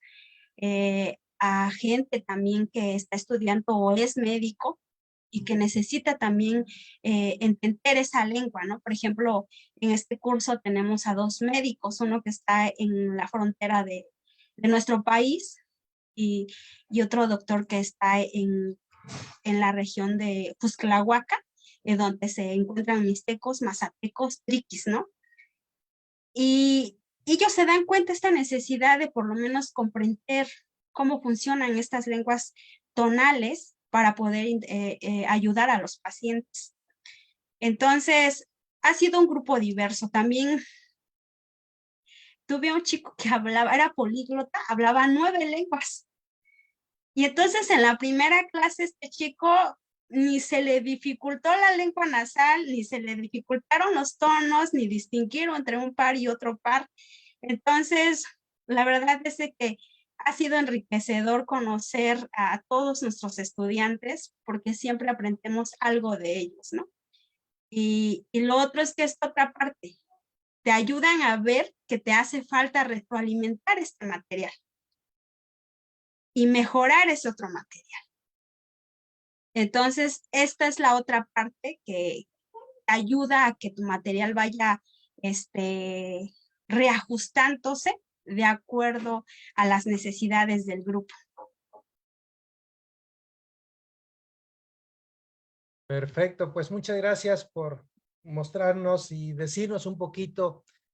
Así que pues quienes nos están viendo en estos momentos, pues estudiaron algo distinto, ¿no? Que lo que quisieron o estudiar o aprendieron y pues quieren aprender otra lengua, pues no es una limitante, ¿no? Si estudió ciencias de la comunicación, vamos a decirlo, ¿no? De esta manera, pues puede hacer cortometrajes, puede ser documentales, quizás también subtitulados en la lengua local o bien hechos desde la propia lengua. Entonces pues una diversidad, ¿no? Para poder conocer, trabajar, difundir la lengua, etcétera, ¿no? Entonces hay muchas cosas que se puede hacer. ¿Cómo ha sido tu experiencia ahí, Rubí, con los alumnos que están, algunos son de papás o mamás purépecha hablantes o de abuelos purépechas que están en la zona norte o incluso en la meseta purépecha, pero pues no han estado en contacto permanente con la lengua y por lo tanto, quizás de manera aislada, pues tienen este conocimiento, algunas palabras por ahí, y pues cómo ha sido por ahí tu experiencia con estos alumnos. Pues efectivamente, o sea, la virtualidad nos permitió abrir como que un panorama diferente, ¿no? Porque bueno, cuando dábamos clases presenciales acá, lógicamente que en mi caso, que yo estuve casi 4 años en una comunidad purépecha en la zona del lago, que es San Jerónimo, Purenchecuaro, pues ahí a la mayor parte de los que daba yo clases era profesores, inclusive ya jubilados. En esa comunidad ya se perdió prácticamente la lengua, pero había esa necesidad de los profesores que están trabajando en el medio indígena que pues querían aprender también ellos la lengua. Entonces, de alguna manera con ellos era algo distinto porque ellos están en una comunidad, están dentro de un contexto que entienden. La lengua, aunque ya está dando los últimos suspiros, pero todavía tenían con quién practicar, con quién ir a preguntar ciertas dudas, pero pues tenían todos los elementos para que ellos pudieran avanzar, ¿no? Entonces, pues fue ahí una experiencia diferente. Ahora, pues desde la virtualidad que me toca atender alumnos que están en otros países o que inclusive están aquí dentro de la República, en otros estados, y que precisamente lo que decía la compañera que me antecedió, que muchos lo que quieren es reconectar, muchos lo que quieren es buscar su origen, esa identidad, muchos me dicen, no, es que yo tengo familiares en Michoacán, ¿no? Y de repente me mencionan lugares que ni siquiera son purépechas, pues, o sea, que son muy mestizos, pero el nombre, pues, sí lo tienen en purépecha. Pero ellos se sienten como que todo el estado todavía habla la lengua al 100, ¿no? Entonces, pues ya la meseta purépecha o lo que es la parte geográfica donde se habla todavía la lengua, cada vez veo que son comunidades que se están resistiendo a perder la lengua, son comunidades que están todavía haciendo sus prácticas y todo, de fiestas y todo, pero la mayoría, aunque tengan nombres en purépecha, comunidades como Purépero, pues ya son muy mestizas, o Tangancícuaro, que es ya un lugar muy mestizo, muy comercial. Entonces, de repente, la gente que llega a conectarse a sus clases me mencionan estos lugares, dicen, es que yo soy de allá y me interesa aprender la lengua y me interesa esto. Y sí ha habido de todos. A mí me ha sorprendido, sobre todo cuando llegan personas con fines de estudios, ¿no? Que dicen, yo quiero estudiar la lengua porque estoy estudiando lingüística, que me han llegado alumnos que están estudiando lingüística y que es ahí donde está el mayor reto también para nosotros, porque ellos son más analíticos, ¿no? Están más en la cuestión, como decía, cosas que a nosotros a lo mejor se nos va, pero ellos están atentos a cómo funcionan estos aspectos de la lengua, y eso también nos pone un reto a nosotros de saber responder estas dudas. O sea, no quedarnos nada más en, pues no lo sé. Entonces sí nos hace prepararnos también de manera, a lo mejor, en mi caso, ¿no? De buscar más, de ver, investigaciones que se están haciendo, actualizándonos, y eso también son cosas que a lo mejor, lo que te mencionaba al inicio, ¿no? Son cosas que lo estamos haciendo de manera autodidacta o de manera independiente, pero que sí se ocuparía ir pensando en en una capacitación de formación docente donde se vean prácticamente qué elementos y cómo podemos nosotros también dar un mejor servicio, porque al final de cuentas es un servicio que estamos dando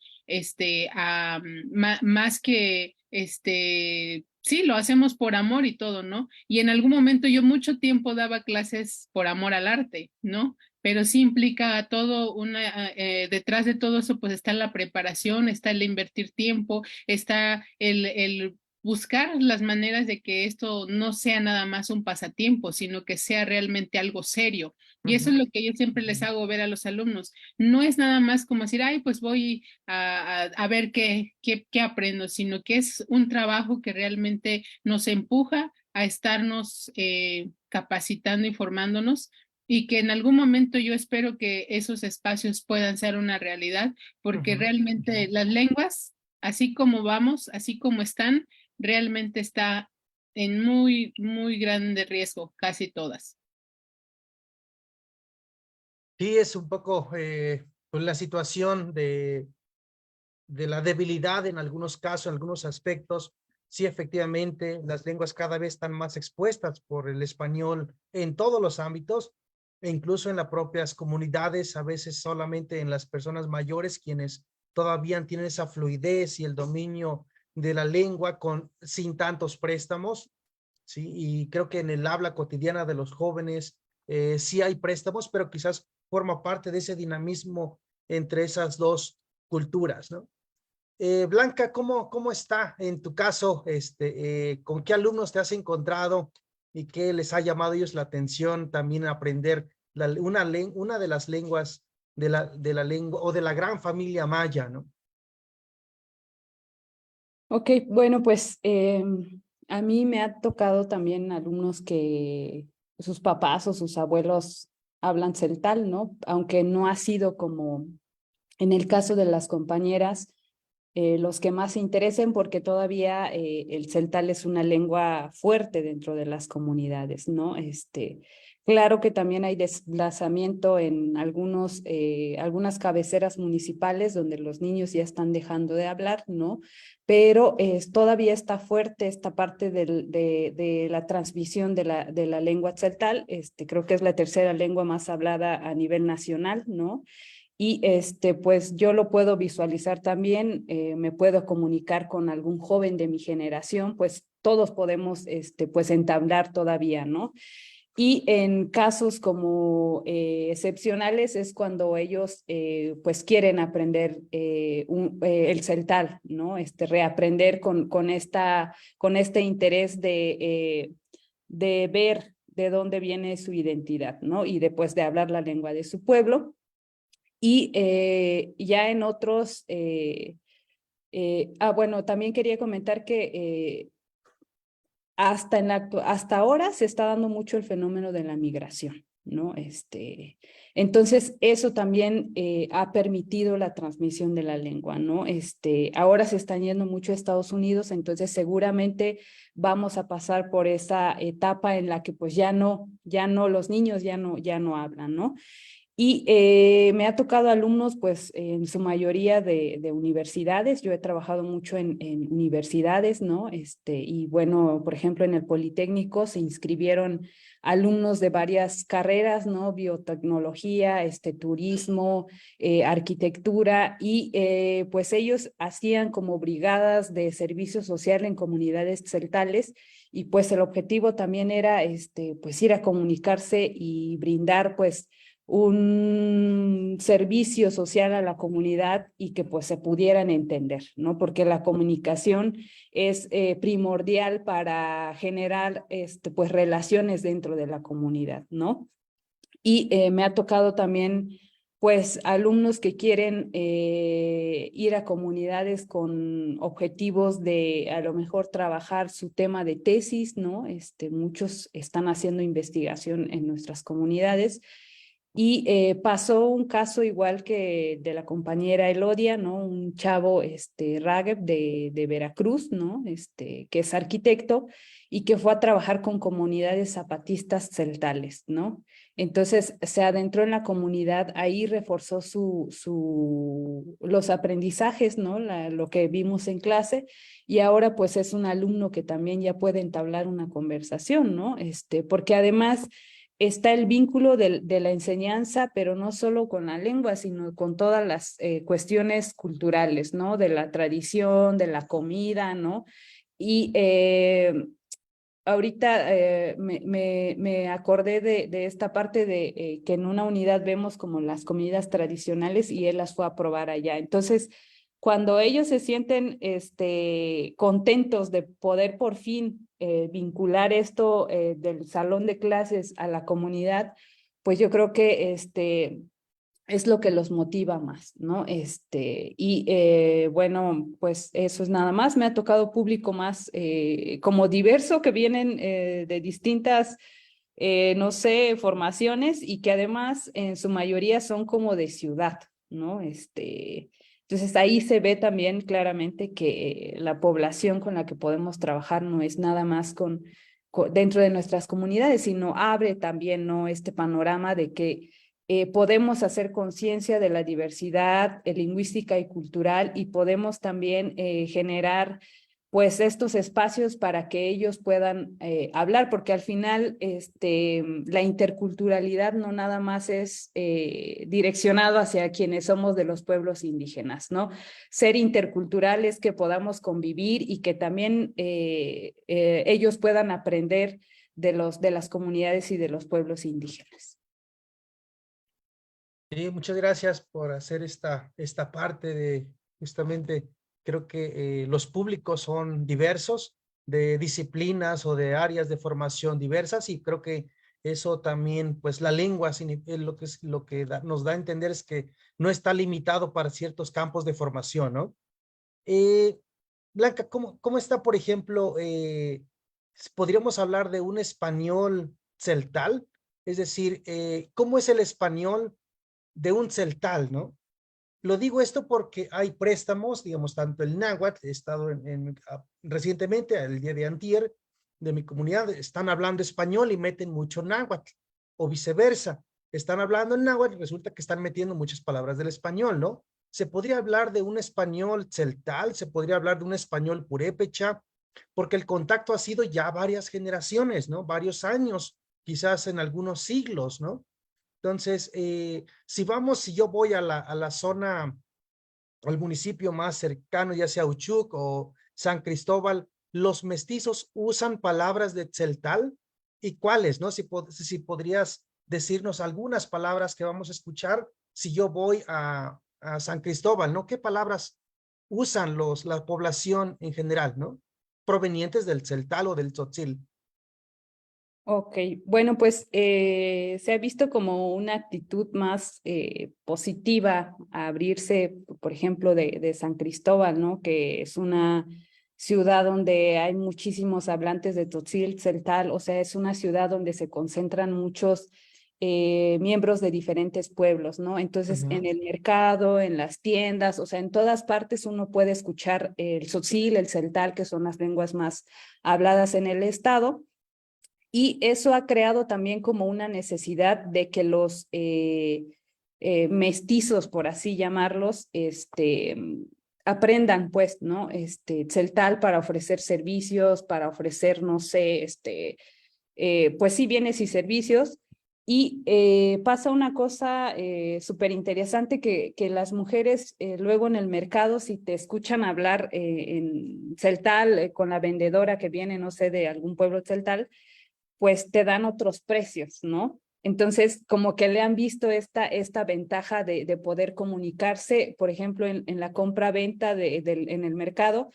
He notado que pues se saben algunos nombres de las verduras que se dan allá, ¿no? Del elote, las flores, las gallinas, o sea, como estos productos son los que nombran, ¿no? Y pues el gracias, ¿no? También se usa mucho el cashlán, ¿no? Que es como el castellán y así le nombran a los externos, ¿no? De las comunidades. Y pues todo mundo sabe qué significa, ¿no? Incluso cuando van turistas y les quieren dar caro y les dicen, no, pues no soy cashlán, ¿no? Entonces, como que eso ha aperturado a que la comunicación se dé de distinta manera. Y bueno, en el celtal algunos conceptos pues sí se usan en español, como por ejemplo internet, ¿no? O sea, yo puedo crear un neologismo, pero no me van a entender, ¿no? A diferencia del término para teléfono, que desde que yo crecí, o sea, ese concepto lo tenemos, lo han de haber creado desde muchísimos años atrás, que es el chahantakin, y lo podemos usar porque, o sea, es parte de nuestro vocabulario, pues, ¿no? Y, por ejemplo, en cuanto a los académicos celtales, ya también propusieron cómo nombrarle a la computadora, ¿no? En celtal. Entonces, digamos que entre los que estudiamos o los que están en la intercultural y así, ya hay otro tipo de lenguaje en donde se han creado neologismos, pero sabemos qué significa, ¿no? Pero con los hablantes, pues es imposible que yo les pueda decir cómo nombramos la computadora porque pues no me van a entender, ¿no? Entonces, en esos aspectos, pues usamos el español, ¿no? O por ejemplo, en la política, ¿no? También se nombra en español política, pues porque, o sea, no tenemos, o sí tendríamos cómo explicar, pero un concepto como tal, no.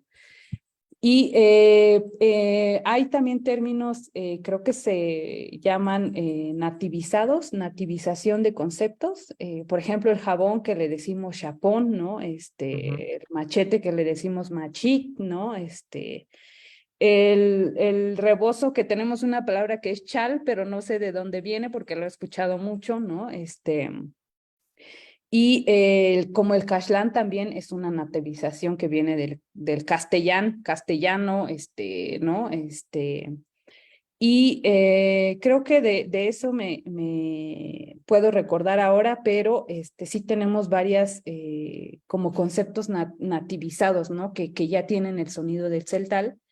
Y los conceptos nuevos que van surgiendo ahora, pues esos los utilizamos en español, ¿no?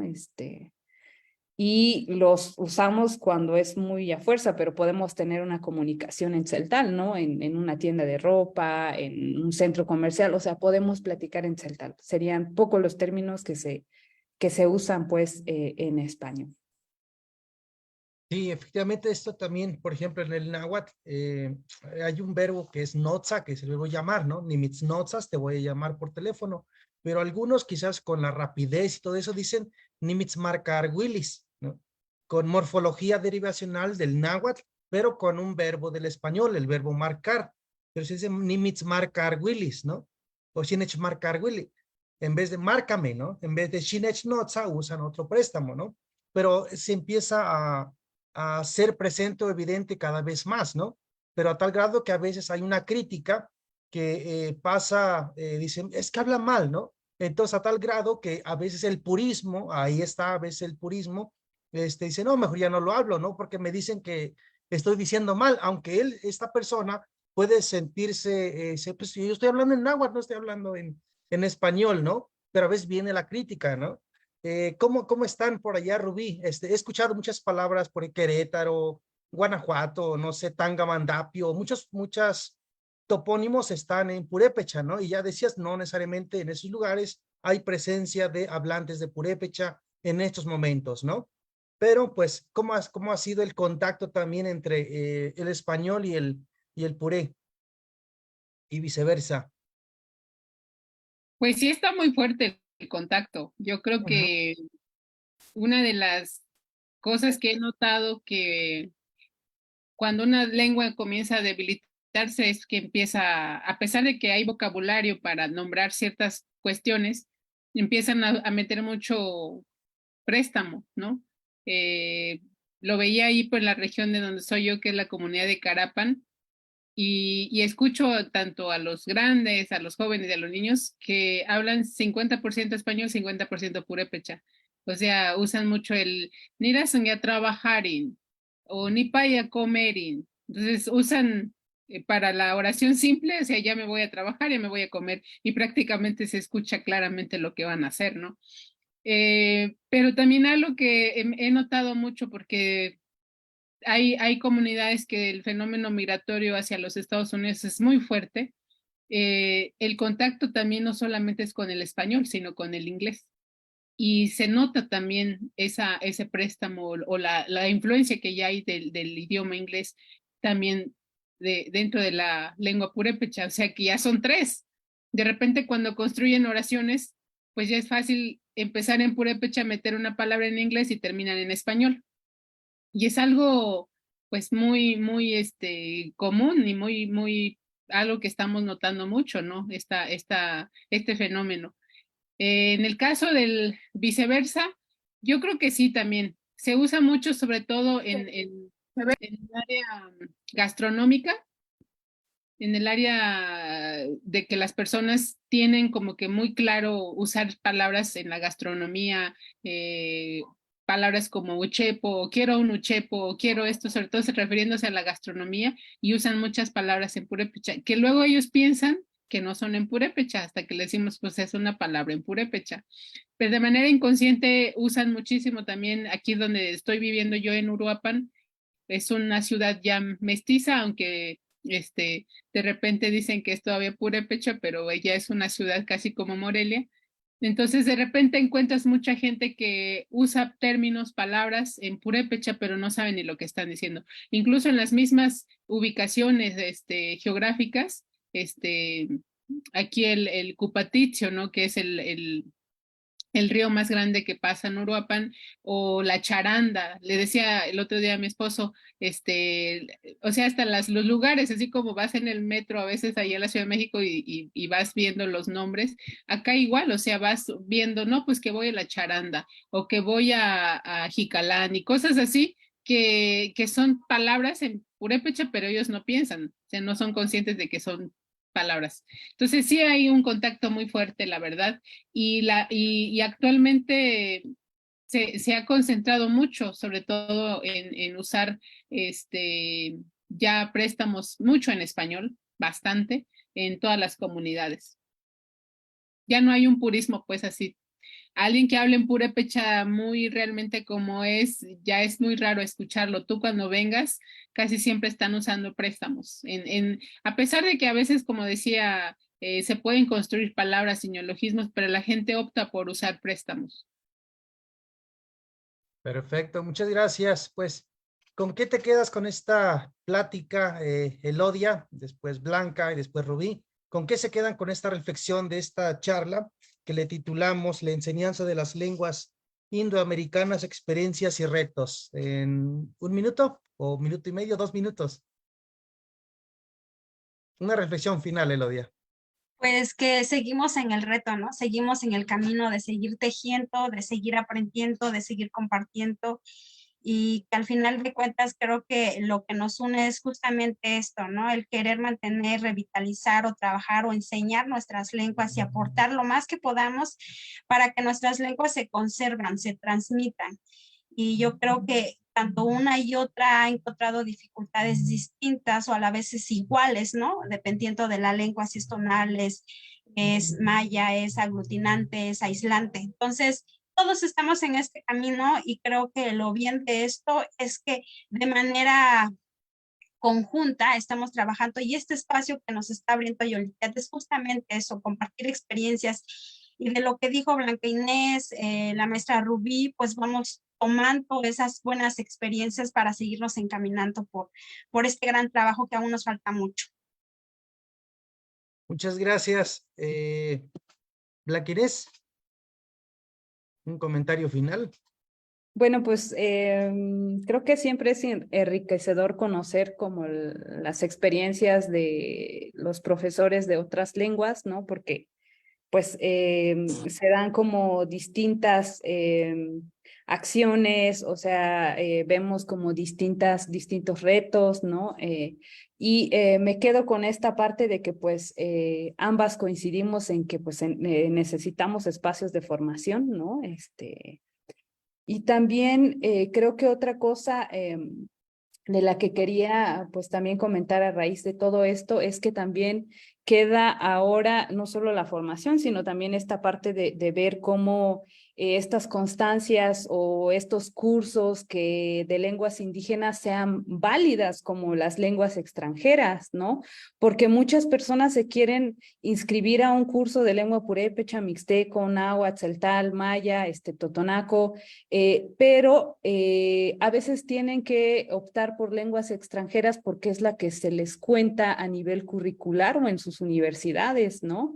Entonces, yo creo que también eso es algo que hemos como ahorita, bueno, no lo dijimos como tal, pero creo que sí es una necesidad, ¿no? De que nuestros alumnos pues puedan usar estas constancias que se les emite desde pues Yolitía, ¿no? Porque pues como 2 alumnos solicitaron la constancia de Tzeltal para hacer algún trámite y creo que ahí vamos, ¿no? Claro que no nos corresponde a nosotros, pero yo creo que dejarlo sobre la mesa porque eso también haría o motivaría más a los estudiantes a seguir con los cursos, ¿no? Perfecto, anotado y claro, desde luego vamos a ver de qué manera también poder hacer las gestiones con otras instituciones y alianzas con otras instituciones para ver esto. Y efectivamente hemos expedido diferentes reconocimientos y constancias de participación de cada uno de los niveles. Rubí, ¿con qué te quedas de la charla que acabamos de tener, Rubí? Ay, pues con muchas cosas. Primeramente, pues me quedo con esta parte, ¿no? De que los retos van a seguir, van a continuar. Yo creo que lo que acaba de comentar era un punto también que estaba por mencionar sobre las certificaciones, ¿no? Que también es importante. Bueno, en el caso mío, que yo estoy en la Universidad Michoacana, nosotros acreditamos la lengua que se habla. Y muchas veces la gente, por ejemplo, hablante de las comunidades, ya habla la lengua y dicen, pues yo quiero entrar al diplomado de purépecha, pero no me interesa aprenderlo, yo nomás quiero el papel, ¿no? Y de repente, pues no es el interés que ellos buscan, ¿no? Sino que más bien van por el documento.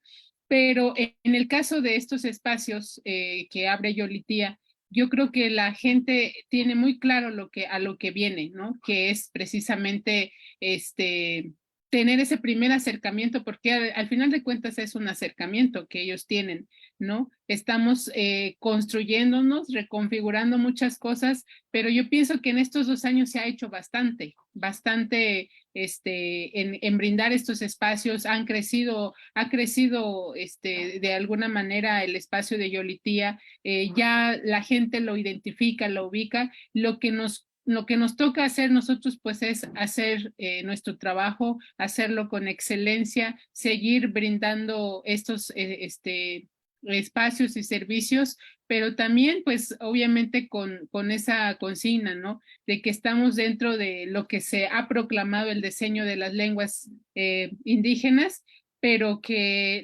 de alguna manera el Estado o la institución no está haciendo nada, pero por iniciativa, como en el caso de Yolitía, se pueden hacer más cosas, pero que también no es algo así que, ay, pues que lo hagan ellos, ¿no? Sino que es también comprometer a las instituciones a que realmente se cumplan los derechos que pues ya están establecidos, que es la Ley General de Derechos Lingüísticos. Que estamos a muy lejos de lograr muchas cosas, pero yo creo que esto es una posibilidad de que se pueden hacer grandes cosas con iniciativas, si estamos en un mismo sentir y si estamos con esa convicción de que amamos y queremos que nuestras lenguas sigan visibilizándose, difundiéndose en todos los ámbitos, en lo jurídico, en la salud, en la educación, en la cultural, en todos los ámbitos tienen que estar las lenguas presentes. Y bueno, pues muchas gracias Victoriano y Araí pues, por todo el trabajo que han hecho, a los compañeros que no estuvieron, pero a los que están también. Muchas gracias, pues por aquí ya nos pudimos conocer también porque no tuve la oportunidad, y a todos los alumnos que se conectaron, por ahí vi que algunos alumnos míos están conectados, pues ustedes hacen este espacio de Yolitía, muchísimas gracias, y pues yo me quedo pues con muchas reflexiones, pero que seguramente habrá oportunidad de seguir compartiendo. Bien, pues muchísimas gracias a Blanca Inés Gómez Santis, muchísimas gracias.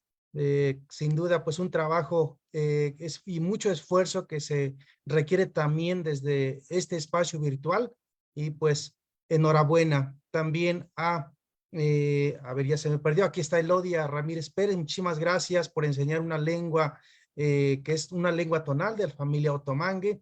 Y pues sin duda también a Rubí Huerta, traductora, poeta, locutora o conductora, y pues en diferentes espacios hemos coincidido y me da gusto. Quienes no pudieron estar, José Tirso aquí me acaba de mandar un mensaje, en la Sierra del Totonacapan hubo problemas ahí de comunicación, así que pues al doctor José Alfredo Jiménez también, que tuvo un compromiso personal, no pudo estar con nosotros y nos mandó la evidencia de que él tenía ese compromiso a las 12 del día, así que pues, y pues seguramente estarán en otra participación más adelantito, pues estas actividades continuarán.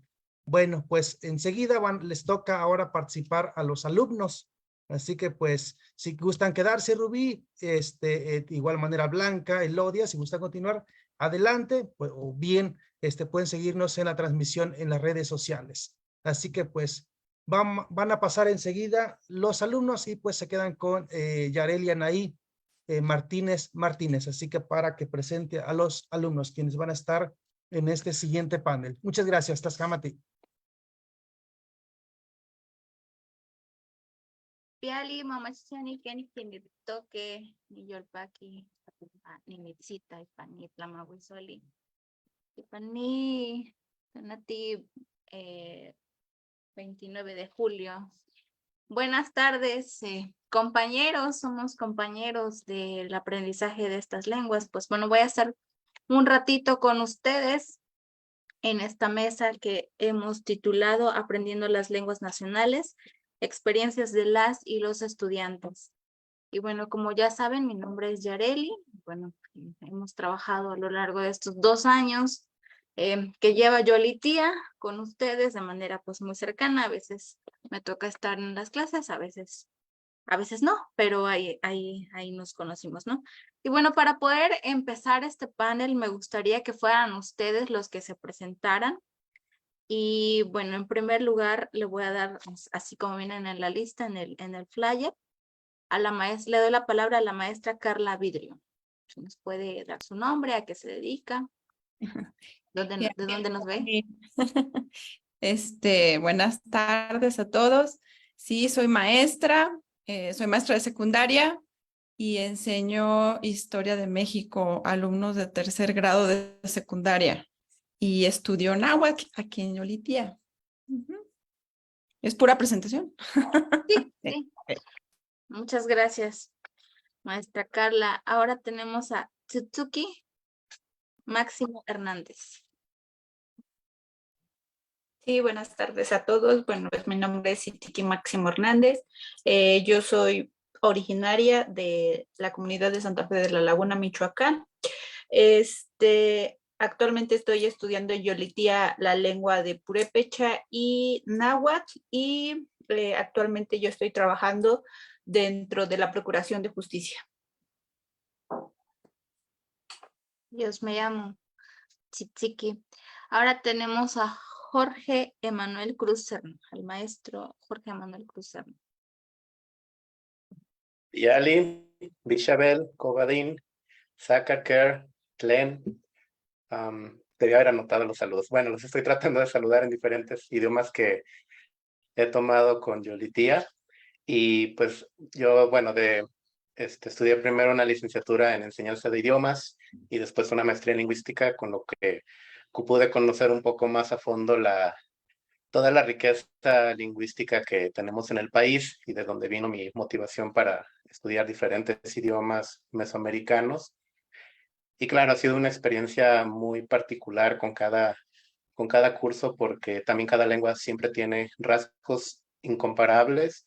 A veces hay similitudes, pero creo que los rasgos incomparables son los que hacen más interactivo e interesante, ¿no? El aprendizaje de un idioma mesoamericano. Lamentablemente, pues no trabajo con idiomas mesoamericanos, trabajo con algunos europeos y asiáticos, pero pues sí, realmente ha sido una experiencia bastante significativa. Muchas gracias, maestro Jorge. Ahora tenemos a Micho Nicolás Lemus Villarreal. Por favor, Micho, si te puedes presentar, decir de dónde eres, a qué te dedicas.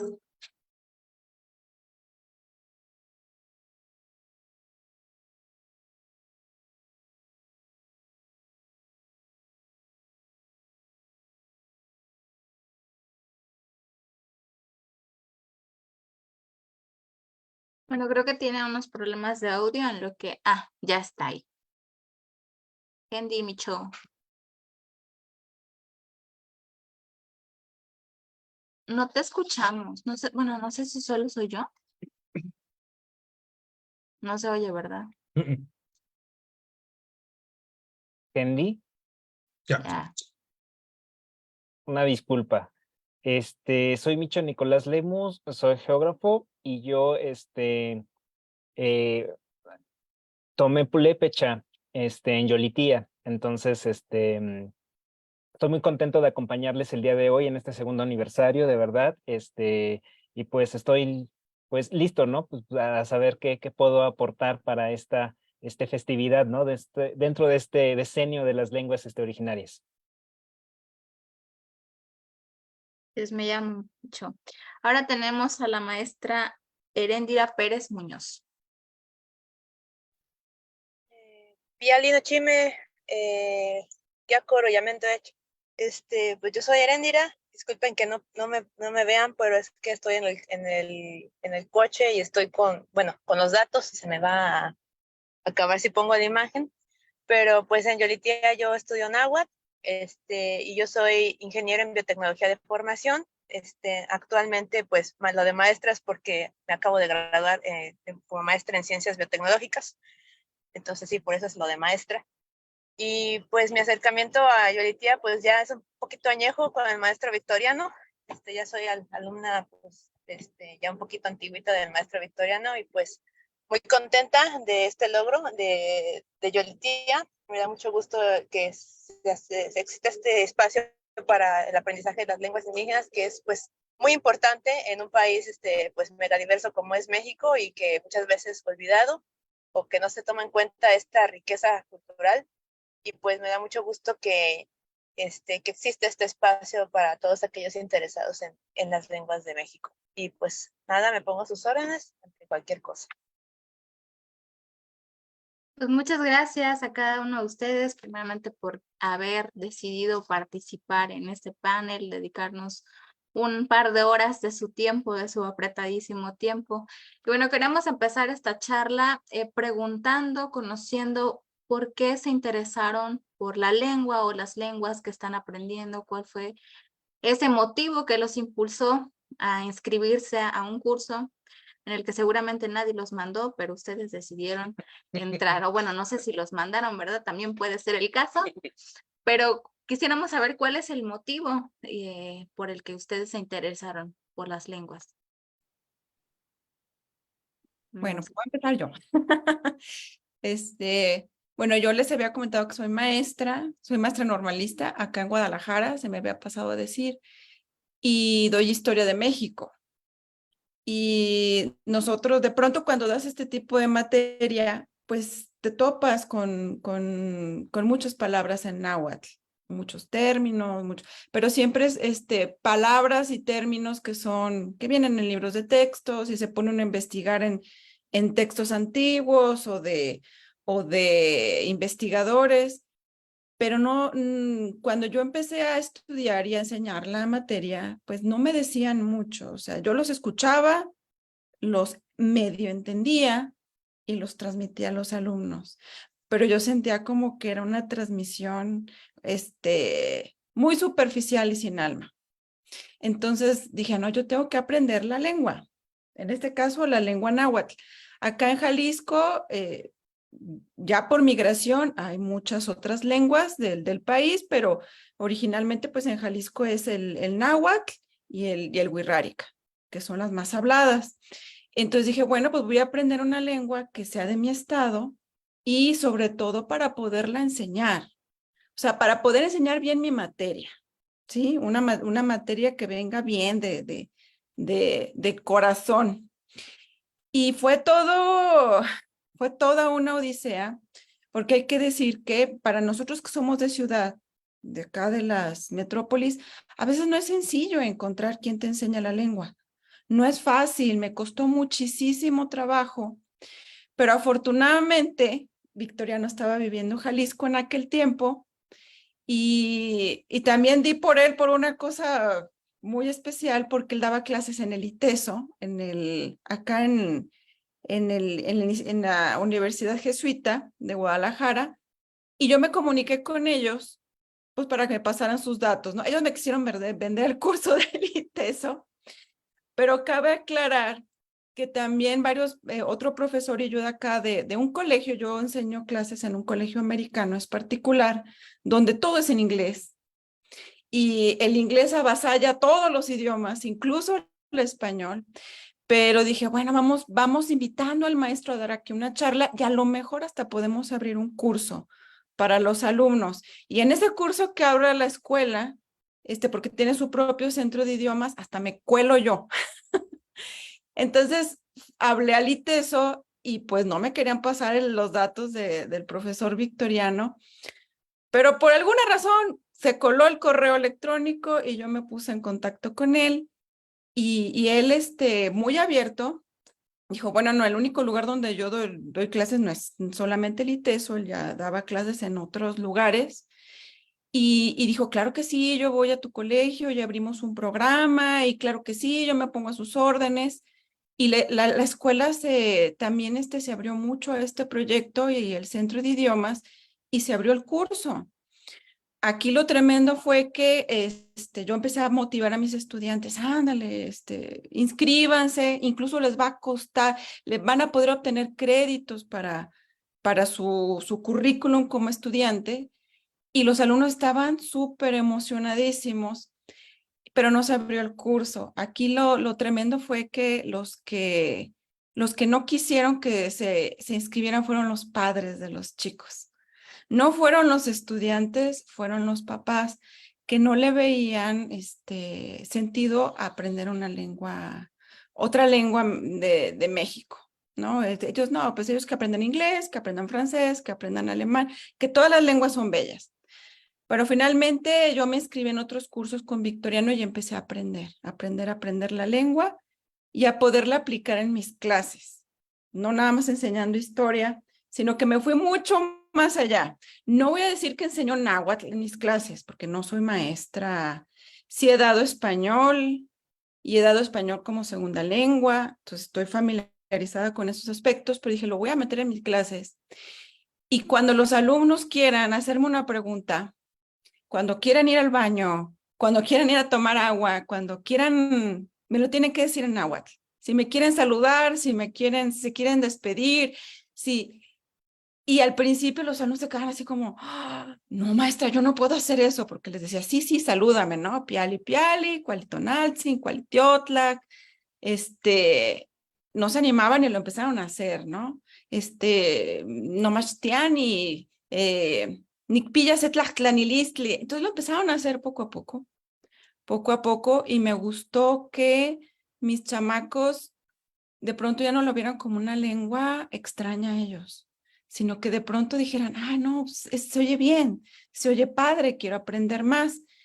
Y también que lo empezaran a relacionar con sus clases de historia e incluso con la misma lengua del español que hablamos, porque el español en México pues está plagada de términos, de nahuatlismos.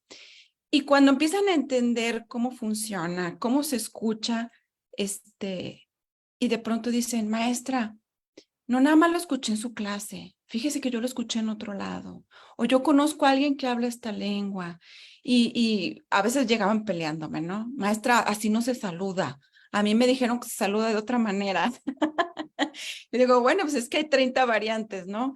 Y esa persona que tú conoces, le preguntaste de dónde es, de dónde es de Guerrero, es de Veracruz, es de Hidalgo, ¿de dónde es? Entonces, ha sido maravilloso y pues yo quiero ser muy honesta, no soy la mejor estudiante de Victoriano. Me ha costado mucho trabajo, yo no soy muy buena en las lenguas, pero he perseverado y sobre todo porque ha sido por convicción, como dijo Rubí Huerta, la maestra Rubí Huerta, ha sido por convicción. A mí nadie me mandó. Aquí estoy aprendiendo la lengua y me da mucho gusto que mis alumnos a través de mi materia se empapen un poquito. Tengo más experiencias que contar, pero mejor me detengo para que otros hablen. Gracias. Gracias, Carla. Ahora los voy a ir nombrando así como me aparecen a mí. Me aparece Jorge. Conmigo fue, bueno, cuando entro a la maestría, bueno, ahí llevé política lingüística, entre otras materias, y conocí a la doctora Rosa Ñáñez, con quien tuve un acercamiento más grande a muchos idiomas mesoamericanos. Y pues bueno, la materia misma, ¿no? Te impulsaba a conocer más a fondo la situación de las lenguas en diferentes países y que realmente en muchos países muchos idiomas están en peligro o no tienen el apoyo que deberían de tener, o existe esa jerarquía de ciertas lenguas de prestigio y lenguas importantes y lenguas innecesarias, que son conceptos tontos, porque realmente cualquier lengua puede ser útil para todos. O sea, realmente esos conceptos son sociales, vaya.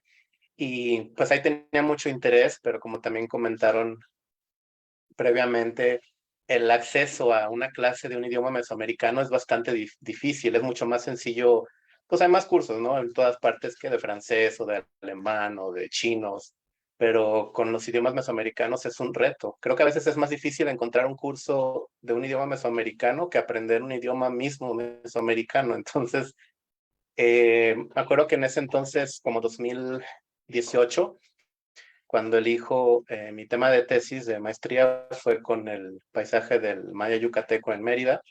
Y bueno, en ese aspecto, pues la experiencia fue enfocada al Maya. Pero también me di cuenta de la cantidad de investigación que se hace en muchas universidades de otros países con muchos idiomas mesoamericanos, como Alemania, o Rusia, o Francia, Japón, Estados Unidos.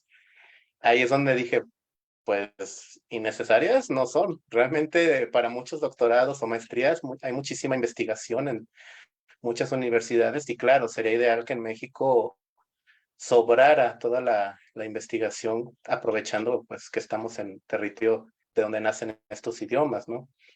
Entonces, pues bueno, en ese entonces nada más me enfoqué a mi investigación y posteriormente creo fue 2019 que en un evento que organizaba la Universidad de Guadalajara, junto con Prolex, la FIT, tuve oportunidad de conocer al maestro Victoriano en una ponencia que dio.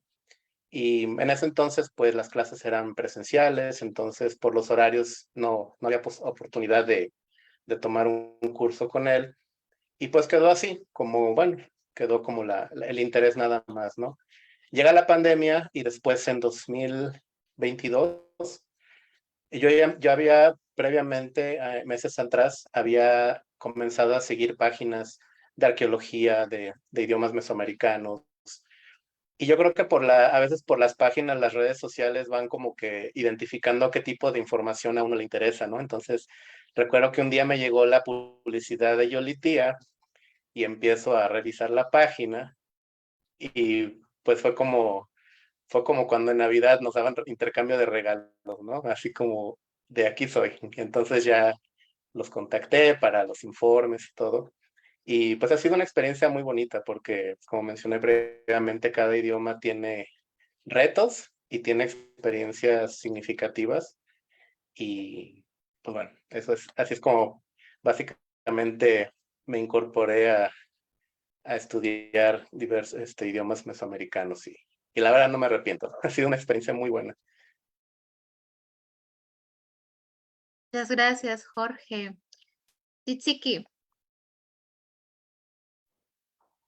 Hola, bueno, pues antes que nada, yo tengo padre purépecha y madre náhuatl, entonces siempre he tenido el contacto con ambas culturas, un poquito más con el náhuatl que con el purépecha, ya que desde muy pequeña a mí yo llegué a vivir a la comunidad, una comunidad de el municipio de Chicontepec, en donde en cual yo desde muy chiquita aprendí a hablar el náhuatl.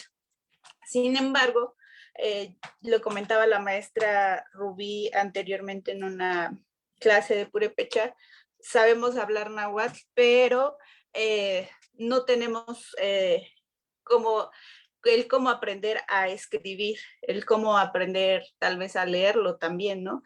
Y también sobre estos problemas que hay, sobre que hay distintos alfabetos que no hay uno en sí que se use, ¿no?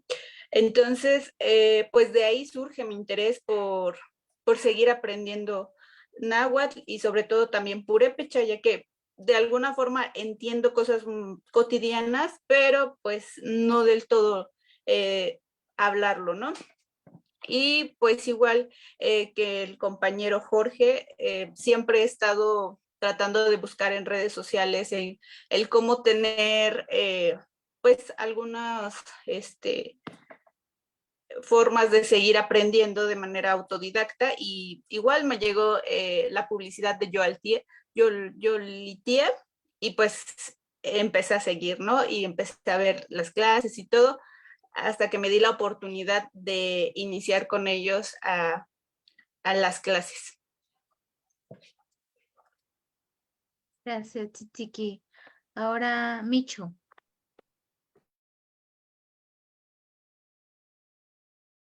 Bueno, pues yo desde que muchos años atrás tengo Ecuaxica, Tembini, Iumu, Shurini, Jatirishka, o sea, tengo Jatirishkani, entonces yo tengo 35 años, espero haberlo dicho bien. Yo tenía mucho gusto desde que estaba en el colegio de San Nicolás en Morelia, yo soy de Morelia, la intención de aprender purépecha, pero a pesar de que en mi último año de bachillerato sí se abrió un curso de purépecha en el colegio, pues no lo tomé porque pues tomé otros talleres, la verdad. Entonces, ahí la verdad creo que evalué un poquito mal mis prioridades. Pasó el tiempo, me vine aquí a Echero, a Ciudad de México.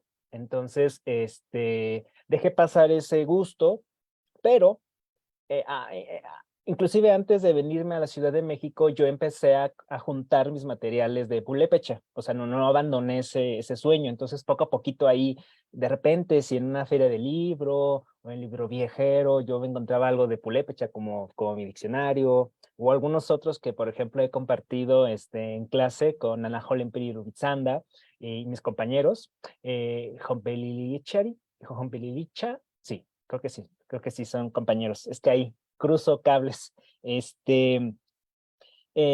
Pues los iba acumulando y de repente hacía mis intentos, ¿no? De intentar aprenderlo, pero yo tenía la dificultad de que, pues, aprender un idioma solo es muy complicado. Más cuando es un idioma donde no tienes materiales como abundan en las redes sociales o en el internet, como el inglés, el francés, hasta el chino, ¿no? Que es muy fácil encontrar en YouTube videos o hasta manuales que tú puedes descargar, ¿no? Con audios para ayudarte en la pronunciación. E inclusive personas, es muy fácil contactarlas de que si quieres hacer clubes de lectura o de plática, ¿no? Entonces, con costo y sin costo, claro está. Pero para purépecha, o sea, me costó muchísimo. En YouTube, los poquitos que encontré en su momento hace ya varios años, eran de inglés a purépecha, no pasaban por español. Entonces era un poco complicado. Entonces, yo veía mis libros, yo veía mi diccionario, y yo decía, ¿qué pasa aquí?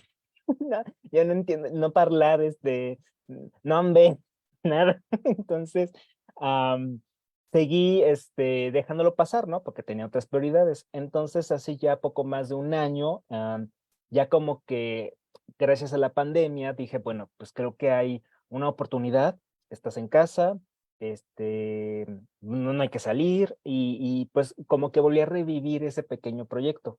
Entonces, igual como lo mencionaron los compañeros, pues de repente uno empieza a hacer sus búsquedas y entonces, ya sabes, las cookies y el internet, que casi piensas algo y ya te empieza a soltar la información o la publicidad, ¿no? Activamente sí busqué como cursos o escuelas, pero por X o Y razón, terminé llegando a Yolitía, me inscribí, y pude tomar mis primeros cursos y la verdad, fue una diferencia tremenda porque al contar con, la guía de Naranjo Lempili Rubitzanda y con el apoyo de mis compañeros, que yo quiero recordar que yo me sorprendí mucho de que en mi generación al menos, la mitad eran purépecha ya hablantes, pero eran recordantes. O sea, lo habían conocido en primera infancia, pero lo habían olvidado porque, pues, el español, ¿no? O los que se habían ido a Estados Unidos, pues el inglés. Y la otra mitad éramos con lengua materna o primer idioma el español. Entonces, sí era un poquito raro porque sí, la mitad del grupo, Rubitzanda decía algo, y sí le entendían gran cosa. Y cuando los escuchabas hablar en los ejercicios, pues sí notabas pues, que iban un poquito adelante que tú, pero también se notaba pues que sí había esa desconexión que se tuvo desde la niñez a la vida adulta. Y eso sí, a ti como una persona que habla un idioma materno o de primer idioma que no está minorizado, o sea, el español está muy vital, realmente es uno de los idiomas más importantes, más hablados, más difundidos del planeta. Si te pones a veces a pensar, realmente, si yo estuviera en un universo paralelo y el español estuviera en esa situación, ¿cómo me sentiría? Cómo lo enfrentaría? ¿Qué posición tendría? ¿Abandonaría el español o algo por el estilo? Purépecha también, ¿por qué lo tomé? Porque soy de Michoacán y es, creo, el principal idioma originario, perdón, se me fue la originario del estado de Michoacán. Hay otros más idiomas en Michoacán, pero el purépecha, bueno, en Morelia es mucho más cercano, ¿no? Entonces, y como geógrafo me ha encantado también descubrir, temas de toponimias. Me encanta ver, por ejemplo, que mucho de mi vocabulario, de mi lexicología geográfica, pues tiene sus puntos de contacto con el purépecha. Hay algunos conceptos que sí yo sigo todavía buscando. ¿Cómo se dice volcán sin tener que recurrir a un préstamo? Seguro debe haber una palabra purépecha, ¿no? Inclusive me he encontrado los materiales de Rubitzanda con Protección Civil. Ella grabó y escribió unas cápsulas de prevención de diferentes riesgos. Entonces ahí sí tengo mis dudas de volcán, es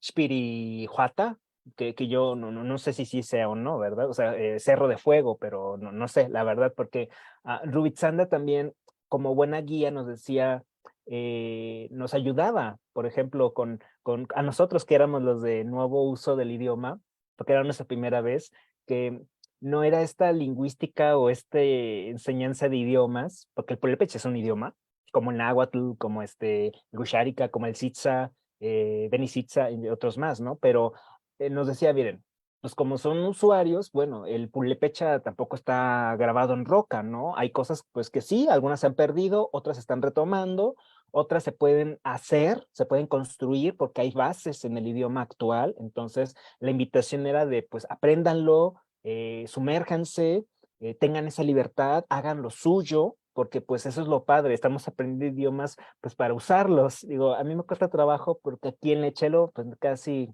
pues no se habla purépecha o no conozco muchas personas que hablen purépecha, pero al menos ahí todavía sigo mis clases, publico mi vocabulario de purépecha, guandacua, no sé si sea realmente, eso significa palabra purépecha, ¿no?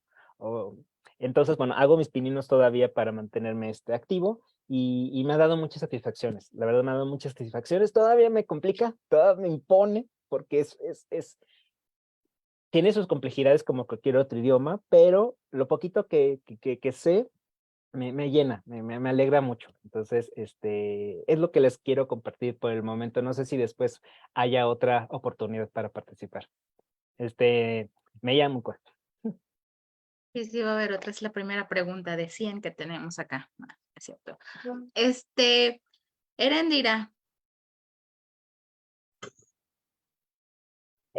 Sí, ¿me escucho? sí, sí te escuchas. Ok.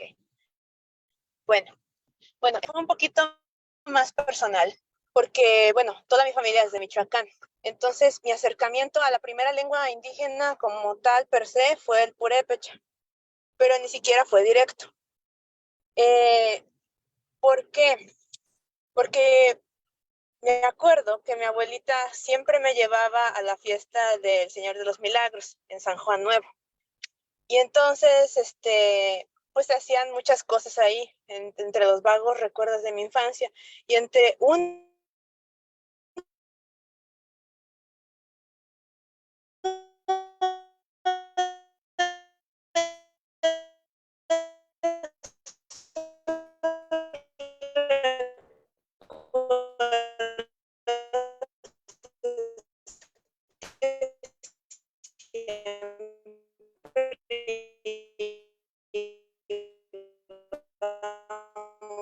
al mercado y estaban las señoras bien guapas, ellas con sus trajes típicos de gala, ahí vendiendo corotiles o lo que sea, y entonces hablaban ellas otra vez, decían. Y entonces, ¿qué es eso? ¿Qué no es? No, es una lengua de aquí. Hay muchos que dicen que no es tarasco, que es purépecha, entonces, espero no ofender, yo me quedo con lo que dicen la gran mayoría, soy purépecha, no soy tarasco, porque tarasco es otra cosa, pero en fin, eso ya vendrá después. Y entonces, le decía, ay, qué padre, yo era niña en ese entonces, y yo le dije, ay, yo quisiera aprender eso. Y mi abuelita me dice, no, para eso tienes que irte a un pueblo, y ¿cuándo crees que vamos a dejar a lo que puedas, pues, o sea, cualquier otro idioma, porque ese idioma pues ni te va a servir, nada más lo hablan aquí. Y pues sí, o sea, a lo mejor porque yo era muy niña y tampoco hice como que el gran esfuerzo, entonces pues en ese entonces no había así como tal con letras grandotas, ¿quieres aprender? Bueno. Y entonces, haciendo yo ya un poquito más grande, porque la investigación está en mí, porque pues no sería científico, ¿verdad? Entonces, empecé a como a esculcar, pues papeles, así antaños, y entonces me encontré fotos de mi bisabuelita, y me encontré documentos de mi bisabuelita y así, y le digo, y yo entonces ahí vi fotos de mi bisabuelita y vi que tenía unos rasgos muy particulares. Estaba muy guapa mi bisabuelita, por cierto, pero tenía un comportamiento, o sea, en las fotos se veía que tenía unos rasgos tales. Y le dije, ay, mi bisabuelita está bien guapa y así asado y así. Digo, pero se ve así como muy parecida a las señoras de allá, como parecida a las que vi en Pátzcuaro. Y de hecho tengo una tía abuela que mi abuelita, incluyéndola con sus otros hermanos, ella es un poquito apiñonada. Pero esta tía es muy morenita, pero bien morenita. Y de todas ellas es esa. Entonces yo le dije a mi abuelita, oye, ¿por qué mi bisabuelita es así? Y dijo, pues porque ella nació en un pueblo, que se llama, se llama Tarecuato. Y Tarecuato es un pueblo que está empotrado en la meseta purépecha.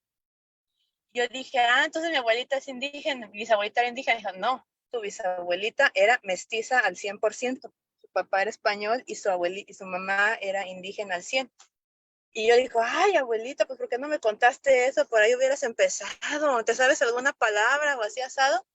Y me dijo, no, yo no hablo esa lengua.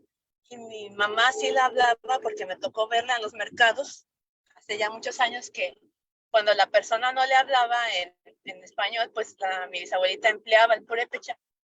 Y sí, o sea, su mamá le había enseñado. Y entonces le dije a mi abuelita, y bueno, ¿y por qué ella nunca te enseñó a ti? Dijo, porque tu bisabuelita, por desgracia, ella tenía hermanastras del primer matrimonio de su padre, que eran españolas al 100%, y la trataban como la vil sirvienta. Y entonces mi bisabuelita, se casó, gracias a Dios, con mi bisabuelito, pero digamos que después de que voy a buscar al primer persona que me pida la mano y me largo del pueblo. Y entonces se quedó con eso de que, ¿sabes qué? Yo no quiero que mis hijas sufran lo que yo sufrí por hablar esta lengua. Y entonces mi bisabuelita hablaba un castellano perfecto y así asado, pero nunca les dijo, ¿sabes qué? Te voy a enseñar tantito de esto. Y no, entonces se perdió la lengua en mi familia. Y entonces yo decidí de que no, más, o sea, yo estoy bien orgullosa de que tenga esta ascendencia. Y entonces busco reencontrar esa lengua en mi familia. A lo mejor no como hablante al 100% que brincos diera yo, ¿verdad? Pero pues no. Y de ninguna forma trato neoindigenizarme ni volver indígena como esas cosas que a veces veo que se quieren volver indígenas. Yo no, o sea, yo estoy consciente de mi mesticidad. Yo soy mestiza al 100%, no tengo la intención de hacer eso, porque inclusive, aunque quisiera, no entendería mucho de pues no quiero decir cosmovisión, pero a lo mejor las tradiciones como tal, que aunque me son familiares, no entiendo muy bien por qué hacen esas cosas y no quiero faltar al respeto. Entonces, pues sí, ¿sabes qué? Sí, soy mestiza, soy mexicana y lo que tú quieras, pero más aparte, tengo ascendencia purépecha y a mucha honra. Eso por un lado. Y por el otro, el náhuatl, pues ya supimos que es un imperio y que se ha asado. Y bueno, yo vivo en Jalisco. Bueno, soy de Jalisco. Soy hija de Mundo, pero yo soy de Jalisco originalmente. Y entonces muchos de los municipios están en náhuatl. Y entonces, pues digo, oye, pues la lengua náhuatl es de mucho peso todavía, porque hay muchos municipios, incluso todavía hay como chistes por ahí en la red de que la terminación es la típica, ¿no? Y entonces es así como de, pues hay que aprenderlo bien y pues darle esa seriedad que merece esta lengua. Y por X o Y, comencé a estudiar náhuatl, lo dominé un poco y luego me metí a la maestría y así, y lo dejé un ratito y otra vez volví con el maestro Victoriano, que qué paciencia me tienes. Ay, maestro Victoriano, qué hermoso es usted. Porque, o sea, se me olvida y a veces como de que me da el alemán, y entonces de que, perdón maestro, yo sé que lo vimos en algún punto, pero ya se me olvidó. Y entonces, pues aquí ando, tratando de no perder esa otra lengua del náhuatl que también es muy importante, ¿verdad? Y entonces, pues agradezco sus palabras y disculpen si me extendí. Pues muchas gracias, Heréndira. Muchas gracias a todos por habernos comentado estos primeros acercamientos que han tenido con la lengua, ¿no? Sin duda, cada uno desde diferentes aristas, con diferentes situaciones, ¿no? Hemos visto que, pues, en el caso de Heréndira, pues, su familia de alguna manera quiso, digamos, protegerla, pero también le quitó una parte que era importante, ¿no? Y que ahora ella está buscando y seguramente, bueno, no seguramente, nos hemos dado cuenta que ese es el caso de muchas personas que se han acercado y que están buscando precisamente como esa pieza que está faltando y que completa esa parte de su historia, ¿no? Y que forma parte, pues, de nosotros, ¿no?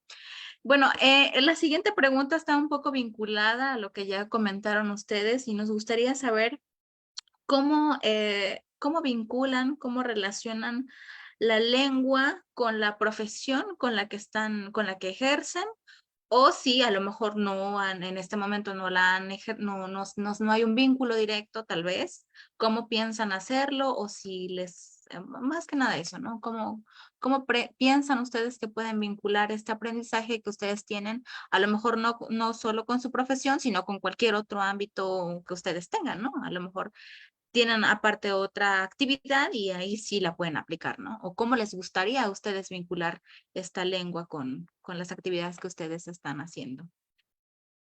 No sé si fui clara porque vos sus caras de sufrimiento. ¿Quién quiere empezar para no aplicar la dedocracia? No, sí, fuiste bastante clara, Yareli. Y de hecho yo algo ya más o menos comenté de cómo la he ido aplicando en mi profesión, que básicamente fue por eso también. Retomo un poquito también de lo que dice Heréndira, pues sí, de pronto te das cuenta de que manejas muchas palabras en náhuatl, muchos municipios están con ese nombre, muchos alimentos, muchos utensilios. Y ahora que he ido aprendiendo, voy entendiendo poco a poco el porqué de esas palabras, ¿no? Y las voy transmitiendo en mi clase. Un ejemplo rápido, así muy rápido. A veces vemos el tema de la colonia y estamos viendo las castas, por cierto, y empezamos a analizar de dónde venían venían las castas, ¿no? Una cosa muy interesante, pero muy tremenda, muy terrible de ese tema de historia. Y a veces analizamos una casta que se llama No Te Entiendo. Entonces empezamos a ver, bueno, no te entiendo, tuvo por papá esto, y a veces llegamos a uno que es chino. Y entonces los alumnos me empiezan a decir, maestra, ¿a poco ya había chinos en la colonia? Y que le digo, no, es que no va por ahí el asunto.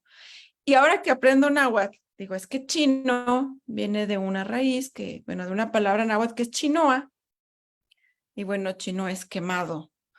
Y entonces ese término era más bien para los africanos que fueron llevados a la Nueva España y tenían la característica de su cabello. Entonces una manera en la que los identificaban era por su cabello rizado. Entonces una manera de decir que decían que tenía el cabello quemado, chinoa. Entonces ese chino tiene un origen africano, no es un chino chino.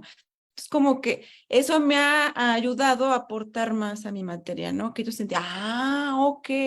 Y así muchos términos del náhuatl que puedo explicarles a mis estudiantes. Eso por un lado. Pero el otro, y vuelvo a retomar el asunto de que tienen que usarlo en algunos aspectos de mi clase, porque también por otro lado, yo creo que ya es la edad, se me van las cosas. También doy cívica y ética. Y entonces hablamos mucho del tema de la discriminación y abordar y usar esta herramienta de la lengua para poder trabajar eso es buenísimo. Me ocurrió una anécdota con un estudiante que me decía, bueno, maestra, ¿para qué me enseñan náhuatl? Yo no lo voy a aprender. Y le digo, ok, es verdad, y yo tampoco te lo voy a enseñar a fondo, le digo, porque esta clase no es de lengua náhuatl, pero ¿qué sientes ahora que ahora lo escuchas? ¿Qué va a pasar el día de mañana si lo escuchas en la calle, en un mercado, en un camión? ¿Qué va a pasar? Y dice, bueno, no me va a sonar tan extraño. Incluso voy a voltear, a lo mejor voy a querer decir algo. Porque eso sucede también. Escuchamos otras lenguas en nuestro país y me ha tocado el caso de muy desafortunado de las personas voltear y decir, habla español. O sea, no hables eso, no hables, y son groseras. O ven a las otras personas hablando su lengua y las ven muy extraños o se apartan. Y yo sé que si transmito eso con mis alumnos, lo van a ver como algo natural. Como es parte de tu país tiene muchas culturas, tienen muchas lenguas y son bellas y son hermosas. Entonces, los van entendiendo, aunque sea poquito, aunque sea muy básico, pero empiezan a entenderlo, empiezan a ser más empáticos, empiezan a discriminar menos y a quitarse prejuicios. Eso también me ha servido mucho aprender las lenguas para mí. O sea, irme quitando, porque todos de alguna manera venimos de un sistema educativo donde nos inculcaron eso, ¿no? Tienes que hablar español y a minimizar otro tipo de lenguas, incluso de otro tipo de culturas. Es muy tremendo, ¿no? Y yo que les llevo ya varios años aquí a los que están aquí presentes, en mi tiempo los libros de texto eran terribles. Ahorita agarro un libro de texto de aquellos tiempos y dice, Dios mío, o sea,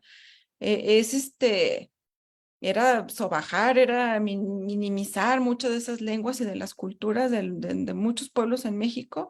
Y entonces eso me ayuda mucho en clase, a que los chicos entiendan, a que los chicos valoren, a que dejen de discriminar y a que lo sientan parte también incluso de su mismo español que hablan.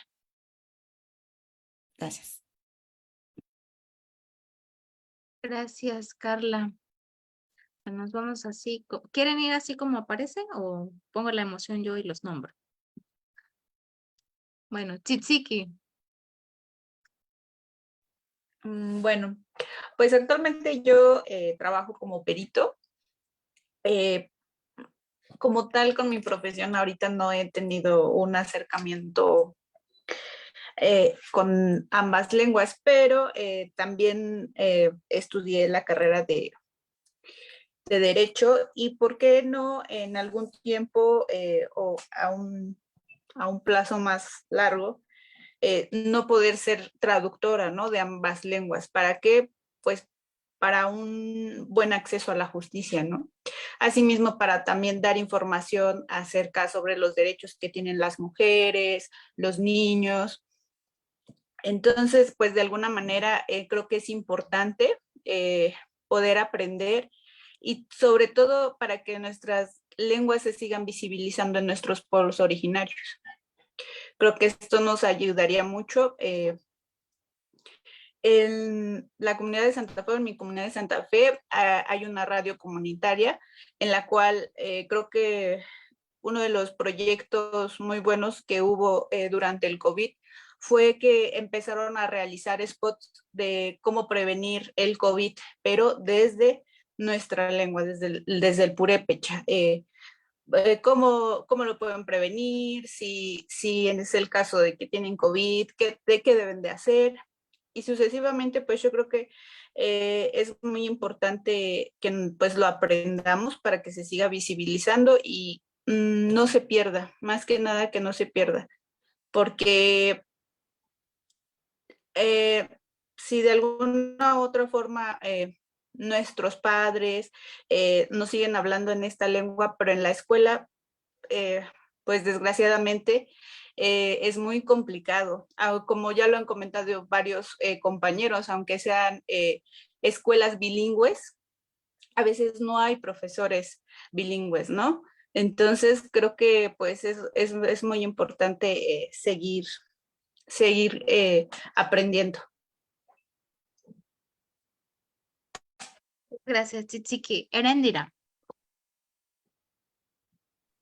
En mi caso, pues como ingeniero en biotecnólogo, pues no dice, pues, ¿qué, verdad? Pero en mi caso, trato de hacer, bueno, a nivel personal, yo trato de hacer dibujillos o monillos o intento de cómic en lenguas originarias. Y pues ahí no los pongo hablando jamás español, los pongo hablando, pues, mis personajes, la lengua que cada quien habla, en este caso de las únicas que domino, ¿verdad? Náhuatl y purépecha. Y procuro precisamente no ponerles traducción. Es muy raro que les ponga traducción, pero también es como que según yo, se va muy gacho, pero digo, tómala, porque hay contenido que solo está en inglés y si sabes inglés, qué bueno, y si no, te amuelas. O hay contenido, por decir, en chino o japonés con los mangas y eso, de que si te agarras el manga, pues qué bueno, y si sabes que va en japonés, pues qué bueno, y si no, pues te fregas y te guías con los monitos a ver qué onda. Y entonces de que yo así de que, pues órale, ahí te va, güey. O sea, si sabes en náhuatl o purépecha, qué bueno, y si no, pues sorry, Margarito. Y ya de manera científica yo hago sí, pues como iconografías, porque yo trabajo con plantas medicinales y así con lo que hace cierta planta, con sus propiedades en lengua náhuatl y purépecha, porque sí es cierto, a mí como ingeniero en biotecnología me gustaría que hubiera más acercamiento a las ciencias. Y yo sé que muchos le tienen miedo que porque hay un número, que porque hay matemáticas involucradas, vaya, y como que duele nomás de imaginarse eso. O química, que no son matemáticas, pero de repente entra el número ahí. Y entonces digo de que me ha dado mucho gusto ver, por ejemplo, científicas indígenas que hacen mucho por su comunidad, pero realmente todo este contenido de ciencia está en español o está en inglés. Y entiendo el por qué, pero realmente en México, así constitucionalmente, no dice que el español sea el idioma oficial. Tenemos el español pues porque pues es lo convencional, porque ya estamos acostumbrados por lo que tú quieras, pero no tenemos un idioma oficial. Tenemos 68 lenguas indígenas, lenguas oficiales, entre comillas, y obviamente el español ya pues 69. Entonces, yo pienso que aquellos niños de comunidades que ya sabes que a lo mejor sí quiero estudiar cuando sea grande química o algo así, pero no entiendo español. Y entonces yo hago contenido pensando en esos niños de que, mira, esta plantita dice que sirve para aquello, y ya entiendo en mi lengua qué es eso, y a lo mejor ya posteriormente ya pues si habla el español, pues ya se complementa un poco de que, sí, yo leí sobre esto en algún punto. Y entonces pues pienso que esto en el caso de la ciencia, acercarlos a los niños o a jóvenes también, ¿por qué no? A sus lenguas, porque pues realmente hay muy poco material científico. Y bueno, pues a lo mejor de mi parte, a lo mejor sí recurro muchas veces a tecnicismos en español, pues porque no hay. Y todavía no está como validado algunas palabras o neologismos en las lenguas indígenas, y a lo mejor si lo hago palabra por palabra se entiende, pero se va a oír raro, y entonces sí, es un poquito trabajoso por ahí en ese aspecto, pero en mi caso trato de aportar mi granito de arena en esas cosas. No lo hago seguido porque pues por desgracia qué desgracia, por fortuna y porque le echo ganas. Estoy haciendo mis posgrados, entonces me comen mucho tiempo el posgrado, pero cuando tengo así mis 5 minutos sneakers, sí procuro hacer eso, o inclusive en el mismo laboratorio ahí pongo de repente vocabulario por ahí, y así mis compañeros pues están adentrando ahí en las lenguas, al menos ahí. Gracias. Muchas gracias, Erendira. Micho. Bueno, pues en mi caso yo soy geógrafo, entonces realmente también pues como mexicano casi puedo decir que el 99% de la geografía se hace en español, al menos la nacional, digo, alguna se producirá para revistas arbitradas y será en inglés, en alemán, quizás, no sé, otros idiomas, la verdad, no, nunca he publicado fuera del español, ni siquiera he publicado en mi idioma, ¿no? Pero a mí me gustaría que, aprovechando que estamos en este decenio de las lenguas originarias, realmente no solamente estuviéramos haciendo esfuerzos como ciudadanos, o sea, cada uno, o sea, de forma individual, o sea, y como excepciones, porque realmente son excepciones, no hay una tendencia clara de muchas personas sumándose a esta campaña, es que en verdad México se vuelva un país en la práctica multilingüe, como lo debe de ser. Porque como dijo Erendira, es verdad, jurídicamente hablando, México no tiene un idioma oficial o un idioma que realmente esté consagrado a que tenga el monopolio. Simplemente por costumbre, el español es el que desde el virreinato ha estado dominando gran parte de nuestra vida cotidiana. Y aún así en el virreinato aparentemente había más multilingüalismo o mayor uso de las lenguas que el día de hoy. O sea, realmente nace México y se da este proceso también del modelo del Estado mexicano en el siglo XX, y es de caput a las lenguas originarias, darles crunch, puro español, porque el proyecto es hacer un país ordenado, limpio, casi como Sandra Cuevas, casi, ¿no? Borren todo lo que no sea español y casi francesado todo, ¿no? Entonces, a mí me encantaría que en este decenio, que comenzó hace poquito, realmente México transitara a ser un país multilingüe, que todos sepamos al menos 2 idiomas. Yo creo que la mayoría por práctica y por costumbre sería el español, definitivamente, no vamos a tapar el sol con un dedo, pero que sí estuviéramos hasta cierto punto orillados, la verdad, a que supiéramos al menos el idioma de nuestro estado o de nuestra región mayoritario, ¿no? Porque no solamente hay uno, o sea, lo han dicho varios de los compañeros en la plática, en cualquier estado, ciudad, municipio o región, no solamente hay un idioma originario, hay varios que están coexistiendo, y más en las grandes ciudades. Aquí en México seguramente se hablarán, si no las 68, casi todas, realmente, y solamente se habla español, ¿no? Y el inglés y ya todas las otras cosas, ¿no? En Michoacán, bueno, en gran parte del norte de Michoacán y centro, pues pulépecha, ¿no? Pero está el náhuatl de la costa, está el mazahua, y también el punto que hace mencionar un poquito, el de nombrar las cosas como son, porque varios de estos idiomas tienen su nombre, pero por la versión en español, ¿no? O sea, como dijeron hace rato, que el talasco, o sea, yo, por ejemplo, hace unas semanas un historiador, bueno, sí es historiador técnicamente, ¿no? Pero empezó a publicar cosas de que vamos a hablar de mitos de la historia tarasca. y yo no me acuerdo si se lo publiqué o no, porque le dije, es que no es Tarasco, es Purépecha, en todo caso. Digo, puedo entender por qué le pones Tarasco, ¿no? Porque la historia oficial lo pone como Tarasco, y eso es peyorativo, eso es incorrecto. La nación Purépecha no lo, o sea, combate eso, ¿no? Y ahorita ya salió a colación, no se tuvo que mencionar tal cual.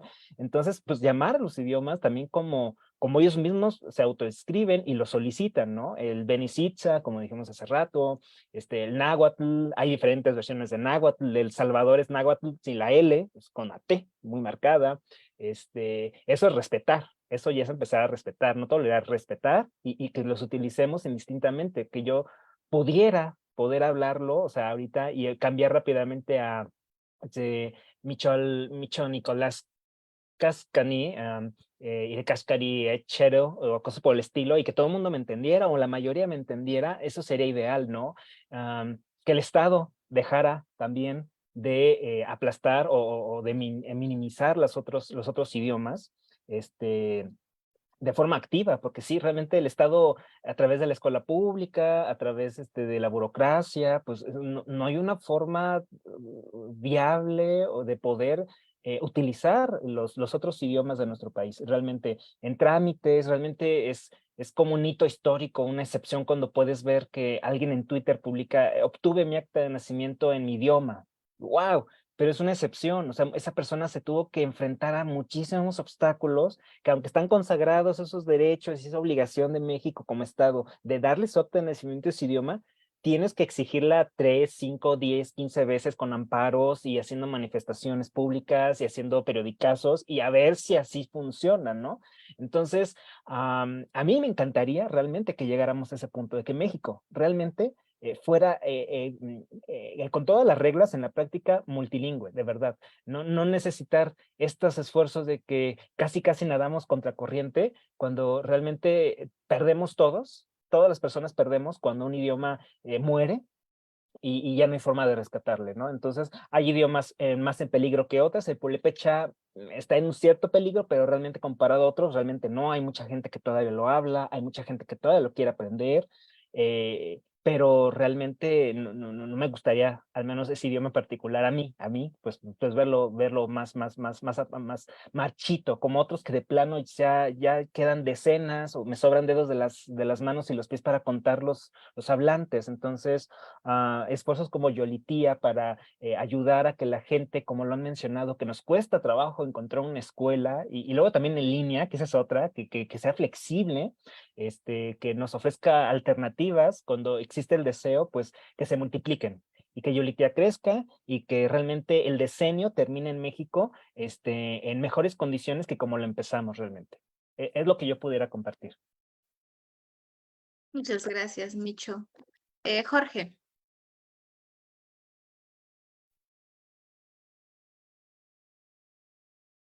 Bueno, en mi caso, creo que académicamente estoy obligado a aprender más, principalmente idiomas del país, porque pues soy de México, entonces cae en el ridiculismo, ¿no?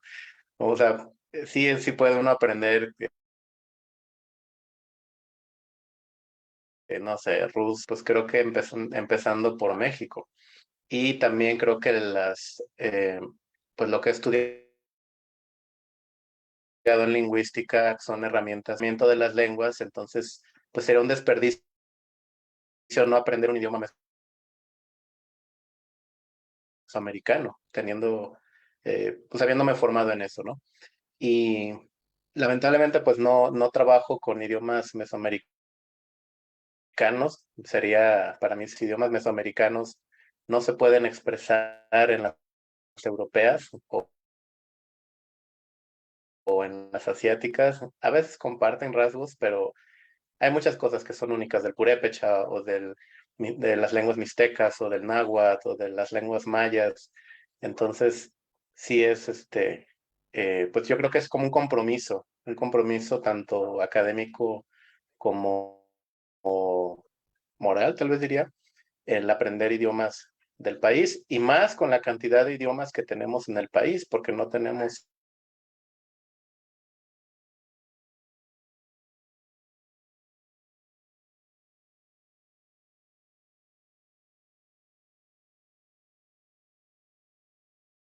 Bueno, creo que Jorge está experimentando problemas con su internet. O no sé si ustedes lo escuchan. No. Bueno, en lo que Jorge recupera su señal. Pues bueno, esta pregunta surgió precisamente porque una de lo que siempre hemos defendido en Yolitia es que se puede usar la lengua desde cualquier ámbito, ¿no? Desde lo que nosotros estemos haciendo, ¿no? Ya sea desde nosotros que estamos en el ámbito educativo, pero también desde la matemática, desde la química, ¿no? El chiste es precisamente buscarle, ¿no? Y también utilizar la creatividad para poder combinar estas dos cuestiones, ¿no? Y bueno, también un poco como estamos hablando acerca de, pues, de la historia de la colonia, me encontré hace unos días este libro que se llama, a ver si lo pueden ver. No, no lo pueden ver. Bueno, yo les digo, se llama Historia de los Pueblos Indígenas de México. Es me parece que es una serie de compilaciones que habla de todos los estados. Y bueno, este se llama Cautivos de Dios y este es bueno, tiene varios subtítulos y es de los cazadores recolectores de Baja California durante la colonia y está coordinado por Rosa Elba Rodríguez Tom. Y bueno, a propósito de que estábamos hablando precisamente de que pues las lenguas en un momento, bueno, durante la colonia pues se usaban más lenguas y que en qué momento se perdió. Quisiera leer un pedacito que viene aquí en la página 82 de un documento que que fue emitido en 1975 y dice así: Escuelas de Castellano y Provisión del Idioma Nativo en las Californias, 1975. Dice el rey, punto. Don Diego de Borica, a quien he nombrado por gobernador político de la península de las Californias en el distrito de mi Real Audiencia de Guadalajara. Enterado mi Consejo de Indias de las provincias que en representación desde el 7 de marzo de 1777 participó en mi Real Audiencia de Charcas, haber dado por el establecimiento de escuelas del idioma castellano en los pueblos de indios de su distrito, y de lo que en su inteligencia dijo mi fiscal, determinó que al tiempo de entregarse mis reales títulos a los gobernadores, corregidores o alcaldes mayores de aquellos mis dominios, se les previniese en despacho separado lo que deben ejecutar sobre el asunto. En consecuencia, os mando observéis puntualmente las reales cédulas expedidas por punto general el 10 de mayo de 1778. El 28 de noviembre de 1772 y 24 de noviembre de 1774 sobre el establecimiento de escuelas del idioma castellano en todos los pueblos de indios para que en ellas aprendan a leerle, escribirle y hablarle, prohibiéndoles usar su lengua nativa y señalando para ello maestros en quienes concurran la cristiandad, suficiencia y buena conducta que se requiere para tan útil y delicado ministerio, asignándoles el salario y disponiendo que en los conventos, en los monasterios y en todos los negocios judiciales, extrajudiciales y domésticos no se hable otra lengua que la castellana y que cuiden de ello las justicias, los prelados, amos o patrones de las casas. Fecho en Madrid el 23 de julio de 1793. Yo, el rey. Bueno, como les decía, este fragmento viene en este libro que se llama Historia de los Pueblos Indígenas. Y bueno, más adelante les compartiremos la foto y a ver si encontramos la liga, a ver si anda por ahí en internet. Pero bueno, pues como vemos, pues hay el intento de diezmar, de acabar con estas lenguas ha existido desde siempre. Jorge, ya te recuperamos para que concluyas lo que estabas diciendo. Sí. No, pues en pocas palabras, creo que al haber estudiado lingüística, pues hay muchos aspectos que solamente en las lenguas mesoamericanas se pueden explicar. Por ejemplo, bueno, esto no es solamente de los idiomas mesoamericanos, pero la ergatividad y la voz antipasiva, que son fenómenos muy comunes en las lenguas mayas, no las encuentra uno en francés o en alemán o en polaco. Entonces, hay muchas cosas que en lo que yo estudié, pues no lo voy a poder realmente entender hasta que tenga ejemplos reales. Y ejemplos reales, pues es aprendiendo idiomas donde sí sucedan ese tipo de fenómenos. y que es bastante interesante porque también, también uno se da cuenta de las diferentes cosmovisiones que cada lengua tiene. Esa es otra cosa, o sea, el idioma no es solamente, vaya, es solo el reflejo de la forma de pensar de las personas. Entonces, el limitarme a estudiar lingüística y solo sé francés, pues como que, pues no, o sea, es algo que no. Y aparte, como lo han mencionado también, en México no hay una lengua oficial y aunque lo hubiera, creo que de todas formas estudiaría muchos idiomas mesoamericanos, eso no me detendría. Pero aprovechando que no lo hay, pues eso da más libertad a que no debo de solamente darle lugar al español, o sea, está bien el español, no estoy en contra ni quiero que desaparezca, pero por qué no visualizar todas las demás lenguas que hay en el país? Aparte, gozamos con una riqueza lingüística, o sea, son más de 60 idiomas, entonces, pues es como decir, prefiero comer diario pizza. No, no quiero comer diario pizza. O sea, hay muchísima variación como para dejar todo lo demás que hay. Creo que, por ejemplo, hablando de comida, en lo gastronómico, pues es otro reflejo. ¿Cuánta variación gastronómica hay en el país? Y ese es un ejemplo claro de que las personas no ven las cosas de la misma manera en todo el mundo. Entonces, creo que estas oportunidades que nos ofrece Yolitía de tener los cursos en línea, de poder también tener las grabaciones en que no pude estar en esta clase, pero puedo recuperarlo. O sea, es realmente una muy buena oportunidad para poder conocer más a fondo toda la cosmovisión que hay en el país, ¿no? Y ojalá más adelante haya más y más idiomas. Estaría muy chido que hubiera más y más idiomas.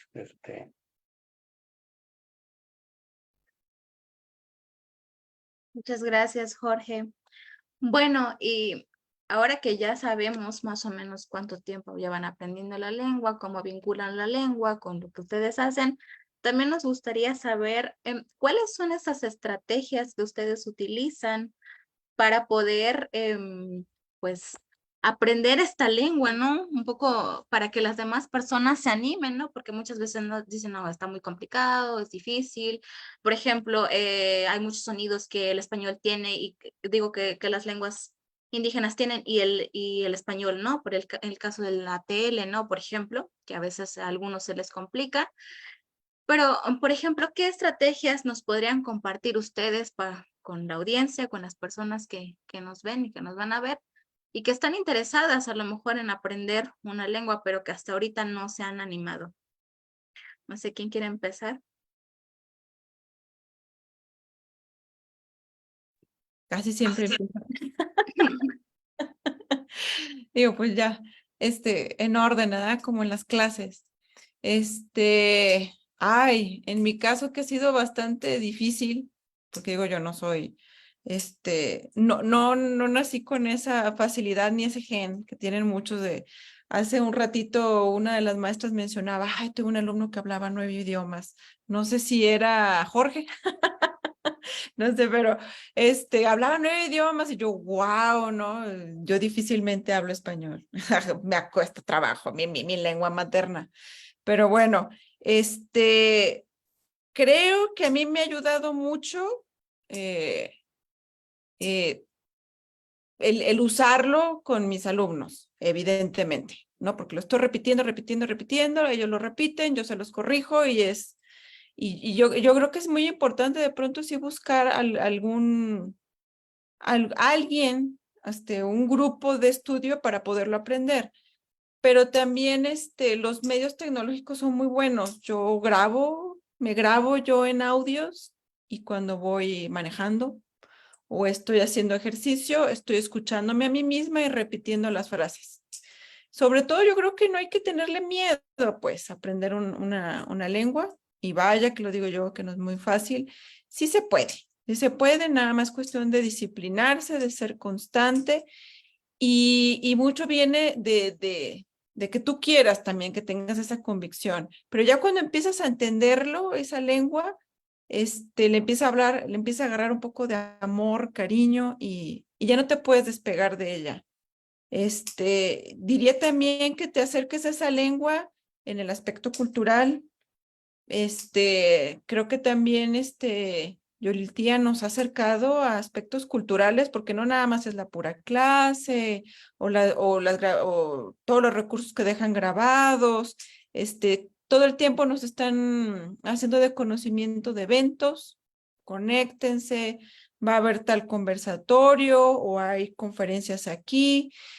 Me ha tocado que me han acercado incluso a poetas. Me tocó una charla con un poeta de Guerrero, eso también pienso que es muy importante, o incluso, no sé si algún día se dé, pero yo ya le dije a Victoria, no espero pisar Chicontepec, ir por allá y probar qué tanto he aprendido, pero sobre todo, no, que la gente no tenga miedo, o sea, que la gente se anime a aprender una lengua, se le va a abrir el panorama y el mundo de una manera grandiosa, fabulosa, va a conocer a mucha gente y va a entender incluso aspectos históricos.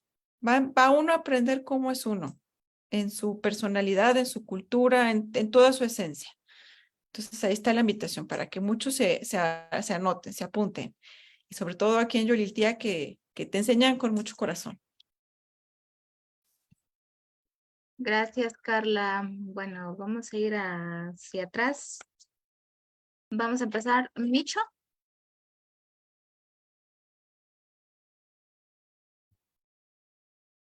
Micho, ¿estás ahí? Creo que puso un mensaje de que regresaba en 5 minutos. Ah, no lo vi. Bueno, a ver, Chichiki, ya que estás ahí. Bueno, pues prácticamente como todo, repasar las clases es una gran herramienta que podamos ver las clases las veces que nosotros queramos. Entonces, pues en las dudas que tenemos, pues sí, verlas y verlas hasta que se logre entender, ¿no? Yo me apoyo mucho de los, ¿cómo se llaman? Donde vienen todas las palabras. Varias palabras y significados. Se me fue la... ¿Vocabulario? Vocabulario, sí, sí, me acomodo mucho.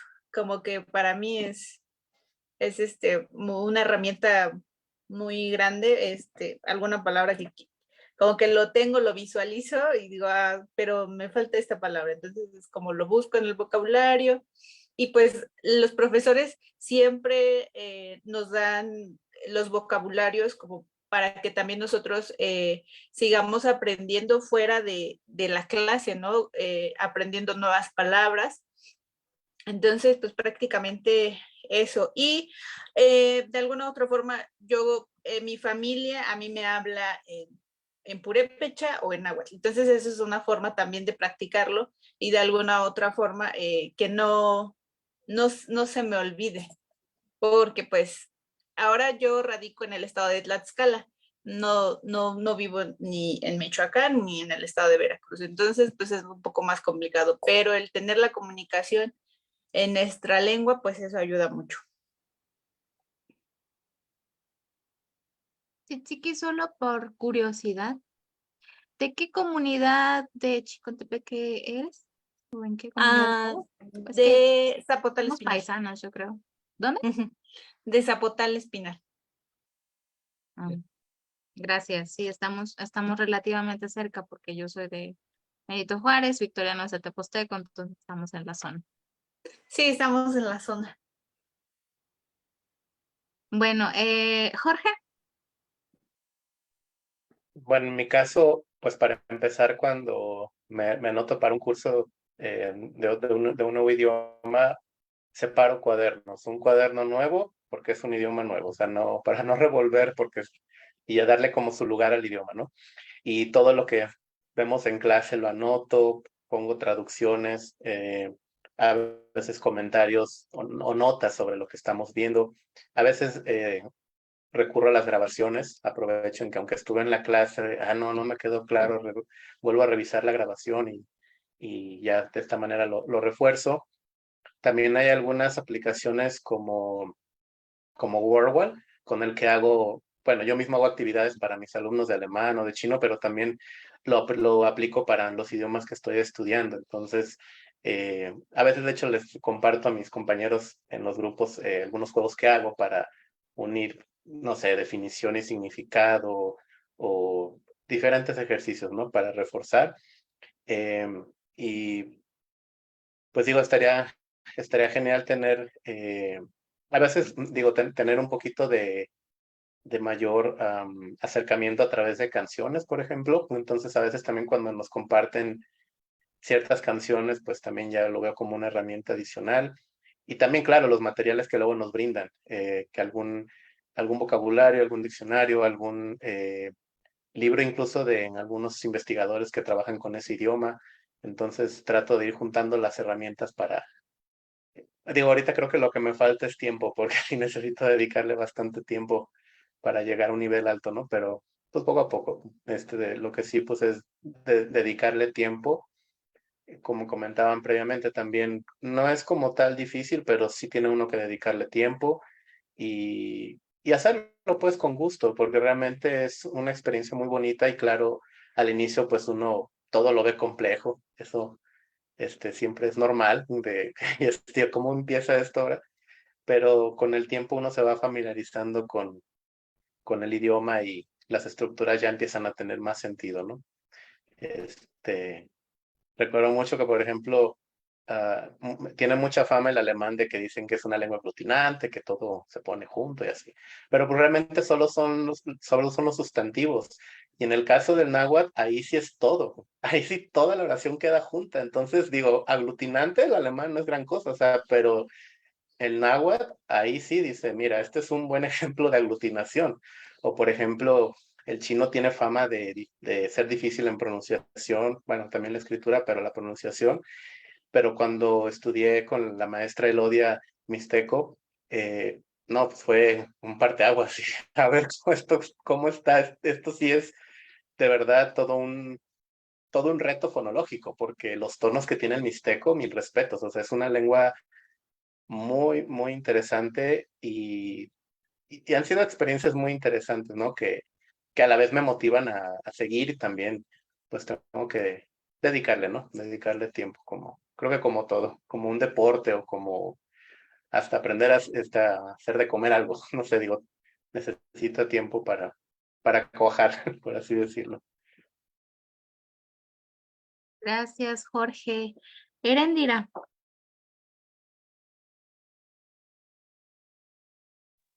A ver si no se me corta. Si se me corta, ahorita le sigo. Pues en mi caso, pues como soy ingeniero, soy muy cuadrada. Y entonces, busco sobre todo ver lo de las, estructuras y que todo tenga sentido, que esté bien construida la frase.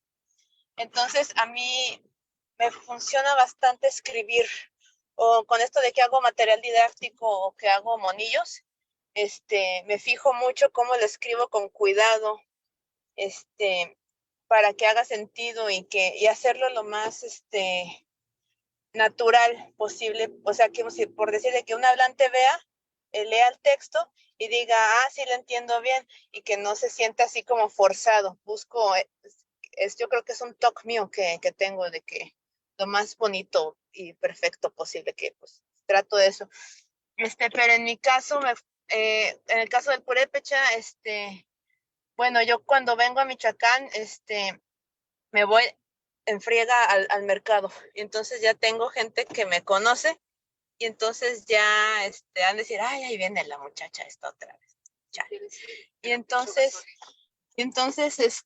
pues ya me hablan, busco hacer todo mi pedido en purépecha.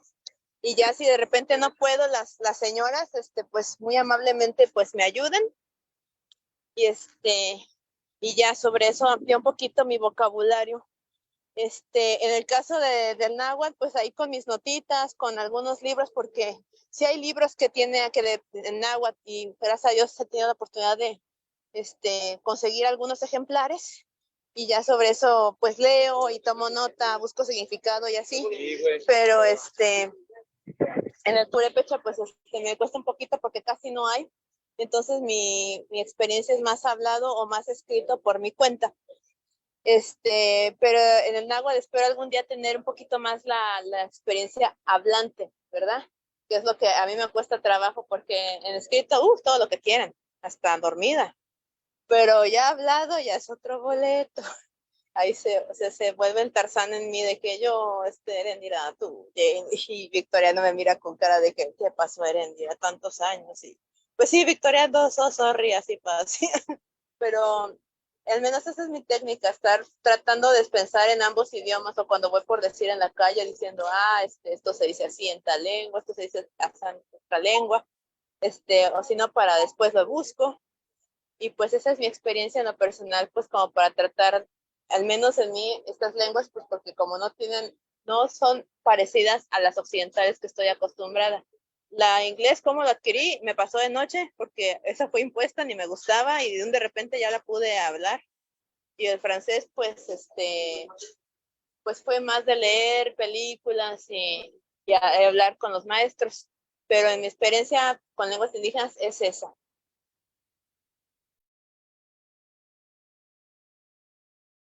Muchas gracias, Micho.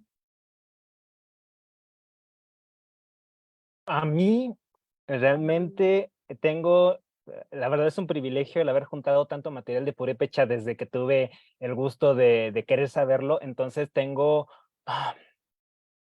al menos en escrito, varios materiales. Por ejemplo, en Michoacán, La Voz de Michoacán, valga la redundancia, sacaba hace varios años, no sé si todavía siga la costumbre de publicar al menos una hoja del periódico en la sección de cultura, me parece, Purépecha Jimbo, o sea, la hoja de Purépecha. Era una sola página de todo el periódico dedicado a este idioma, entonces tengo mi colección de todas las entradas de varios años. Ahí está en mi biblioteca, de diccionarios, de libros que me he hecho. Ya les enseñé uno de ellos. Por fortuna también han empezado a aparecer ya más materiales en internet para poder seguirlo practicando o seguirlo estudiando. Algunas ya otras profesoras, Nana Licha, o sea, están ya publicando más cosas en internet. Y profesoras, no he encontrado profesores, pues sí dije Nanay, no, tata. Entonces, eso también me ha ayudado. De hecho, creo que la semana pasada empecé a descubrir unos videos de otra profesora que estaba enseñando, y entonces ahí también dije, voy a repasar, ¿no? ¿Qué otras cosas? También ya uno puede encontrar, por ejemplo, Piracoahecha en internet, en YouTube. Entonces también ahí luego puedes repasar un poquito algunas palabras, puedes repasar o aprender algunas canciones, eso también ayuda. Aquí mi problema es de que, pues, como yo estoy en Ciudad de México, está, ¿cómo se diría esa? Gintescani Echeriru, o sea, yo estoy aquí en la Ciudad de México, significa pues que pues aquí es difícil encontrar a personas que lo hablen o que admitan que lo hablan, porque seguramente hay más de una persona que sí sabe purépecha, pero no lo dice porque pues ya saben, discriminación lingüística, ¿no? Entonces, ¿para qué lo comento? Entonces, y más todavía yo que sigo guardándome en casa, o sea, yo no tengo vida social presencial porque sigue siendo riesgoso contagiarse de COVID. Es muy mala idea contagiarse de COVID repetidas veces, entonces yo sigo guardadito en casa. Entonces, pues es más difícil todavía, como otros compañeros que han dicho que pues lo han podido practicar en el mercado o con algunas personas cercanas si están en las comunidades. Yo no, yo estoy en la capital de la República.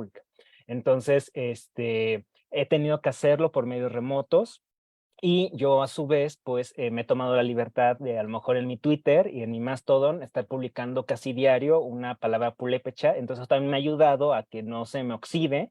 Entonces sí, estoy aprendiendo al menos una palabra diaria. Ahorita publiqué piluán, que es hilar, o hacer hilo, la lana o los tejidos, y ya. Y lo que me gusta del purépecha es que con aprenderte las raíces o aprenderte un buen número de verbos, eso ya es como la materia prima para que te puedas hacer los sustantivos y puedas hacer las personas que se dedican a eso, y puedas inclusive ya empezar a leer otros textos y poder ya, quizás, bueno, no soy nivel avanzado, pero ya entiendo que el texto me está diciendo, no sé, algo de cocinar, o me está hablando algo de matemáticas, o me está hablando algo de biología, ¿no?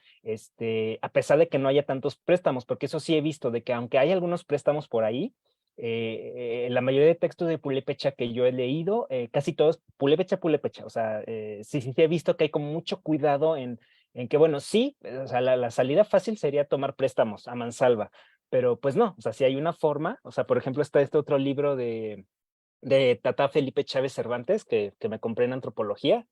Entonces, aquí también vienen muchos, por ejemplo, de geógrafo, geografía, que yo decía, ¿cómo se dice geógrafo, geografía sin tener que decir geografía alícata? O sea, así se dice, o es el dicho, ¿no? En Castilla Jimbo, no, sino buscar una forma de decirlo en mismo purépecha, tal vez no sea la correcta. Igual yo, que el 23 de julio pasado fue el Día de las Personas Profesionistas en Purépecha y lo compartí en mi grupo en el grupo de WhatsApp del grupo, ¿no? De Yolitía, de Pulépecha, pues publiqué, ¿no? Mi publicidad que puse de, bueno, pues, Julitia, Juliaticua, México,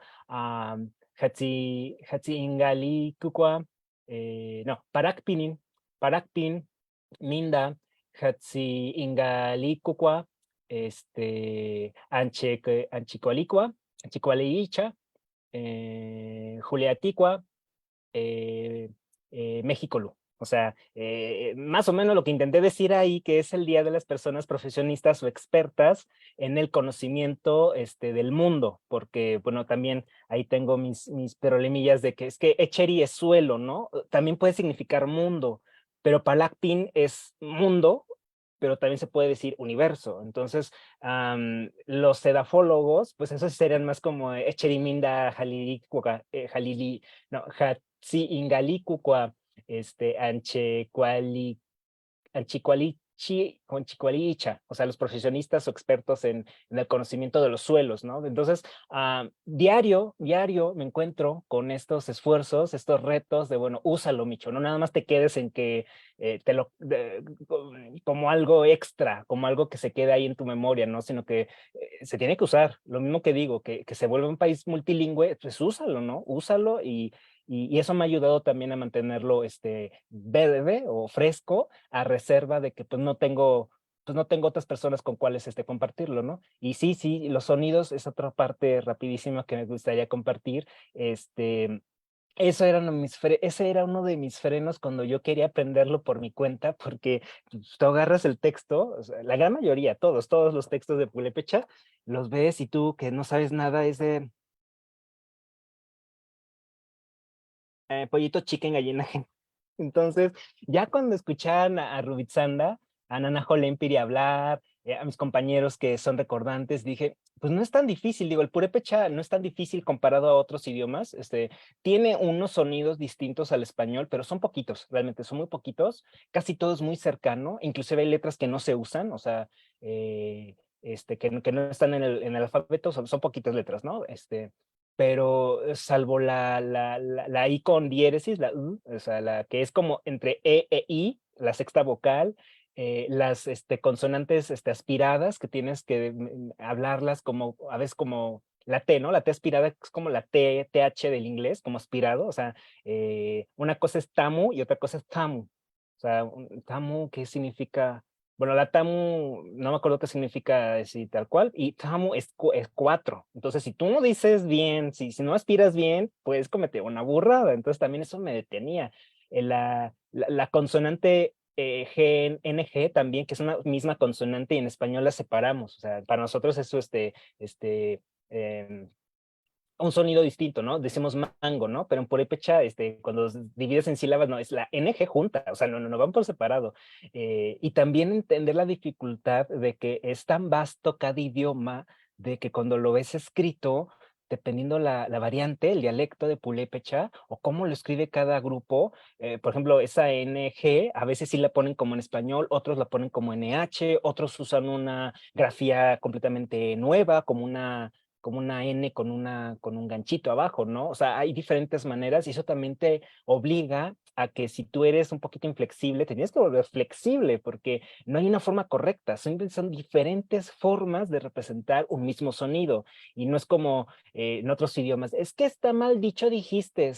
Pues no, se habla y ya, o sea, sin purépecha también a veces me ha tocado con los vocabularios, ¿no? Algunas palabras que es, no sé, una sílaba es con I y en otra región es con E, pues no cambia el significado, simplemente es la misma palabra, pero dicha de diferente forma, y ya, o sea, no lo hace inteligible entre mismos purépechas. De hecho es orgullo, tengo entendido de que hablando, escuchándose, saben perfectamente bien de qué comunidad vienen. Entonces, eso es fantástico, como geógrafo a mí me fascina. Entonces, esos son mis puntos de contacto con estas dificultades de cómo hablante de español, con esos sonidos y cómo lo puedo practicar pues, en este momento y en estas condiciones particulares.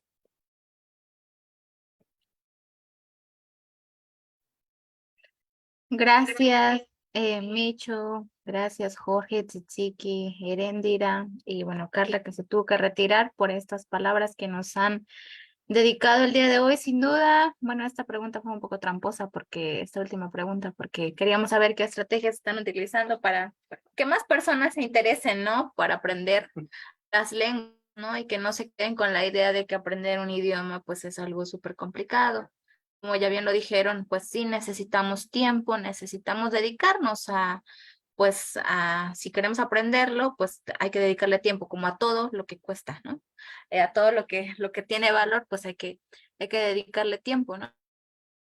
Bueno, ya para ir cerrando, queríamos ver si nos pueden dejar una invitación a las personas a que se inscriban en lo que ustedes quieran decir en este espacio. ¿Quién quiere comenzar?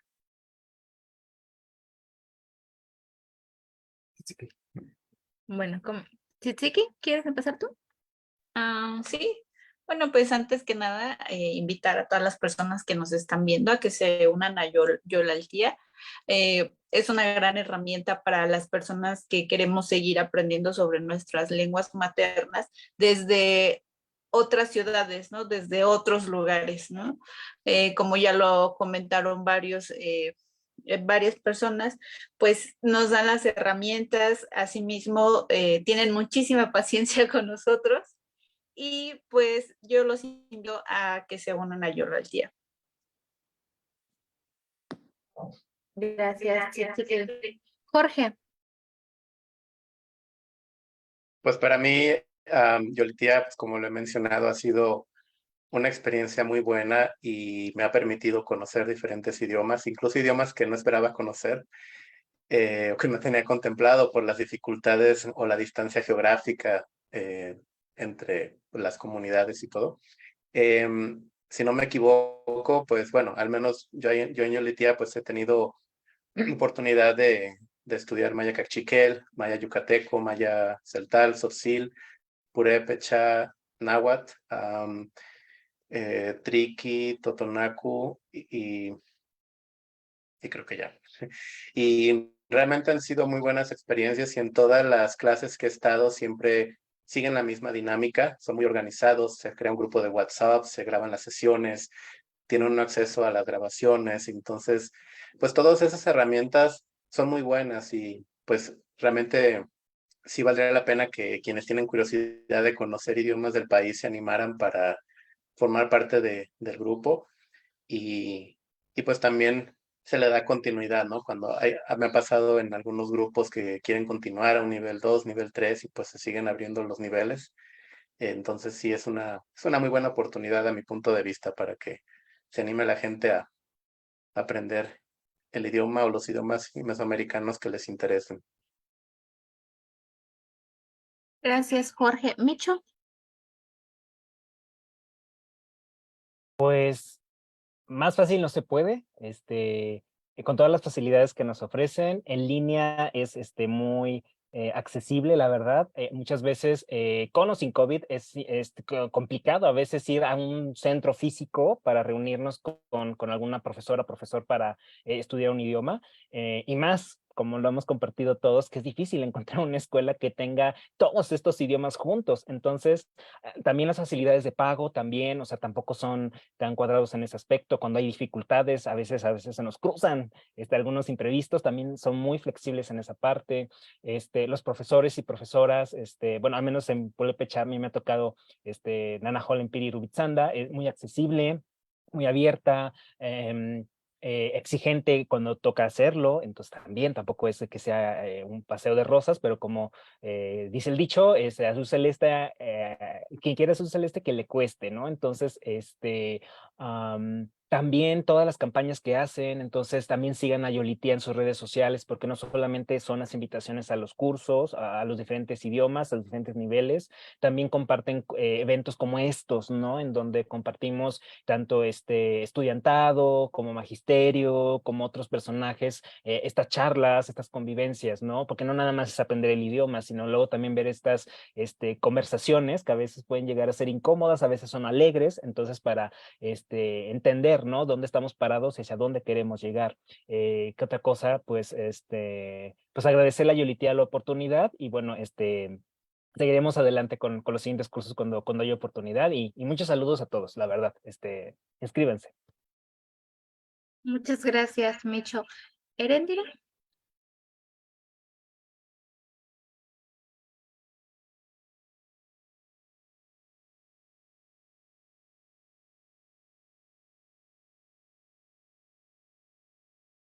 Creo que no nos escucha. Sí, bueno. Perfecto. ¿Ya me escuchó? Bueno, pues pues nada, que Yolitia pues es un lugar muy didáctico para aprender estas lenguas originarias. No tengo el gusto de conocer a los otros maestros, pero si son como Victoriano de pacientes y muy didácticos y muy pedagógicos, no, hombre, van a volar. No sean como yo, por favor, que ando ahí batallando, pero estoy segura que sí van a poder con las facilidades que ya los compañeros ya comentaron. Y también, pues también que no se les olvide que México no solamente es Cancún, tequila, fiesta,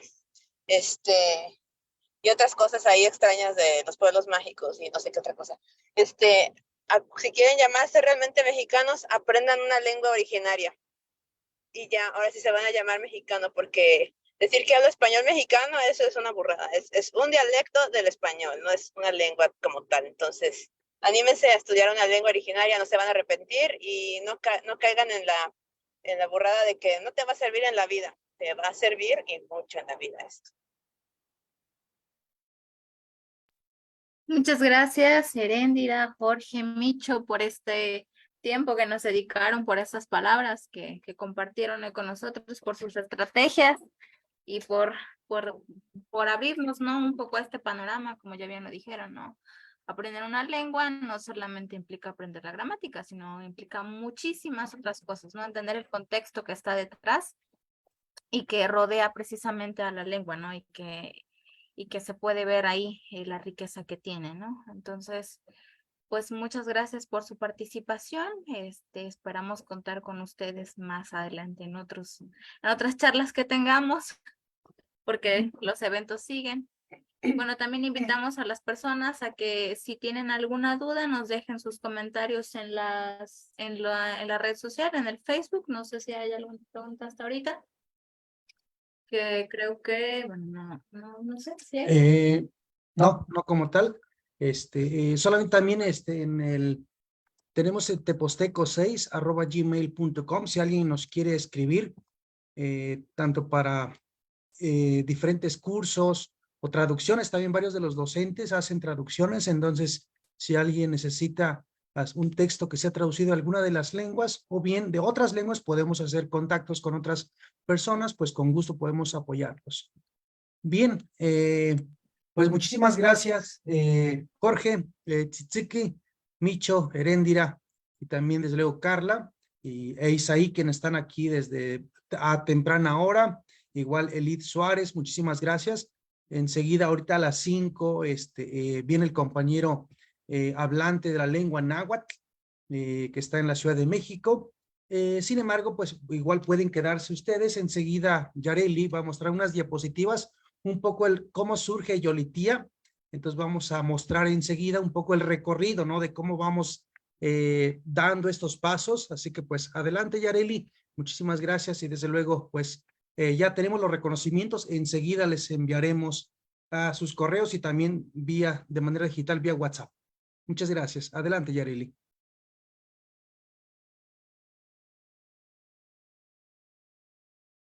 Bueno, pues gracias por el espacio. Bueno, me siento muy contenta de compartir este recorrido que hemos tenido con Yolitia Ya son 2 años, el primer curso se dio el 10 de julio, empezamos con la lengua mapudungún y después inmediatamente surgió el curso de náhuatl el mismo día y a los 15 días el de maya yucateco y después el curso de tzotzil. Esas 3 lenguas fueron las que empezaron. Y bueno, Yolitía, el nombre completo es Centro de Lenguas, Yolitía Centro de Lenguas Indoamericanas. Bueno, ¿cómo surge? Bueno, esta fue una idea del director, que lo tenemos aquí, que es el maestro Victoriano de la Cruz Cruz, pero surgió también a partir de, pues que se dieron cuenta, bueno, que él se dio cuenta y de que había muchos vacíos, ¿no? Como también lo estuvimos comentando hace rato en el panel con los maestros, que había pocos espacios para aprender las lenguas indígenas, ¿no? Y a veces pues no había, el curso estaba limitado, por ejemplo, a personas que estaban en una universidad, porque se ofrecían dentro de una universidad, o porque estaba limitado por edad, ¿no? Había algunas restricciones. Otra de las situaciones fue que había pocos materiales, o que sigue habiendo pocos materiales, y que están estos en construcción. Aquí recuerdo también las palabras del maestro Vicente Canchemó, que es el maestro de maya yucateco, que él decía que a veces nosotros nos encontramos con materiales que están en la red, pero que esos materiales pues no están supervisados por una persona y que lo que sucede ahí es que estamos trabajando con un material que no está bien hecho, ¿no? Entonces, una de las ventajas de Yolitía es que precisamente los maestros van creando sus propios materiales y bueno, pues ellos les dan seguimiento, ¿no? Y otro de los obstáculos en la enseñanza de las lenguas indígenas son, como ya también lo sabemos, los obstáculos geográficos, porque a veces alguna persona que a lo mejor quisiera aprender náhuatl, pero vivía en el otro lado del mundo o en otra región donde las clases solamente se daban de manera presencial, pues no iba a poder aprender la lengua, ¿no? Entonces, un poco pues para paliar esta situación fue que surgió Yolitía. Bueno, y estas 3 situaciones quedan como resultado, ¿no? Bueno, pues una, que cuando se dejan de enseñar las lenguas hay desplazamiento lingüístico y también hay fracturas étnicas, ¿no? ¿Por qué? Porque los hablantes ya no se sienten identificados, las personas ya no continúan hablando la lengua y esto pues ocasiona muchas fracturas dentro de una comunidad, ¿no? Y también causa que las personas no se sientan identificadas con su región, que sientan alguna lejanía hasta a veces con su misma familia, ¿no? Y entonces también nos gustaría recuperar estas palabras de la directora general de la UNESCO, que dice que de promedio cada 2 semanas desaparece una lengua en el mundo y con ella un pedazo de la historia humana y de nuestro patrimonio cultural e intelectual, ¿no? Es decir, que cuando perdemos una lengua, no solamente perdemos la lengua en sí, sino mucho de lo que hay detrás, ¿no? Que es la cultura, como ya veíamos hace rato, esta cosmovisión, esta forma de expresar el mundo, ¿no? Porque hay cosas que solamente se pueden aprender en esa lengua y que solamente se pueden aprender en el entorno donde se habla esa lengua. Ahí. Bueno. Ahí. Bueno, entonces, ¿cuáles han sido los objetivos de Yolitía? Bueno, nosotros somos un centro virtual de enseñanza-aprendizaje de las lenguas indoamericanas como primera y como segunda lengua. Y bueno, los objetivos con los que trabajamos principalmente son 3. Uno son difundir las lenguas de los pueblos de la náhuatl. La segunda es fortalecer la enseñanza de las lenguas indígenas a través de cursos virtuales y otras acciones como presentaciones de libros, foros, charlas y traducciones, como ya lo dijeron hace rato. Y bueno, otro de los objetivos es acercar a la población no hablante de las lenguas indígenas a través de plataformas digitales como Facebook, Instagram, Twitter y YouTube, ¿no? Ahí constantemente estamos nosotros creando material y subiendo pues el contenido que creamos para que las personas pues puedan acceder a él y que más personas sepan que existen las lenguas, ¿no? Y cuáles son también las lenguas que se hablan en México y en otras latitudes. Bueno, ¿quiénes integran ICELI? Están por orden de integración Tenemos aquí a mi lado izquierdo, que seguramente para ustedes es el derecho, pues el maestro Victoriano de la Cruz Cruz, que él es el titular de la lengua náhuatl. Después se integró el maestro Vicente Canchemó, que él es el titular de la lengua mayatano, maya yucateco. El doctor José Alfredo López, que él imparte la lengua Batchicop o el Tzotzil. Hace rato estuvimos platicando con la maestra Rubí Huerta Norberto, que ella imparte la lengua purépecha. También tenemos a la maestra Elodia Ramírez Pérez, que es la titular de Tunsavi. También tenemos a la maestra Cecilia Tuyuk Uz, que ella imparte la lengua caxquel. También hace rato platicamos con la licenciada Inés Gómez Santis, que imparte la lengua tzeltal. También está la maestra Angélica Silva Aguilar, que imparte la lengua purépecha. El maestro Eladio López Espinosa, que imparte la lengua triqui. Y el maestro José López Tirso, que imparte la lengua tutunacú. Y bueno, a todos ellos les mandamos pues un saludo. Y pues son quienes integran la familia Yolitía. Bueno, esta diapositiva nada más es ilustrativa, es para dar a conocer pues el lugar donde viven los maestros, ¿no? Y bueno, ellos imparten la lengua desde sus territorios, desde sus comunidades, y ellos se conectan desde donde están y imparten la clase. Bueno, esta diapositiva que tenemos aquí es, pues más que nada, lo que intenta es mostrar cómo se fueron integrando las diferentes lenguas pues a Yolitía. De manera formal, Yolitía empezó el 10 de julio del 2021. Como les dije, el primer curso fue de la lengua mapudungún. Ahí mismo, ese mismo día, se impartió el curso de la lengua náhuatl. Posteriormente vino el curso de la lengua maya yucateco. Posteriormente se integró el maestro de Tzotzil. Después fue el curso de purépecha, después el de Tunsavi, posteriormente el de maya caxquel. Aquí hicimos un evento. Después siguió, se integró la lengua tzeltal, posteriormente la lengua triqui. Y bueno, tuvimos otro evento virtual que también duró mucho tiempo, como 8 horas. Y bueno, la lengua más reciente con la que estamos trabajando, pues es la lengua tutunacú, ¿no? O sea, aquí solamente mostramos los primeros cursos de cada lengua, pero entre lenguas, o sea, entre cada curso hay otros cursos que se han impartido, pero ya son de nivel 2, de nivel 3 y de nivel 4. Afortunadamente, pues, por ejemplo, en la lengua purépecha, el nivel más alto es el de purépecha 4 y el de náhuatl se ya va muy avanzado, que va en el nivel 9, ¿no? Entonces, como les digo, así, aquí solamente mostramos un panorama general, no están todos los cursos así, pero solamente mostramos los primeros cursos.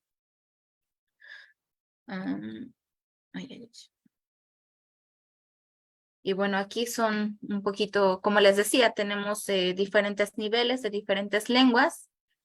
Y bueno, aquí están algunos de los estudiantes que han participado en estos cursos, ¿no? Y bueno, una cosa curiosa es que, por ejemplo, el primer día, cuando se abrió el curso de la lengua purépecha, por ejemplo, la convocatoria fue tal que tuvimos que abrir 2 grupos, ¿no? Y estos alumnos que están aquí forman parte del primer grupo, que es donde está Micho, ahí lo pudimos conocer. Y bueno, después esos alumnos siguieron, ¿no? ¿Quiénes integran o quiénes se inscriben a los cursos de Yolitía? Bueno, tenemos de diferentes edades, alumnos de diferentes edades. Tenemos desde niños, tenemos adultos y adultos mayores, ¿no? Y eso también, pues, está muy bien, pero también implica un reto, ¿no? Porque cada grupo necesita forzosamente una atención especial, ¿no? También tenemos alumnos nacionales y extranjeros, y aquí también está el otro reto, ¿no? Porque hay alumnos nacionales que viven dentro de la comunidad y hay otros que no están dentro de la comunidad, ¿no? Y que al igual que los extranjeros no conocen pues el contexto que rodea a la lengua, ¿no? Y bueno, esta parte no la voy a tocar tanto, pero más que nada, como les decía al principio, en Yolitie se enseñan las lenguas como primera y como segunda lengua. Y a veces las personas que ya tienen, que tienen la lengua que están reforzando como primera lengua, resulta que a lo mejor tienen a lo mejor lo que necesitan reforzar es que la escritura, por ejemplo, ¿no? Que es regularmente lo que buscan. Entonces, estos son los alumnos que llegan a Yolitia y con los que estamos trabajando. También hay alumnos de diferentes partes del mundo, ¿no? Tanto nacionales como extranjeros. Tenemos alumnos de Estados Unidos, de Rusia, tenemos de Chile, Alemania. de Alemania, de Suiza. Bueno, no recuerdo exactamente todos los países, pero sí hay de muchos lugares, ¿no? Y eso pues nos llena de mucho orgullo y también nos da, pues, significa que hay más personas que están interesadas por aprender la lengua, ¿no? Y eso, pues, nos hace sentir muy bien y bueno, pues esto es lo que queríamos compartir con ustedes, que gracias a ustedes pudimos llegar a estos 2 años y esperamos que pues más lenguas se integren y que haya más personas interesadas, ¿no? En aprender estas lenguas que estamos impartiendo y que si conocen a alguna persona que habla alguna lengua que todavía no se imparte en Yolitia, pues también las puertas de Yolitia están abiertas a las plataformas para que quien quiera pues dar alguna clase de alguna lengua, pues puede hacerlo. Y bueno, pues Tlaxcamati, Paxcacatzini, Chaltumay, Huacolabal, Nibolal, Tashaushin y Colabal. Muchas gracias. Muchas gracias, Yareli, por mostrarnos este breve recorrido, un poco de cómo surge Yolitia y las fases en que se encuentran. Desde luego, algunos cursos están mucho más avanzados, digamos, en cuanto a la imagen, ¿no?, que presentaste, y solamente es como mostrar algunas fotos, ¿no? Sin embargo, pues ya están en diferentes grados de avance, ¿no? Y me da gusto que es ahí Cervantes, que más tarde va a estar presentando un poco también la presencia del náhuatl, pero en el extranjero. Por ahí en la mañana, al mediodía, Abelardo de la Cruz, él estaba mostrándonos un poco también de la enseñanza. Dice que en otras universidades en Estados Unidos pues tienen ya de manera obligatoria o curricular pues la enseñanza del náhuatl, ¿sí? En diferentes instituciones en Estados Unidos, ¿no? Acá en México es un poco más complicado desconocer. Yo seguramente habrá poca sensibilidad política, institucional, para que estas currículas también se reflejen ahí, ¿no? Digamos, las lenguas indoamericanas. Ya hay algunas instituciones que empiezan a formar parte de su currícula y eso nos da gusto, pero sí, desde luego, todas las universidades, tanto públicas como privadas, tendrían que llevarlas a cabo porque pues la sociedad al final de cuentas hay que mostrarles esta riqueza que tiene las diferentes lenguas nacionales y extranjeras, ¿no? También, sin embargo, pues en nuestro territorio estamos en contacto cara a cara constantemente los diferentes puntos, pues hablantes de estas lenguas que estamos abordando y otras que faltan por ahí para dar a conocer y socializar, ¿no? Lo mencionaban también, hay diferentes situaciones el uso de la lengua, algunas están mucho más en peligro, otras tienen mayor vitalidad, vamos a llamarle así. Sin embargo, pues el riesgo está latente y pues queremos también hacer acciones positivas para que estas lenguas permanezcan y sin duda pues estén presentes en el 2100, en el 2200, en el año posteriores, desde años posteriores se escuche estas lenguas, desde luego. Pues bien, ya se está conectando el maestro Iván León Javier. Él nos estará acompañando en los siguientes 40 minutos y posteriormente va a estar Esaí Cervantes dándonos su conferencia. Así que pues voy a leer la semblanza del mi estimado amigo nahuablante, nahuatlaca, Iván León Javier. Así que pues voy a darle lectura a su semblanza. Iván León Javier es director de políticas lingüísticas del Instituto Nacional de Lenguas Indígenas, INALI. miembro del pueblo náhuatl y hablante de la lengua náhuatl. Es originario de Acatlán, Chilapa de Álvarez, en el estado de Guerrero. Es especialista de la diversidad de las lenguas originarias, derechos lingüísticos y conocedor de la realidad sociolingüística de los pueblos indígenas de México. Además, es poeta, traductor certificado náhuatl español, editor, corrector de estilo, promotor y profesor del idioma náhuatl como segunda lengua. Desde el 2014 se ha desempeñado como servidor público en el Instituto Nacional de Lenguas Indígenas, INALI. En el área de investigación de dicho instituto, ha sido jefe de adaptación de materiales, subdirector y coordinador de investigación básica. Estudió el posgrado en lingüística indoamericana en el CIESAS, Ciudad de México, y la licenciatura en educación indígena por la Universidad Pedagógica Nacional, Unidad Ajusco, Ciudad de México. Del 2000 al 2010 laboró como profesor bilingüe en el estado de Guerrero. En dicho periodo fue asesor técnico pedagógico y director escolar de organización completa en educación primaria indígena. En el campo de la educación de nivel superior colaboró del 2008 al 2011 como diseñador curricular y profesor frente a grupo en la Universidad Intercultural de los Pueblos del Sur, UNISUR, donde trabajó con los pueblos afroguerrerense, Ñusabi, Chabón-Mepa, Ñondá y Náhuatl. Desde el abril del 2021 es director de políticas lingüísticas del Instituto Nacional de Lenguas Indígenas y actualmente promueve el Plan de Acción de México en el marco del Diseño Internacional de las Lenguas Indígenas DILI 2022-2032. Impulsa bajo el principio de la centralidad de los pueblos indígenas proyectos como la planificación lingüística comunitaria, la institucionalización de las lenguas indígenas, paisaje lingüístico, renovando voces con infancias y juventudes, jornadas nacionales para la reconstrucción lingüística, enseñanza, aprendizaje de las lenguas indígenas como L2, congresos de normas de escritura de lenguas originarias, conocimiento de la lengua indígena como elemento de mérito en la administración pública federal, declaratoria de ciudades multilingües, promotorías lingüísticas y portavoces o guardianes de la palabra, entre otros.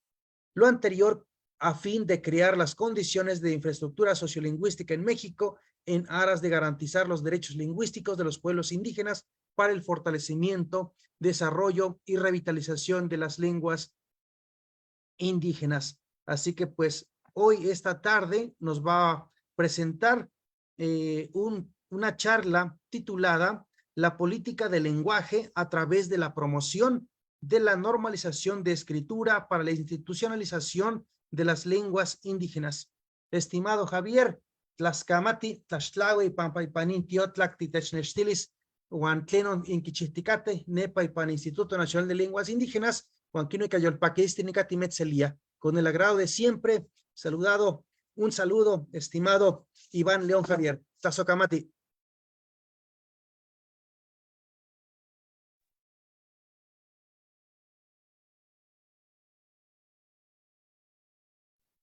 Timetzyol Tlazocamatilia Chime, Timetzyol Tlazpalohuayca Noche Noyolo.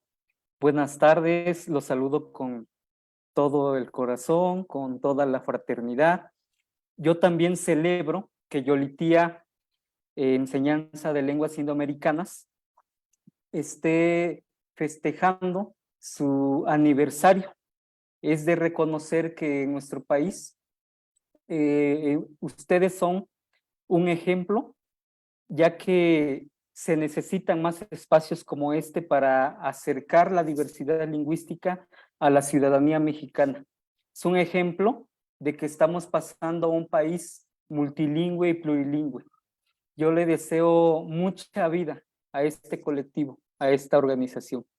Como ya bien se ha dicho, me llamo Iván León, actualmente estoy trabajando en el INALI, en la Dirección de Políticas Lingüísticas, un área que presido. Y vamos a platicar acerca de la política del lenguaje a través de la promoción de la normalización de escritura para la institucionalización de lenguas indígenas. Me gustaría que fuera una charla, ojalá podamos tener varios cibernautas que se animen a preguntar, a comentar. Eso me daría mucho gusto. Bien, la presentación tiene básicamente 3 apartados sobre políticas del lenguaje, sobre las normas de estrategia, las normas de escritura como una estrategia para la institucionalización y particularmente sobre lo que tiene que ver con la institucionalización de las lenguas indígenas en nuestro país. Bien, voy aquí a platicar a grandes rasgos sobre algunos tipos de políticas lingüísticas, de algunos elementos relevantes que caracterizan a políticas lingüísticas que se han documentado en el mundo. De abajo hacia arriba podemos notar que hay políticas del lenguaje que se orientan a la represión, a acabar con la diversidad, a borrar la diversidad. Y ese tipo de políticas se esfuerzan para eliminar, para erradicar las lenguas minorizadas. E incluso se destina presupuestos para que así sea, para que se elimine la diversidad. En nuestro país, si hacemos memoria histórica, hemos pasado por ese tipo de políticas lingüísticas. Justo cuando se crea la SEP en 1921, la política del lenguaje era distinta. Era castellanizar, era eliminar la diversidad, borrar los diversos rostros de nuestro país. Y bueno, hay otro tipo de políticas que son nulas. En esta se caracteriza por la ausencia significativa de políticas que reconocen las lenguas minorizadas o las variedades lingüísticas. Otro tipo de políticas son las que se orientan hacia las prohibiciones legales, restringen el uso de idiomas minoritarios y minorizadas. Otro tipo es las que se orientan a la tolerancia, o sea, sí respetamos, reconocemos, pero hay una notable ausencia de intervención estatal en la vida lingüística de la comunidad minorizada y minoritaria. Otro tipo es la que se orienta hacia la conveniencia, es decir, este tipo de políticas no pretende expandir el uso del idioma minorizado o minoritario, sino que generalmente se usa solo para trabajarlas a corto plazo y hasta ahí. Y bueno, una de las que tiene, digamos, mayores elementos para promover la diversidad es la que se orienta a la promoción. En este tipo de políticas, el gobierno o estado o agencia asigna recursos y presupuestos amplios, considerables, para apoyar el uso de las lenguas indígenas, de las lenguas minorizadas, de las lenguas minoritarias. En nuestro país, desde el INALI, se ha digamos, dividido esto para dar una mayor atención a toda la diversidad lingüística de nuestro país. Y podemos ver ahí en el mapa que hacia el norte está la región, válgame la redundancia, norte. Lo que está en verde es la región Bajío, Occidente Pacífico, perdón. La parte que está en color morado o lila es la centro Huasteca Golfo y la parte sureña, Pacífico Sur, y el que está en un color como turquesa o agua verde o verde agua es la región sureste o del Mayab. De esta manera, las 68 agrupaciones lingüísticas se están trabajando en todo nuestro país a través de diversos proyectos. Esto va a depender del grado de riesgo de la agrupación lingüística. Sabemos que 31 están en riesgo y 37 están amenazadas. Entonces, las 68 agrupaciones lingüísticas de alguna manera corren el riesgo de desplazarse a mediano y largo plazo. Por lo que tenemos que hacer sinergias, sumar esfuerzos, no solo desde el gobierno, no solo desde el Estado, sino también desde las acciones comunitarias, desde las organizaciones civiles, desde los colectivos y juntos y de la mano hacer sinergias para revitalizar la lengua, desarrollarla, preservarla, promoverla, etc. Entonces, en ese sentido, nuestro país está compuesto por estas 5 regiones etnolingüísticas y estamos trabajando con distintos proyectos en el país. Entonces, se requieren para trabajar las diversas lenguas, políticas lingüísticas transversales, es decir, se piensa que solamente el INALI es la que le toca hacer algo por la diversidad, pero este tema de las lenguas, de la diversidad lingüística y cultural, es un tema que le atañe al Estado mexicano, es decir, todas sus dependencias, todas sus instituciones tendrían que estar programando en su programa anual diversas acciones o actividades relacionadas con el desarrollo, la preservación, la revitalización de las lenguas indígenas, en este caso, que es la materia que nos ocupa.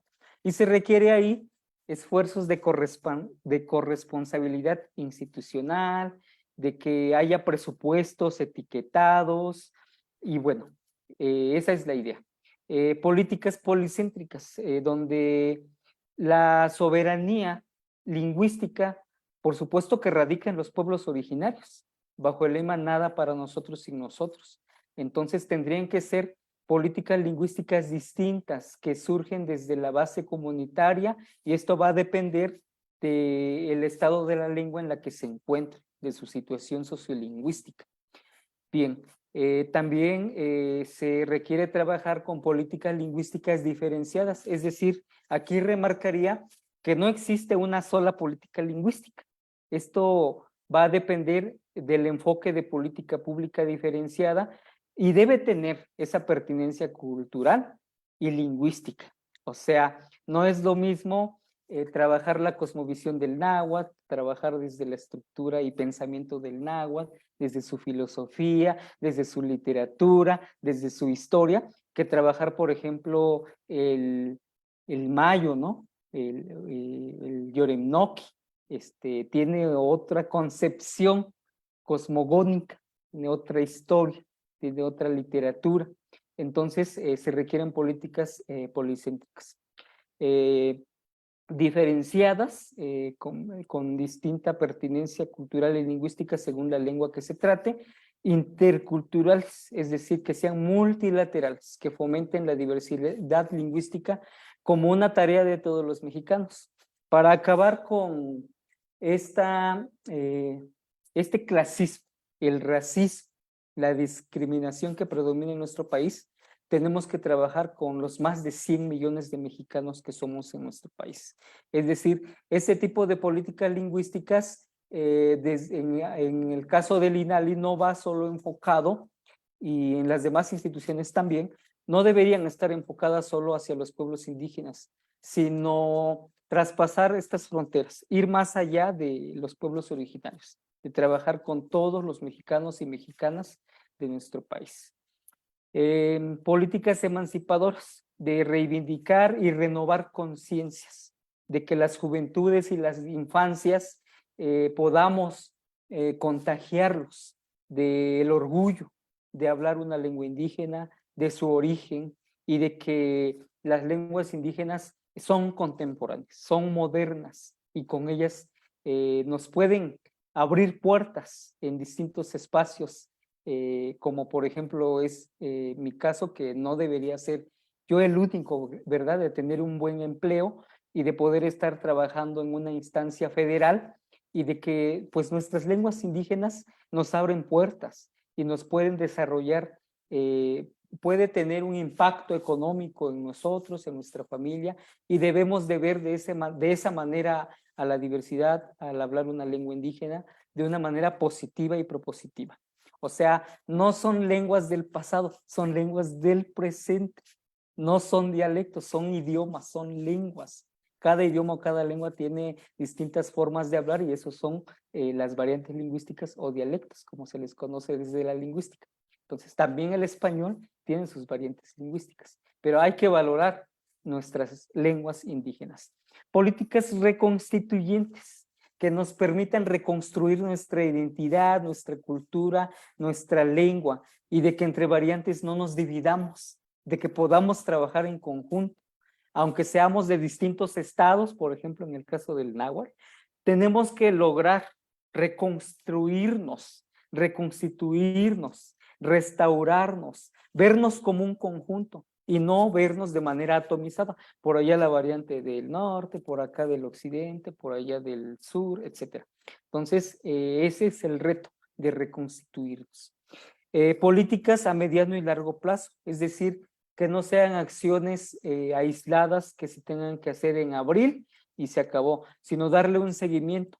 Pero ahí se requiere también de la participación directa y protagónica de los pueblos indígenas, de no soltar los proyectos, de ser gestores, de ser también autogestivos y de buscar apoyos, no solo a nivel federal, también a nivel estatal y también a nivel municipal. Es decir, los municipios también tendrían que estar programando en su programación anual acciones, incluso con presupuestos para trabajar las lenguas. Sí se requiere construir puentes, caminos o carreteras, infraestructura, drenaje, etcétera, pero no olvidemos la lengua, porque la lengua es el elemento que traspasa y es el elemento que es transversal en todos los proyectos comunitarios, en todos los proyectos locales. Sin la lengua no podríamos construir un puente, porque necesitamos comunicarnos, ¿verdad? Ponernos de acuerdo, en fin. Entonces la lengua es muy importante también trabajar. Entonces ya lo había dicho y quiero remarcarlo, que en los distintos proyectos de hoy día, ya no es como en el pasado, que había proyectos pues que venían de arriba hacia abajo, ¿verdad? Lo que decía el gobierno es lo que se hacía. Hoy la idea es de impulsar, de promover el principio de la centralidad de los pueblos indígenas, bajo el lema nada para nosotros, sin nosotros. Este principio surge de un documento oficial que se llama Declaración de Chapultepec, que se construyó aquí en nuestro país y en el mundo en el 2020, en febrero. La sede fue en Los Pinos, donde estuvo la UNESCO, estuvieron instancias internacionales, instancias federales, instancias de diversos niveles, y se construyó este gran documento para que en el Decenio Internacional de las Lenguas Indígenas 2022 se trabaje bajo este principio y bajo este lema. Entonces la idea es promover, como ya había dicho, la participación activa de los pueblos indígenas en la toma de decisiones sobre el destino de la defensa, de la protección y el desarrollo de las lenguas indígenas. Así también promover la reconstitución y reconocimiento de gobiernos y sistemas normativos propios de los pueblos indígenas, como figuras de interlocución con las instancias de gobierno. En esta segunda parte voy a hablar sobre la institucionalización. Bueno, con lo que ya comenté en la primera parte, que es sobre las políticas del lenguaje, ahora quiero pasarme a la institucionalización de las lenguas indígenas. ¿De qué se trata? Es muy importante que en nuestro país podamos promover, generar, aplicar, instaurar, operar las normas de escritura. Muchas veces hay críticas, hay polémica de que por qué se pone por encima la escritura o el alfabeto cuando las lenguas se están desplazando. Pues justamente porque para poder promover la revitalización, hacer algo por las lenguas que se están desplazando a pasos agigantados, la norma de escritura, que es un documento que se convierte en oficial, pueda ser un instrumento para que se generen materiales didácticos de diverso tipo, diversos documentos que puedan utilizarse para enseñar la lengua indígena como primera lengua o como segunda lengua, como bien ustedes lo han estado haciendo como colectivo, como organización Yolitía, para traducir documentos, para que puedan ser utilizados en las instituciones de gobierno para poder hacer infografías, incluso spots con subtítulos, etcétera, etcétera, etcétera, etcétera. Si no existen documentos de este tipo, es muy difícil que en nuestro país podamos promover, institucionalizar las lenguas indígenas.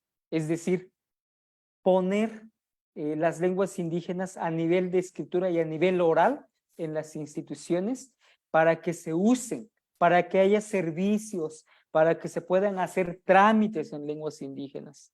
Y por supuesto, también la norma de escritura pueda ser operado a nivel comunitario, más a nivel local, a nivel regional. Se requieren las normas de escritura para poder hacer algo de que las lenguas no se estén desplazando. Entonces, justamente esos documentos son clave, es una estrategia para que las lenguas se desarrollen, se fortalezcan, sobre todo con las lenguas más vitales, ¿verdad? Con las 37 más vitales que existen en nuestro país, que también están amenazadas, ojo, pero bueno, con las 31 lenguas en riesgo quizás no es tan relevante tener ahorita una norma de escritura, porque lo más preocupante es hacer algo para que se siga transmitiendo la lengua a la generación joven, a las infancias, a las juventudes. Pero también en las lenguas en riesgo se requieren tal vez cartillas, cartillas donde haya los elementos mínimos para escribirlas y poder documentarlas, preservarlas, revitalizarlas, en fin. Entonces es muy importante posicionar las normas de escritura. Y por supuesto, ni qué decir, ¿verdad? En el ámbito, en el sector educativo, es un documento muy importante para alfabetizar, sobre todo con las lenguas más vitales. Entonces, las niñas y los niños que se están escolarizando en nuestro país, se les tiene que hacer justicia. Se tiene que hacer algo por su dignidad lingüística. Ellos tienen derecho a aprender a leer y escribir en su lengua indígena. Entonces, por eso las normas de escritura, reitero, son documentos importantes, ¿verdad? Hay pronunciamientos donde se dice que se escriba como uno quiera. Está bien también esa postura, pero es importante ir creando estas condiciones para que a mediano y largo plazo podamos celebrar y decir que nuestro país ya se alfabetiza en lenguas indígenas con escrituras y ortografías y alfabetos uniformes, unificados. Que eso no quiere decir que se tenga que acabar con las variantes lingüísticas. Eso es un mito, eso es un invento. Eso no es cierto. O sea, las normas de escritura son documentos que tienen que adaptarse a las variantes lingüísticas y es más, las normas de escritura no son documentos acabados, son documentos abiertos y flexibles que cada 5 o 10 años tienen que actualizarse si no están funcionando. Bueno, me paso a la otra diapositiva, hay mucho que decir. Entonces, la institucionalización de las lenguas indígenas, ese es un ejemplo. Un ejemplo que en un ayuntamiento, en un municipio, por ejemplo, hay señalética, ahí podemos ver en una variante náhuatl que dice Tachichihuanime, obras públicas. Así lo tradujeron, así fue la propuesta, y ahí está escrita la lengua, y pues es una manera de visibilizar las lenguas indígenas, de revalorarlas, de que las juventudes y las infancias puedan notar que las lenguas indígenas se escriben y tienen reglas de escritura, tienen estructura lingüística, su fonología, su morfología, su semántica, etcétera, y que son lenguas igual de dignas que cualquier lengua del mundo. Entonces, este tipo de acciones de institucionalización se trata de desarrollo de actividades o mecanismos que buscan incrementar el uso oral y escrito de las lenguas indígenas en ámbitos públicos y gubernamentales, a fin de fortalecerlas y garantizar así los derechos lingüísticos de sus hablantes. Este es solo un ejemplo, ¿verdad? Ya en cada comunidad, en cada municipio verá qué tipo de acción le es más relevante. Y este es un ejemplo como la señalética. o paisaje lingüístico, que es más general. Y bueno, aquí tenemos un ejemplo de acciones, de reflexiones, de análisis, de debates de cómo institucionalizar las lenguas indígenas.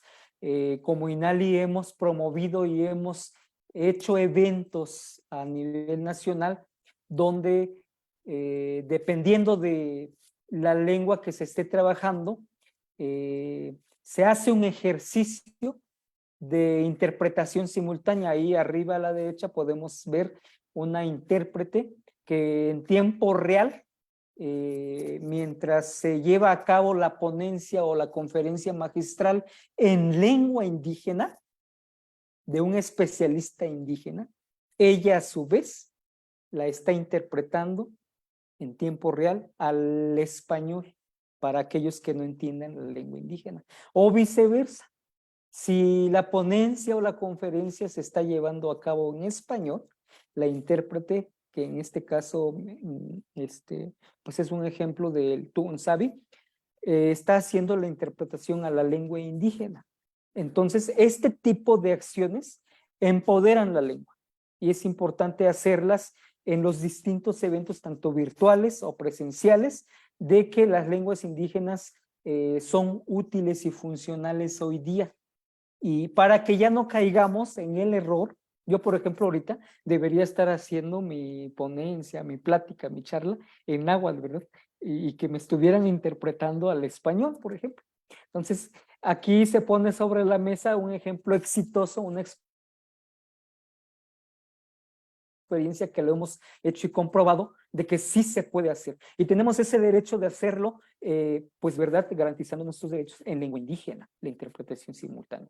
Y bueno, ahí abajo, en la parte inferior a la izquierda, varios ejemplos, bueno, también a la derecha, varios ejemplos de infografías, de señalética, que se pueden seguir impulsando en nuestros eventos, en nuestras actividades.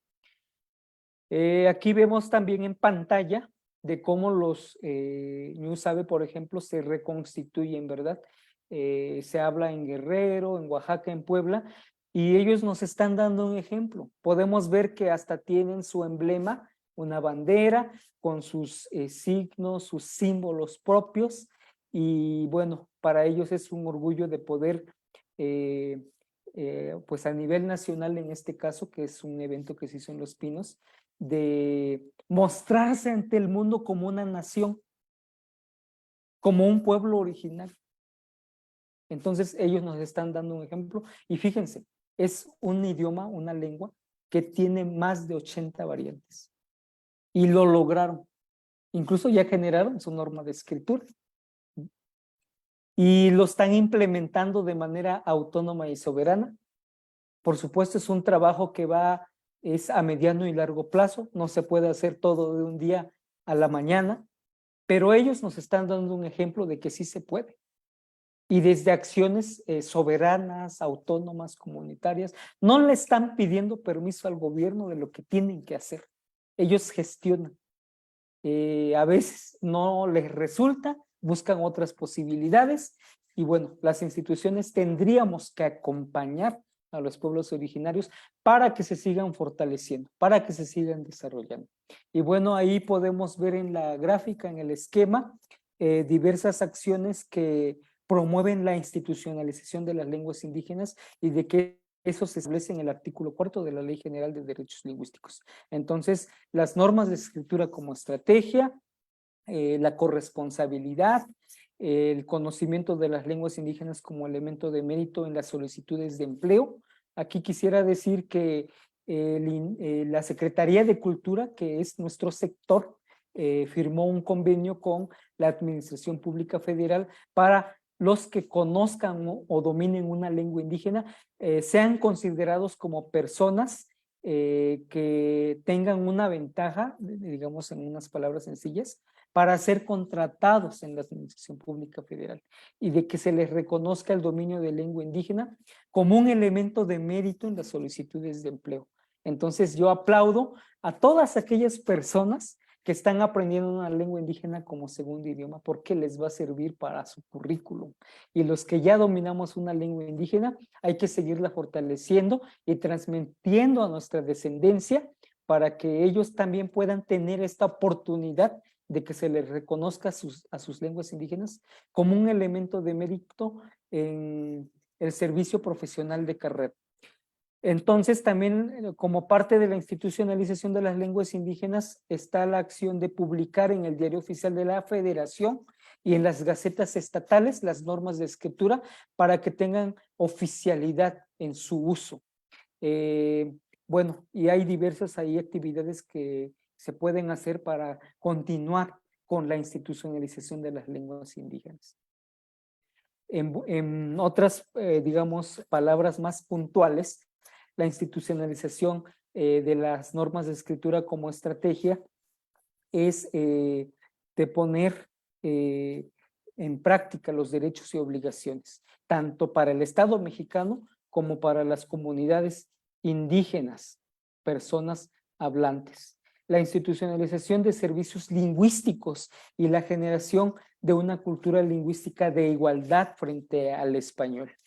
El INALI, por ejemplo, ha recibido solicitudes totalmente en náhuatl, por ejemplo, y también en otras lenguas indígenas. Y se hace el esfuerzo, y debería ser así, ¿verdad? Y una práctica común de que se les responda también en lenguas indígenas. Entonces, este ejercicio se está haciendo y cada vez se nota que hay más este tipo de solicitudes en lengua indígena, porque es un derecho lingüístico. Y esto se puede hacer a nivel municipal, a nivel estatal y a nivel federal. Bueno, el otro punto. Entonces, la institucionalización de servicios y la generación de una cultura lingüística de igualdad, pues es para impulsar esas transformaciones estructurales de fondo a través de políticas públicas transversales y, por supuesto, también comunitarias, que incorporen el uso habitual, oral y escrito de las lenguas indígenas. Una política lingüística de inclusión e igualdad trasciende a todos los sectores de la sociedad, a todas las instituciones públicas, a los tres poderes de la nación y a los tres órdenes de gobierno. Su implementación efectiva requiere la constitución de un órgano interinstitucional del más alto nivel que le dé viabilidad y operatividad. También se busca la integración del uso escrito y oral, bueno, ya lo había dicho, de las lenguas indígenas, de una manera regularizada, es decir, que sea una práctica común en las instituciones, a través de las normas de escritura, como una práctica habitual en los servicios, trámites e información. También propone transitar de un modelo de comunicación donde predomina el uso del español en el quehacer institucional hacia una comunicación en lenguas indígenas en todos los servicios, trámites e información.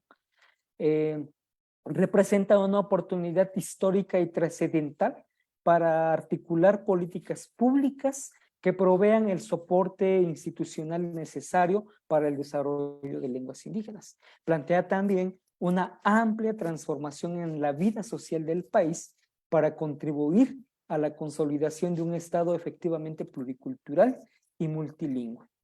Genera confianza en la acción institucional en el marco de una política de inclusión, equidad y justicia lingüística en nuestro país. En esta última parte les voy a platicar sobre la normalización como estrategia de una manera más focalizada o más puntual. Es un hecho sin precedentes que para el fortalecimiento de las lenguas indígenas nacionales, en este instituto se ha logrado publicar hoy día 20 normas de escritura, lo cual hay que aplaudir. Esto es inédito, es histórico. Desde que se crea la SEP no se habían generado documentos o instrumentos oficiales como las normas de escritura. 20 de las 37 amenazadas y de las 31 en riesgo, que reitero, en las que están en riesgo tal vez no se requieran normas de escritura, sino otro tipo de estrategia. Tenemos ahí normas de escritura del OTAN, del Oichkaman Oka, del Jiaknoki, Yorenoki, Ñañú, Tenec, Mayatán, Chol, Patzicoptzeltal, Patzicoptzotzil, Mochó, en fin, 20 normas de escritura. Otras normas de escritura están en proceso y este año, el siguiente que viene, están por publicarse. Por supuesto, aquí quiero puntualizar, remarcar para que no haya malos entendidos. No son normas de escritura que se imponen de arriba hacia abajo, sino que son normas que se construyen desde los mismos hablantes de lenguas indígenas, donde participan las variantes lingüísticas de las agrupaciones lingüísticas. Entonces son normas o documentos que contienen el alfabeto unificado y un conjunto de reglas ortográficas para consolidar la práctica escrita de las diversas variantes de cada agrupación lingüística. Y la idea también es que estas normas de escritura, como ya había adelantado un poco, se publiquen en el diario oficial de la Federación, para que de esta manera se fortalezcan, se legitimen y se validen de una manera oficial. Las normas de escritura como estrategia constituyen una base para impulsar procesos de institucionalización, como ya había dicho y explicado, de las lenguas nacionales en el contexto y territorio en que se hablan las lenguas indígenas, tal como mandata la Ley General de Derechos Lingüísticos. Bien, aquí quisiera ya dar como punto final para no extenderme tanto, y me gustaría tal vez si hubiera alguna inquietud, alguna duda, alguna pregunta, algún comentario, bienvenido sea. Estaré muy atento desde aquí. Tlazocamati, timestazocamachilia, nican, yo en Quitaque, niman, yo en Quicaque, clinon, nican, nicuasquilla, y paín, tlaixpantilicios, niman noisque, ni ascotlalía, in nechicolistli, guanitoca, yolitia, guanican, quipilla, il fitzi, campaín, güey, tequillos. Tlazocamati victoriano, Tlazocamati nochimi. Tlazocamati tlaxtlaue, Iván, nilia que yo el paquilisti nica titechon estili, kenin inquitequitoque y para el Instituto Nacional de Lenguas Indígenas, Campatiquín Tlapaloa, Nujisequino Octoyoricniwa, con Tlapaloa, Nopeca, Huey Tlayecanquetl, y toca maestra Alma Rosa Espíndola, Galicia, encargada de despacho de la Dirección General del Instituto Nacional de Lenguas Indígenas. Nujiti con Tlapaloa, Nicandro González, se voy Tlapaloli, Toyolini Nicandro, ya tequiti Casequino Tlastoli, Monquino Miak Tequi Tibantlen, Uneki Mamochigua y Panochi Tlastoli, y Casesen Tlastoli, Uneki Mamochigua, Miak Tequi, Miak Tlamantli, Keniji Tequihuasqueme, Sotote Tequihuascahuan, Inijuanti Kichigua, Guan Keniji Nuji Masegualme, Chinolasme, Coyome, Muneki Tequitl Nujiamaki Chihuacán. Creo que sin duda el trabajo y esfuerzos que están realizando son diversos, son muy loables. Necesitamos dobletear, triplicar, más y más esfuerzos diversos, tanto de las instituciones públicas, tanto de federales, estatales, municipales, así como la propia sociedad civil, cómo hacer acciones positivas para la difusión de estas lenguas. Nos has dado un panorama general de este proceso de la institucionalización de las diferentes normas de escritura. Es un trabajo arduo, un trabajo complejo. He estado participando junto con otros compañeros nahuablantes de las 15, me parece 15 estados de la República, donde nos hemos centrado cada 15 días en trabajar, darle un espacio al uso de la escritura, trabajando con estos procesos de la estandarización gráfica. Definitivamente creo que enfatizaste mucho sobre no la oralidad es una cosa, es decir, cómo se pronuncia, cómo se escribe. Recordemos que hay sinónimos, hay antónimos, y eso genera genera variación dialectal, los sinónimos. También, por otra parte, a nivel fonético, fonológico, hay cambios fonológicos o desgastes que van habiendo, y estos se ven en timbres de voz o bien los tonos, los diferentes tonos que se generan a nivel de habla. Y eso, pues, desde luego, hay que trabajarlas, hay que difundirlas también. En la medida que se vaya escribiendo, hay que hacer esfuerzos. Si vemos a un compañero nahuablante escribe Nimitzneki en 3 palabras, bueno, a veces hay que decirle, bueno, creo que te invito a que podamos unificar ciertas construcciones, porque a veces se escribe con esa buena fe. Sin embargo, también a veces hoy ya los conocimientos del uso de nuestra propia lengua creo que van siendo reforzadas, ¿no? Y si vemos Nimitzneki en 3 palabras, bueno, podemos invitarlo que escriba en una sola, ¿no? Es decir, Nimitzneki, sabiendo que hay un prefijo de sujeto, una de objeto, y necesita estar pegado a su raíz verbal, que es neki, o Nimitzita, etcétera, ¿no? También creo que en estos procesos de la norma de escritura ha habido avances. Creo que eso es muy bueno. Cada vez más vemos nahuablantes, como mi estimado Martín Tonalmeño, que es de Guerrero, está escribiendo la poesía en su lengua. También los esfuerzos que han hecho los maestros Hernández, que es Natalio, Juan, los Hernández, y pues ese es un trabajo arduo. También muchas mujeres nahuablantes y también de otras lenguas. Lo vimos hace 3 horas con la maestra poeta Rubí Huerta, que hace literatura en su lengua, y pues están trabajando con las normas de escritura, y pues eso creo que es un plus para el quehacer lingüístico. Sí hay que estar muy sensibles también en estos procesos de los procesos de avance de escritura, porque a veces creo que vemos solamente las cosas negativas cuando se norma o cuando se trabaja con un grupo de personas con una norma ortográfica, y a veces no queremos arrastrar la pluma, solamente criticamos, y a veces no queremos escribirla, ¿no? O no queremos hablarla, pero sí queremos nomás criticar, ¿no? Y creo que eso no es válido, ¿no? Creo que sin duda el esfuerzo que están haciendo a mí me parece muy, muy interesante. Desde luego, como insisto, hay que duplicar o triplicar esfuerzos, porque sí, definitivamente las lenguas son más de 30 que están en muy alto riesgo. Quizás su estado es crítico. Muchas de ellas son totalmente un estado muy crítico de la lengua. Posiblemente en 2, 3, 4 décadas se dejarán de escuchar, ¿no? Y creo que necesitan otras acciones más urgentes que la norma. Sin embargo, la norma no hay que descuidarla, es decir, cada región, cada variante, pues desde luego creo que las lenguas seguirán hablándose, pero en la medida que los hablantes se hacen uso de sus derechos lingüísticos, culturales, sociales, políticos, etcétera, ¿no?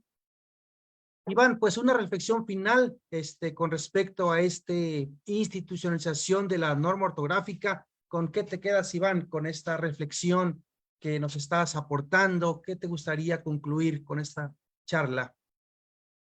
A partir de lo que comentaste, Victoriano, quiero retomar 2 puntos. Efectivamente, la escritura es muy poderosa.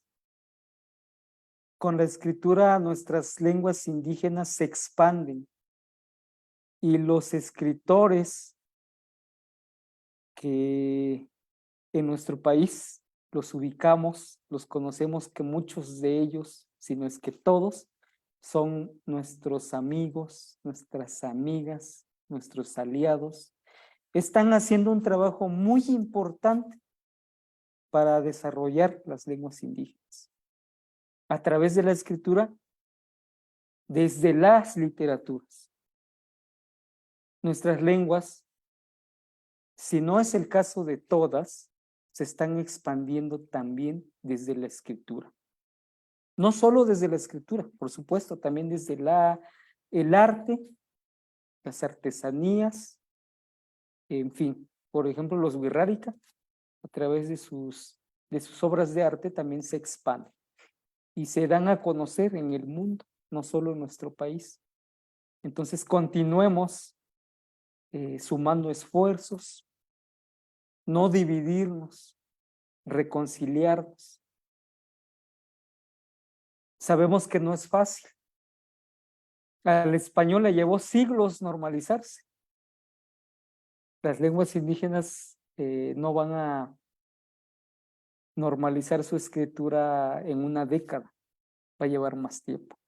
Pero estamos en ese camino y no hay que desistir. Todas las propuestas son buenas. Malo fuera que no hubiera propuestas. Hay varias. Ahora hay que dialogar desde el respeto, desde el respeto, desde el diálogo, para poder ponernos de acuerdo, Y bueno, lo otro que quería comentar a partir de lo que tú dijiste es que las normas de escritura, si bien por un lado pues nos están fortaleciendo, pareciera que nos están dividiendo. Y justo lo que comentaba en la presentación, ¿cómo le hacemos para reconstruirnos culturalmente, históricamente? ¿Cómo restaurarnos? Tenemos diferencias, pero tenemos que limar estas diferencias y poder darle oportunidad a nuestra lengua de reflorecer, de que se siga cultivando. Y cuando hablo de la lengua, por supuesto, también me refiero a sus hablantes, que son ellos, los hablantes, mujeres y hombres, quienes promueven, hacen diversas actividades o acciones para que las lenguas puedan proyectarse al futuro y de que éstas no se desplacen. Pues yo felicito esta iniciativa, que mi apreciación es muy autogestiva, que es una iniciativa propia, que nace desde lo más profundo de las preocupaciones y de los quehaceres de ustedes como hablantes de lenguas indígenas. Ojalá puedan palpar, sentir un abrazo fraterno a las maestras y maestros, a los profesores, a las profesoras que enseñan estas lenguas originarias como segundo idioma y que está teniendo éxito, y que estoy seguro donde puedan acudir y recurrir las mexicanas y mexicanos para expandir su mente aprendiendo una lengua indígena. Los felicito, celebro, me congratulo. Ojalá nos puedan seguir invitando próximamente en futuros eventos. Las Camate y Tlaxtlahui, Iván. De la maestra, les mandamos invitación. Socamate. Muchísimas gracias a cada una de las personas que están conectadas. Empezamos desde las 12 del día, desde hoy al mediodía, y sin duda lo que mencionaba el doctor Abelardo al inicio, que en otros estados, en otros países, pues están haciendo esfuerzos diversos para la difusión de las lenguas nacionales. Por lo tanto, también como hablante nos toca lo nuestro, ¿no? Y pues sin duda creo que el trabajo de la normalización es arduo. Al hacer una publicación de una norma ortográfica, definitivamente no está totalmente todas las reglas que uno quisiera ahí, pero van en ese proceso, es decir, cada vez más se van consolidando ciertas estructuras, y pues creo que sí es muy benéfico. Yo estoy de acuerdo que se pueda llevar a cabo una estandarización gráfica. No lo veo necesario, sinceramente no veo necesario que tengan 4 o 5 formas de escritura para el mismo fonema, es decir, para el mismo sonido que tiene una letra, es basado en grafías, pues no es necesario escribirlo una X por una SH, es decir, 2 grafías para el mismo fonema, ¿sí? O bien una K, Q, a veces una C, y si se puede desambiguar con una sola grafía, que sería la K de kilo, ¿no? Por ejemplo, ¿no? ¿Por qué usar 3 grafías cuando se puede usar una sola grafía, etcétera, ¿no? Bien, pues muchas gracias al maestro Iván León Javier, saluditos hasta la Ciudad de México y pues enhorabuena por su participación en esta tarde en el marco del segundo año del Yolitía Centro de Lenguas Indoamericanas, Masehuatzatol Tlabaxtiloyan.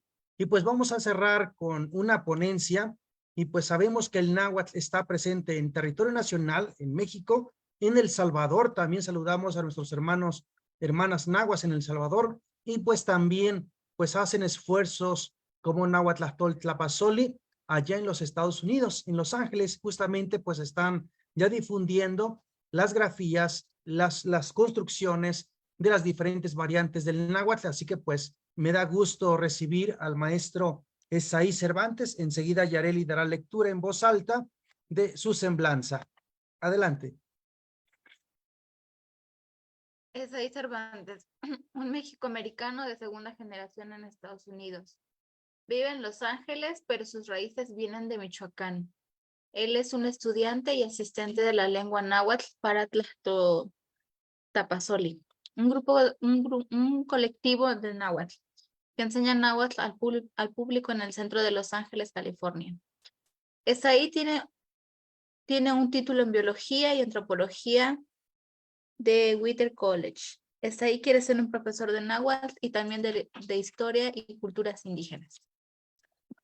Pues recibimos, estimado Esaí, Timitzelia y Cayolpaquilistli y Paini Intiotlak, y pues adelante para que puedas platicar un poco de la situación y también el trabajo y esfuerzo que están haciendo allá en Los Ángeles, California, con el título La enseñanza del náhuatl en Los Ángeles, California. Tlaxcamati Esaí y Pamparios. Dios mío. Tlaxcamatimiac. No toca Isaí, no son Quisca Cervantes, Inemi, California, San Pampa, Nonelhuayo, Michoacán. Ahorita lo repetí lo que Yareli lo dijo.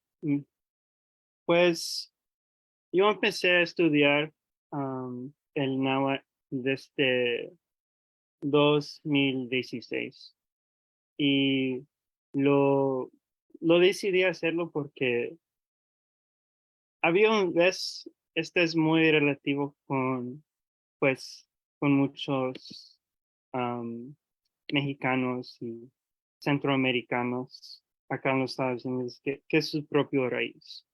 Porque lo que es raro es que hablamos en México que de veras hay mucho peligro de extinción de las lenguas indígenas.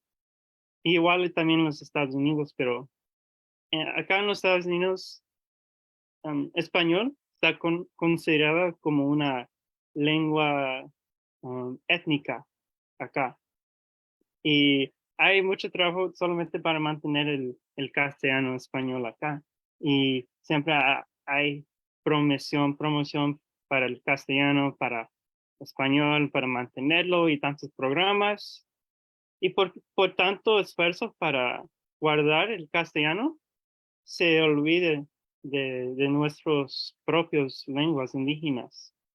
Y pues me puse a pensar que solamente hablando español y inglés no será suficiente para mí.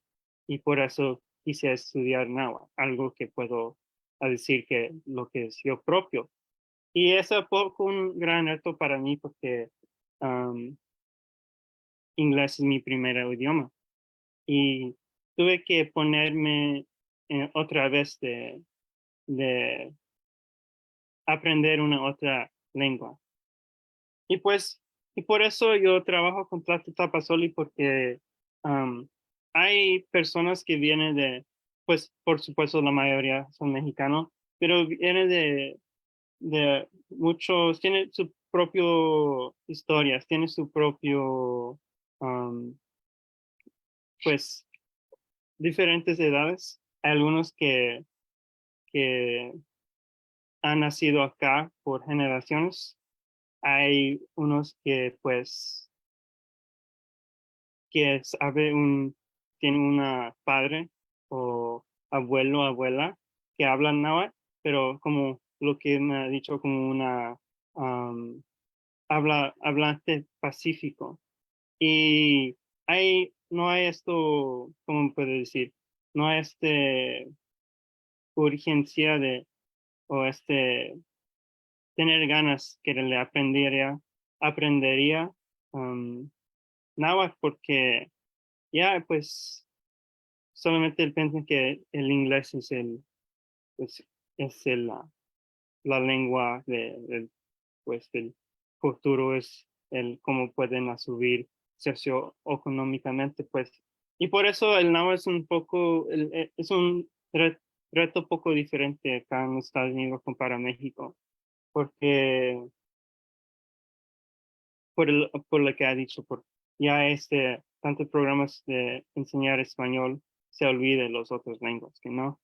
Y me da gusto que, que, que puedo a compartir eso que hablo náhuatl y que pueden ir a aprender náhuatl porque hay estos misconcepciones que la lengua ya está muerto. También esto entra en nuestra comunidad que, pues las aztecas, su propio imperio se cayó y estoy seguro que ya nadie habla. Y qué locura es que piensen que solamente es algo que pasado, que no hay un valor de, de, de estudiar náhuatl. Y pues, ¿cómo puedo decir? Es poco, pues, cuando alguien como yo de los Estados Unidos está aprendiendo el náhuatl, le dan más seguridad sobre sus propias raíces. Le da poco más confianza entre lo que es.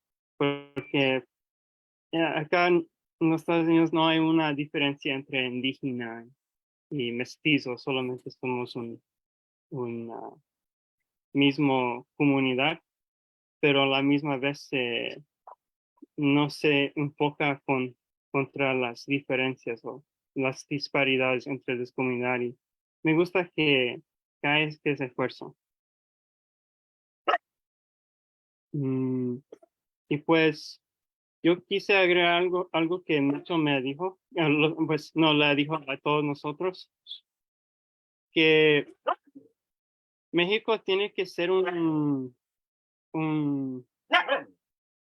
país multicultural y pluricultural para que puedan guardar las lenguas. Y también en opinión, si eso pasa, yo creo que la mayoría debe identificarse con un pueblo indígena, porque cuando se separan, que solamente piensan, esta solamente es de historia antigua, no es de hoy en día. No hay tanto interés de aprenderlo porque lo piensa, es de historia antigua, que no. Yo creo que lo que pueden resolver si ya que todos los mexicanos, incluyendo los mexicanos como yo, que ha perdido nuestro idioma para algunas décadas, o quizás lo perdió por unos siglos, hace siglos, lo debemos reclamar identidad.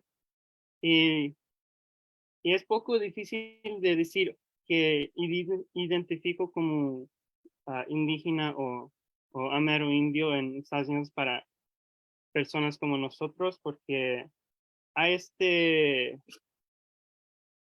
una minoridad de personas que se le claman que son un pueblo indígena, pero la mayoría son como personas que son predominante europeo y, ¿cómo puedo decir? Se ganan beneficios por eso, porque hay unas tribus que son reconocidas y le da miedo que, ay, no sé mis raíces, no puedo identificar, no quiero tener como como atención que estoy mintiendo. Y por muchas razones que no hay pues hay como igual en México, el estigma de identificarse con una pueblo indígena es poco más complicado porque ya han creado el identidad latino y se enfoca tanto entre ellos y pues ¿cómo puedo decir? No hay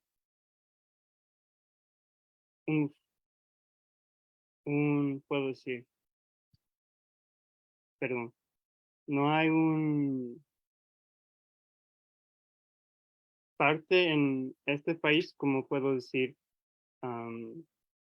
somos no hay este acuerdo que como nos identifica, porque acá estamos en un ambiente donde pensamos nuestros raza o etnicidad, pero a la misma vez no tenemos una categoría que nosotros nos acuerden, ¿entendido? Y esto es lo que se confunde, pero a la misma vez cuando personas como yo creo que hay más jóvenes de mi propia edad que están buscando de aprender una lengua indígena. En los Estados Unidos había un resurgence, resurgence, porque allá ahora está en un ambiente con pensar sus propias raíces y se busca. Y cuando ya tienen una conexión, está más feliz o más contento, ¿entendido?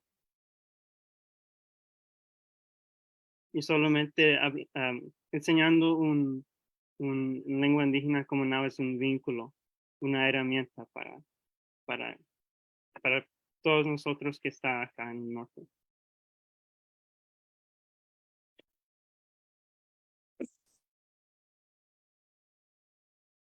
Gracias, Asaí, por tus palabras. No sé si nos pudieras comentar un poquito acerca de cómo llegaste a este colectivo o cuáles fueron tus principales intereses cuando decidiste aprender la lengua náhuatl.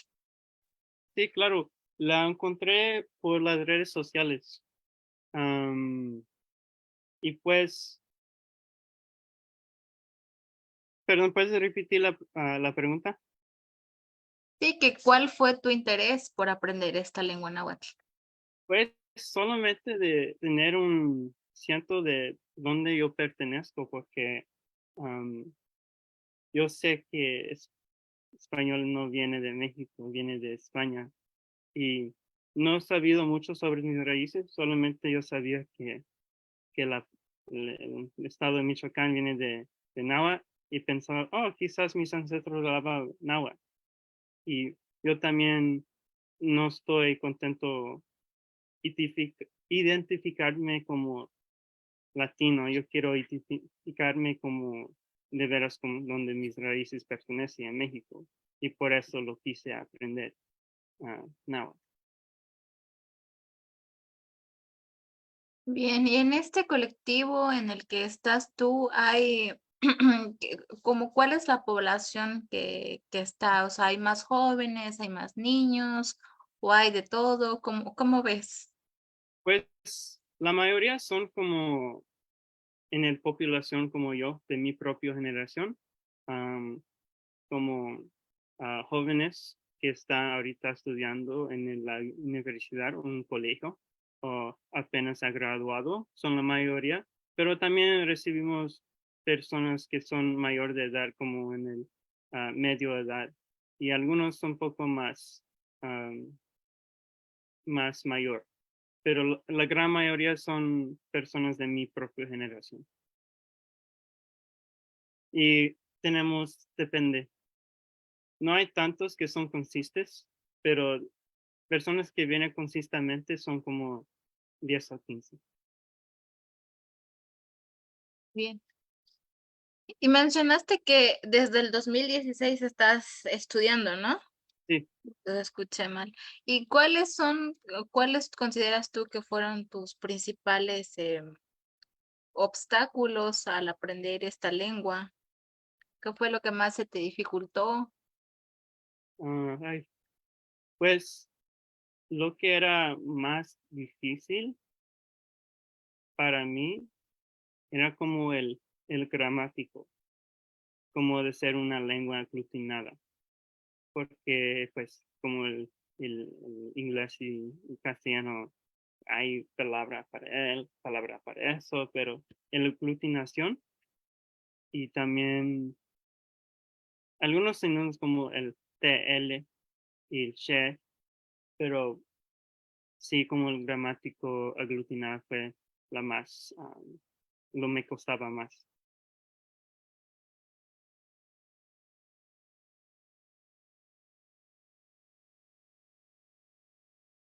Bien, Cualtito, es ahí, muy bien.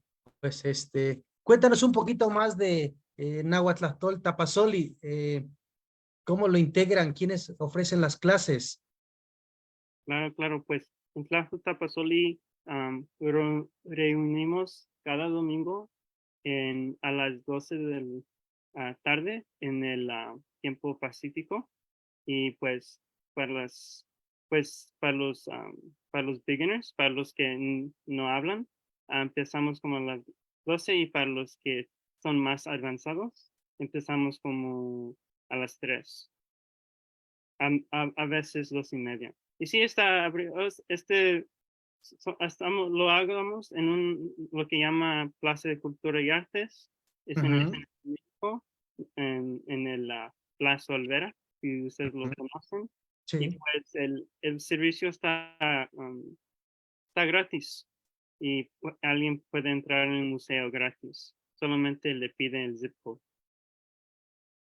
Bien, pues, así que pues ahí está la invitación, quienes viven allá en Los Ángeles o en esa área, si pueden acercarse ahí en Nahuatl Tapasoli, por ahí el amigo o colega que fue estudiante también, me tocó acompañarlo, también visitó la comunidad de Teposteco, John García, a quien le mandamos un cordial saludo, Macuali Itzto, Isigua y Conetzin, Cualima Panoca y Pani Tiotlac. Pues muchísimas gracias, estimado Esaí. No sé si quieres algo comentar, algo más. No, pues yo urjo que todos los mexicanos, pues si usted no está mexicano, que le aprenden náhuatl, porque nuestras lenguas, pues no solamente de México, pero a nuestro continente, está en peligro de extinción y no hay tanto valor si las generaciones siguientes no quieren aprender, que no. Perfecto, pues muchísimas gracias, muchas gracias Esaí. Me da gusto que hayas participado en esta reflexión acerca de la enseñanza de las lenguas, en este caso en California, en específico en Los Ángeles, y pues qué bueno que están estudiando esta lengua, pues, y para que posteriormente puedan visitarnos también aquí ya sea en Veracruz, Hidalgo, San Luis, Ciudad de México, Guerrero, puedan visitarnos por acá, y pues qué bueno que puedan hacer acciones positivas en pro de la difusión de las diferentes lenguas nacionales, como es el caso de la lengua náhuatl. Bien, pues a continuación voy a proyectar las diferentes participaciones que hicieron posible desde el mediodía, desde las 12 del día. Entonces voy a hacer lectura de los reconocimientos que estuvieron presentes en esta tarde desde el mediodía de este 29 de julio. Dice, Yolitia Macehuatlatol Tamaxiloyan, Centro de Lenguas Indoamericanas, otorga el presente reconocimiento al doctor Abelardo de la Cruz, por haber impartido la ponencia El emprendimiento académico, el náhuatl como una herramienta intelectual durante el ciclo de conferencias difundiendo nuestras lenguas que se llevó a cabo en el marco del segundo aniversario de Yoletía Centro de Lenguas Indoamericanas el 29 de julio del 2023. Firma su servidor en calidad de director de Yoletía. Y pues enseguida vamos a darle lectura en voz alta. Es el misma... sí, aquí lo tenemos. Bien. Yareli. Yoletía Mazahualtlahtoltamachtiloyan, Centro de Lenguas Indoamericanas, otorga el presente reconocimiento a la maestra Heréndira Pérez Muñoz por su participación en el panel Aprendiendo las Lenguas Nacionales, experiencias de las y los estudiantes, durante el ciclo de conferencias Difundiendo Nuestras Lenguas, que se llevó a cabo en el marco del segundo aniversario de Yoletía Centro de Lenguas Indoamericanas el 29 de julio de 2023. Y se firma en Jalapa, Veracruz, a 29 de julio de 2023.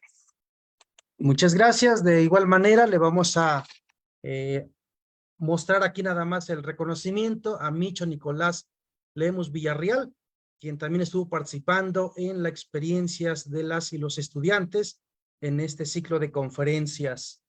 Posteriormente, al maestro Jorge Emanuel Cruz Serna, también desde luego por su participación, él está aprendiendo aparte del náhuatl, otras lenguas nacionales, así que pues le damos una felicitación por primero conocer y posteriormente hacer una difusión, es decir, de lo que va aprendiendo, porque al final también es una formación personal, profesional, es decir, cuando le toque en las clases de, no sé, allá en la Universidad de Guadalajara o alguna otra institución, pues pueda hacer la difusión de estas lenguas nacionales.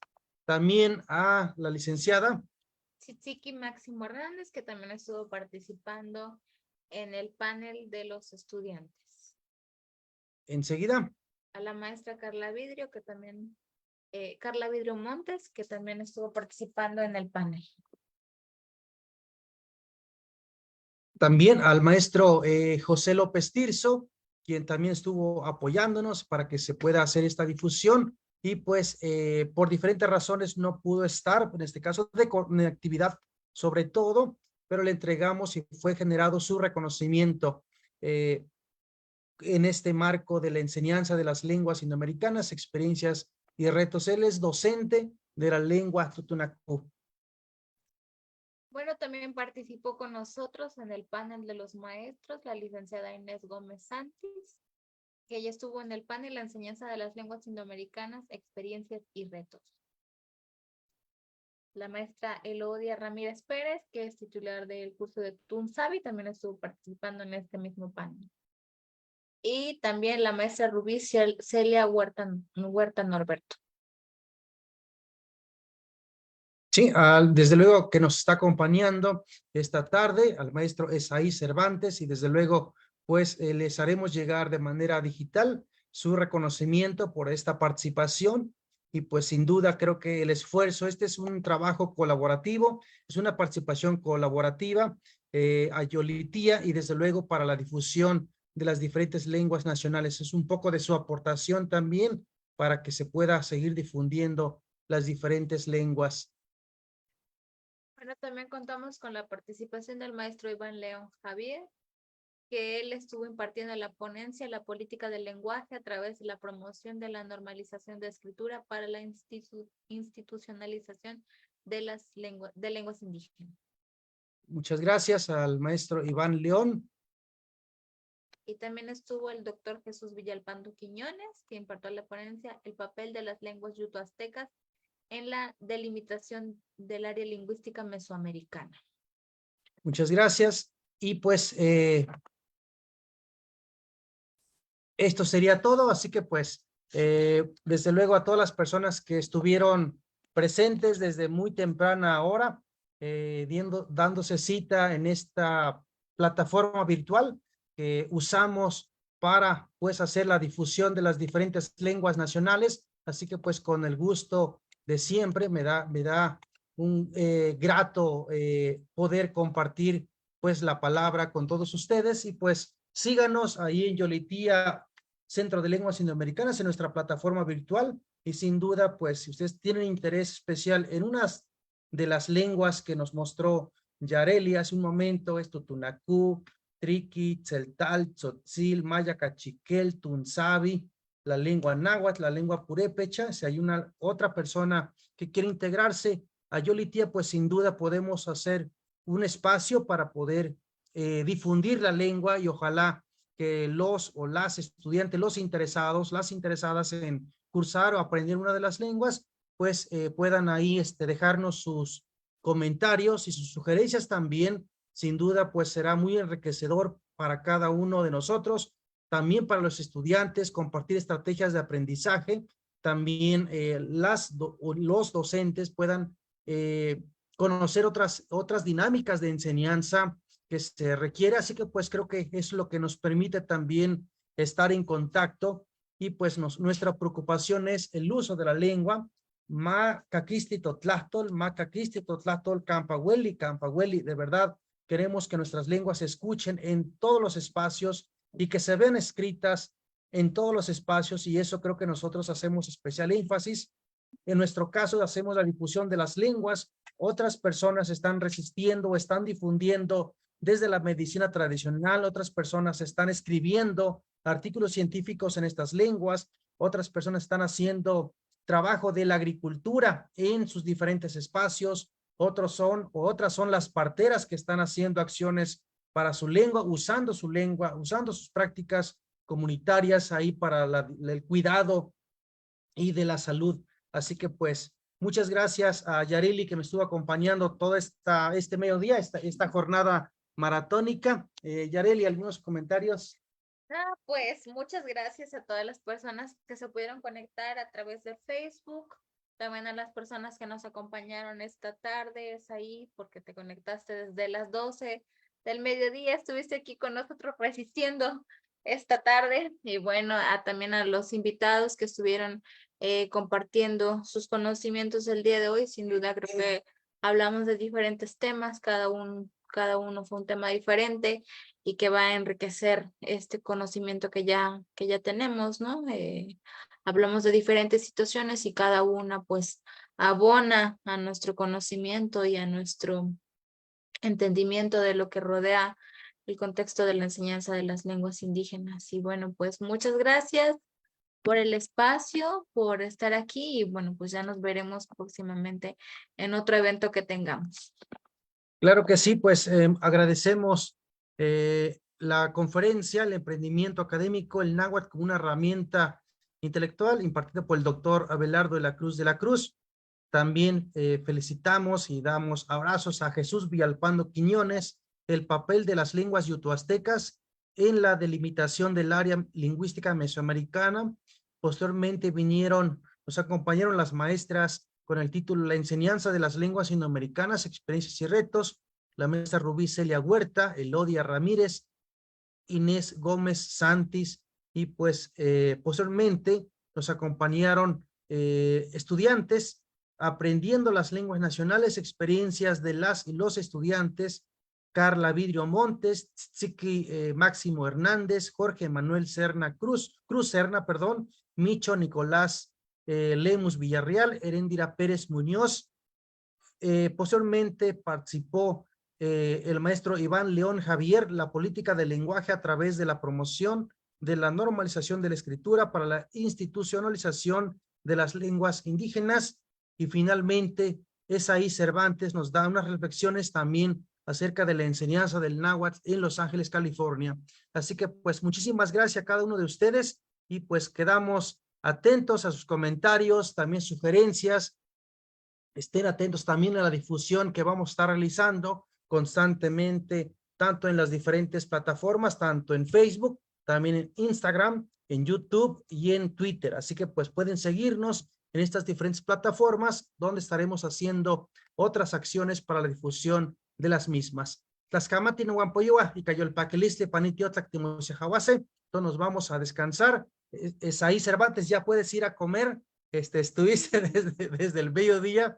De igual manera a Jorge Etal, que estuvo aquí acompañándonos. Muchas gracias a Micho Nicolás, a José López Tirso, a Chichiqui Máximo, a Elid Suárez, muchas gracias, Elid Suárez, que también estuviste acompañándonos desde muy temprana hora, así que pues que tengan feliz tarde y nos vemos, nos saludamos en las clases, así que pues continuamos con nuestras sesiones de manera agendada, ya de acuerdo a con sus docentes o los o las maestras que están acompañándolos. Entonces, muchísimas gracias a nuestros estudiantes por también su participación muy importante. Para que esto funcione, pues necesitamos sin duda pues la colaboración y la participación de los y las interesadas en aprender las lenguas nacionales y también las lenguas como el maya cachiquel que se habla en Chiapas y allá en el estado de Guatemala. Así que pues muchas gracias, saludos a todos ellos, muchas gracias a cada uno de ustedes. Tlaxcamati no Guampoyoa,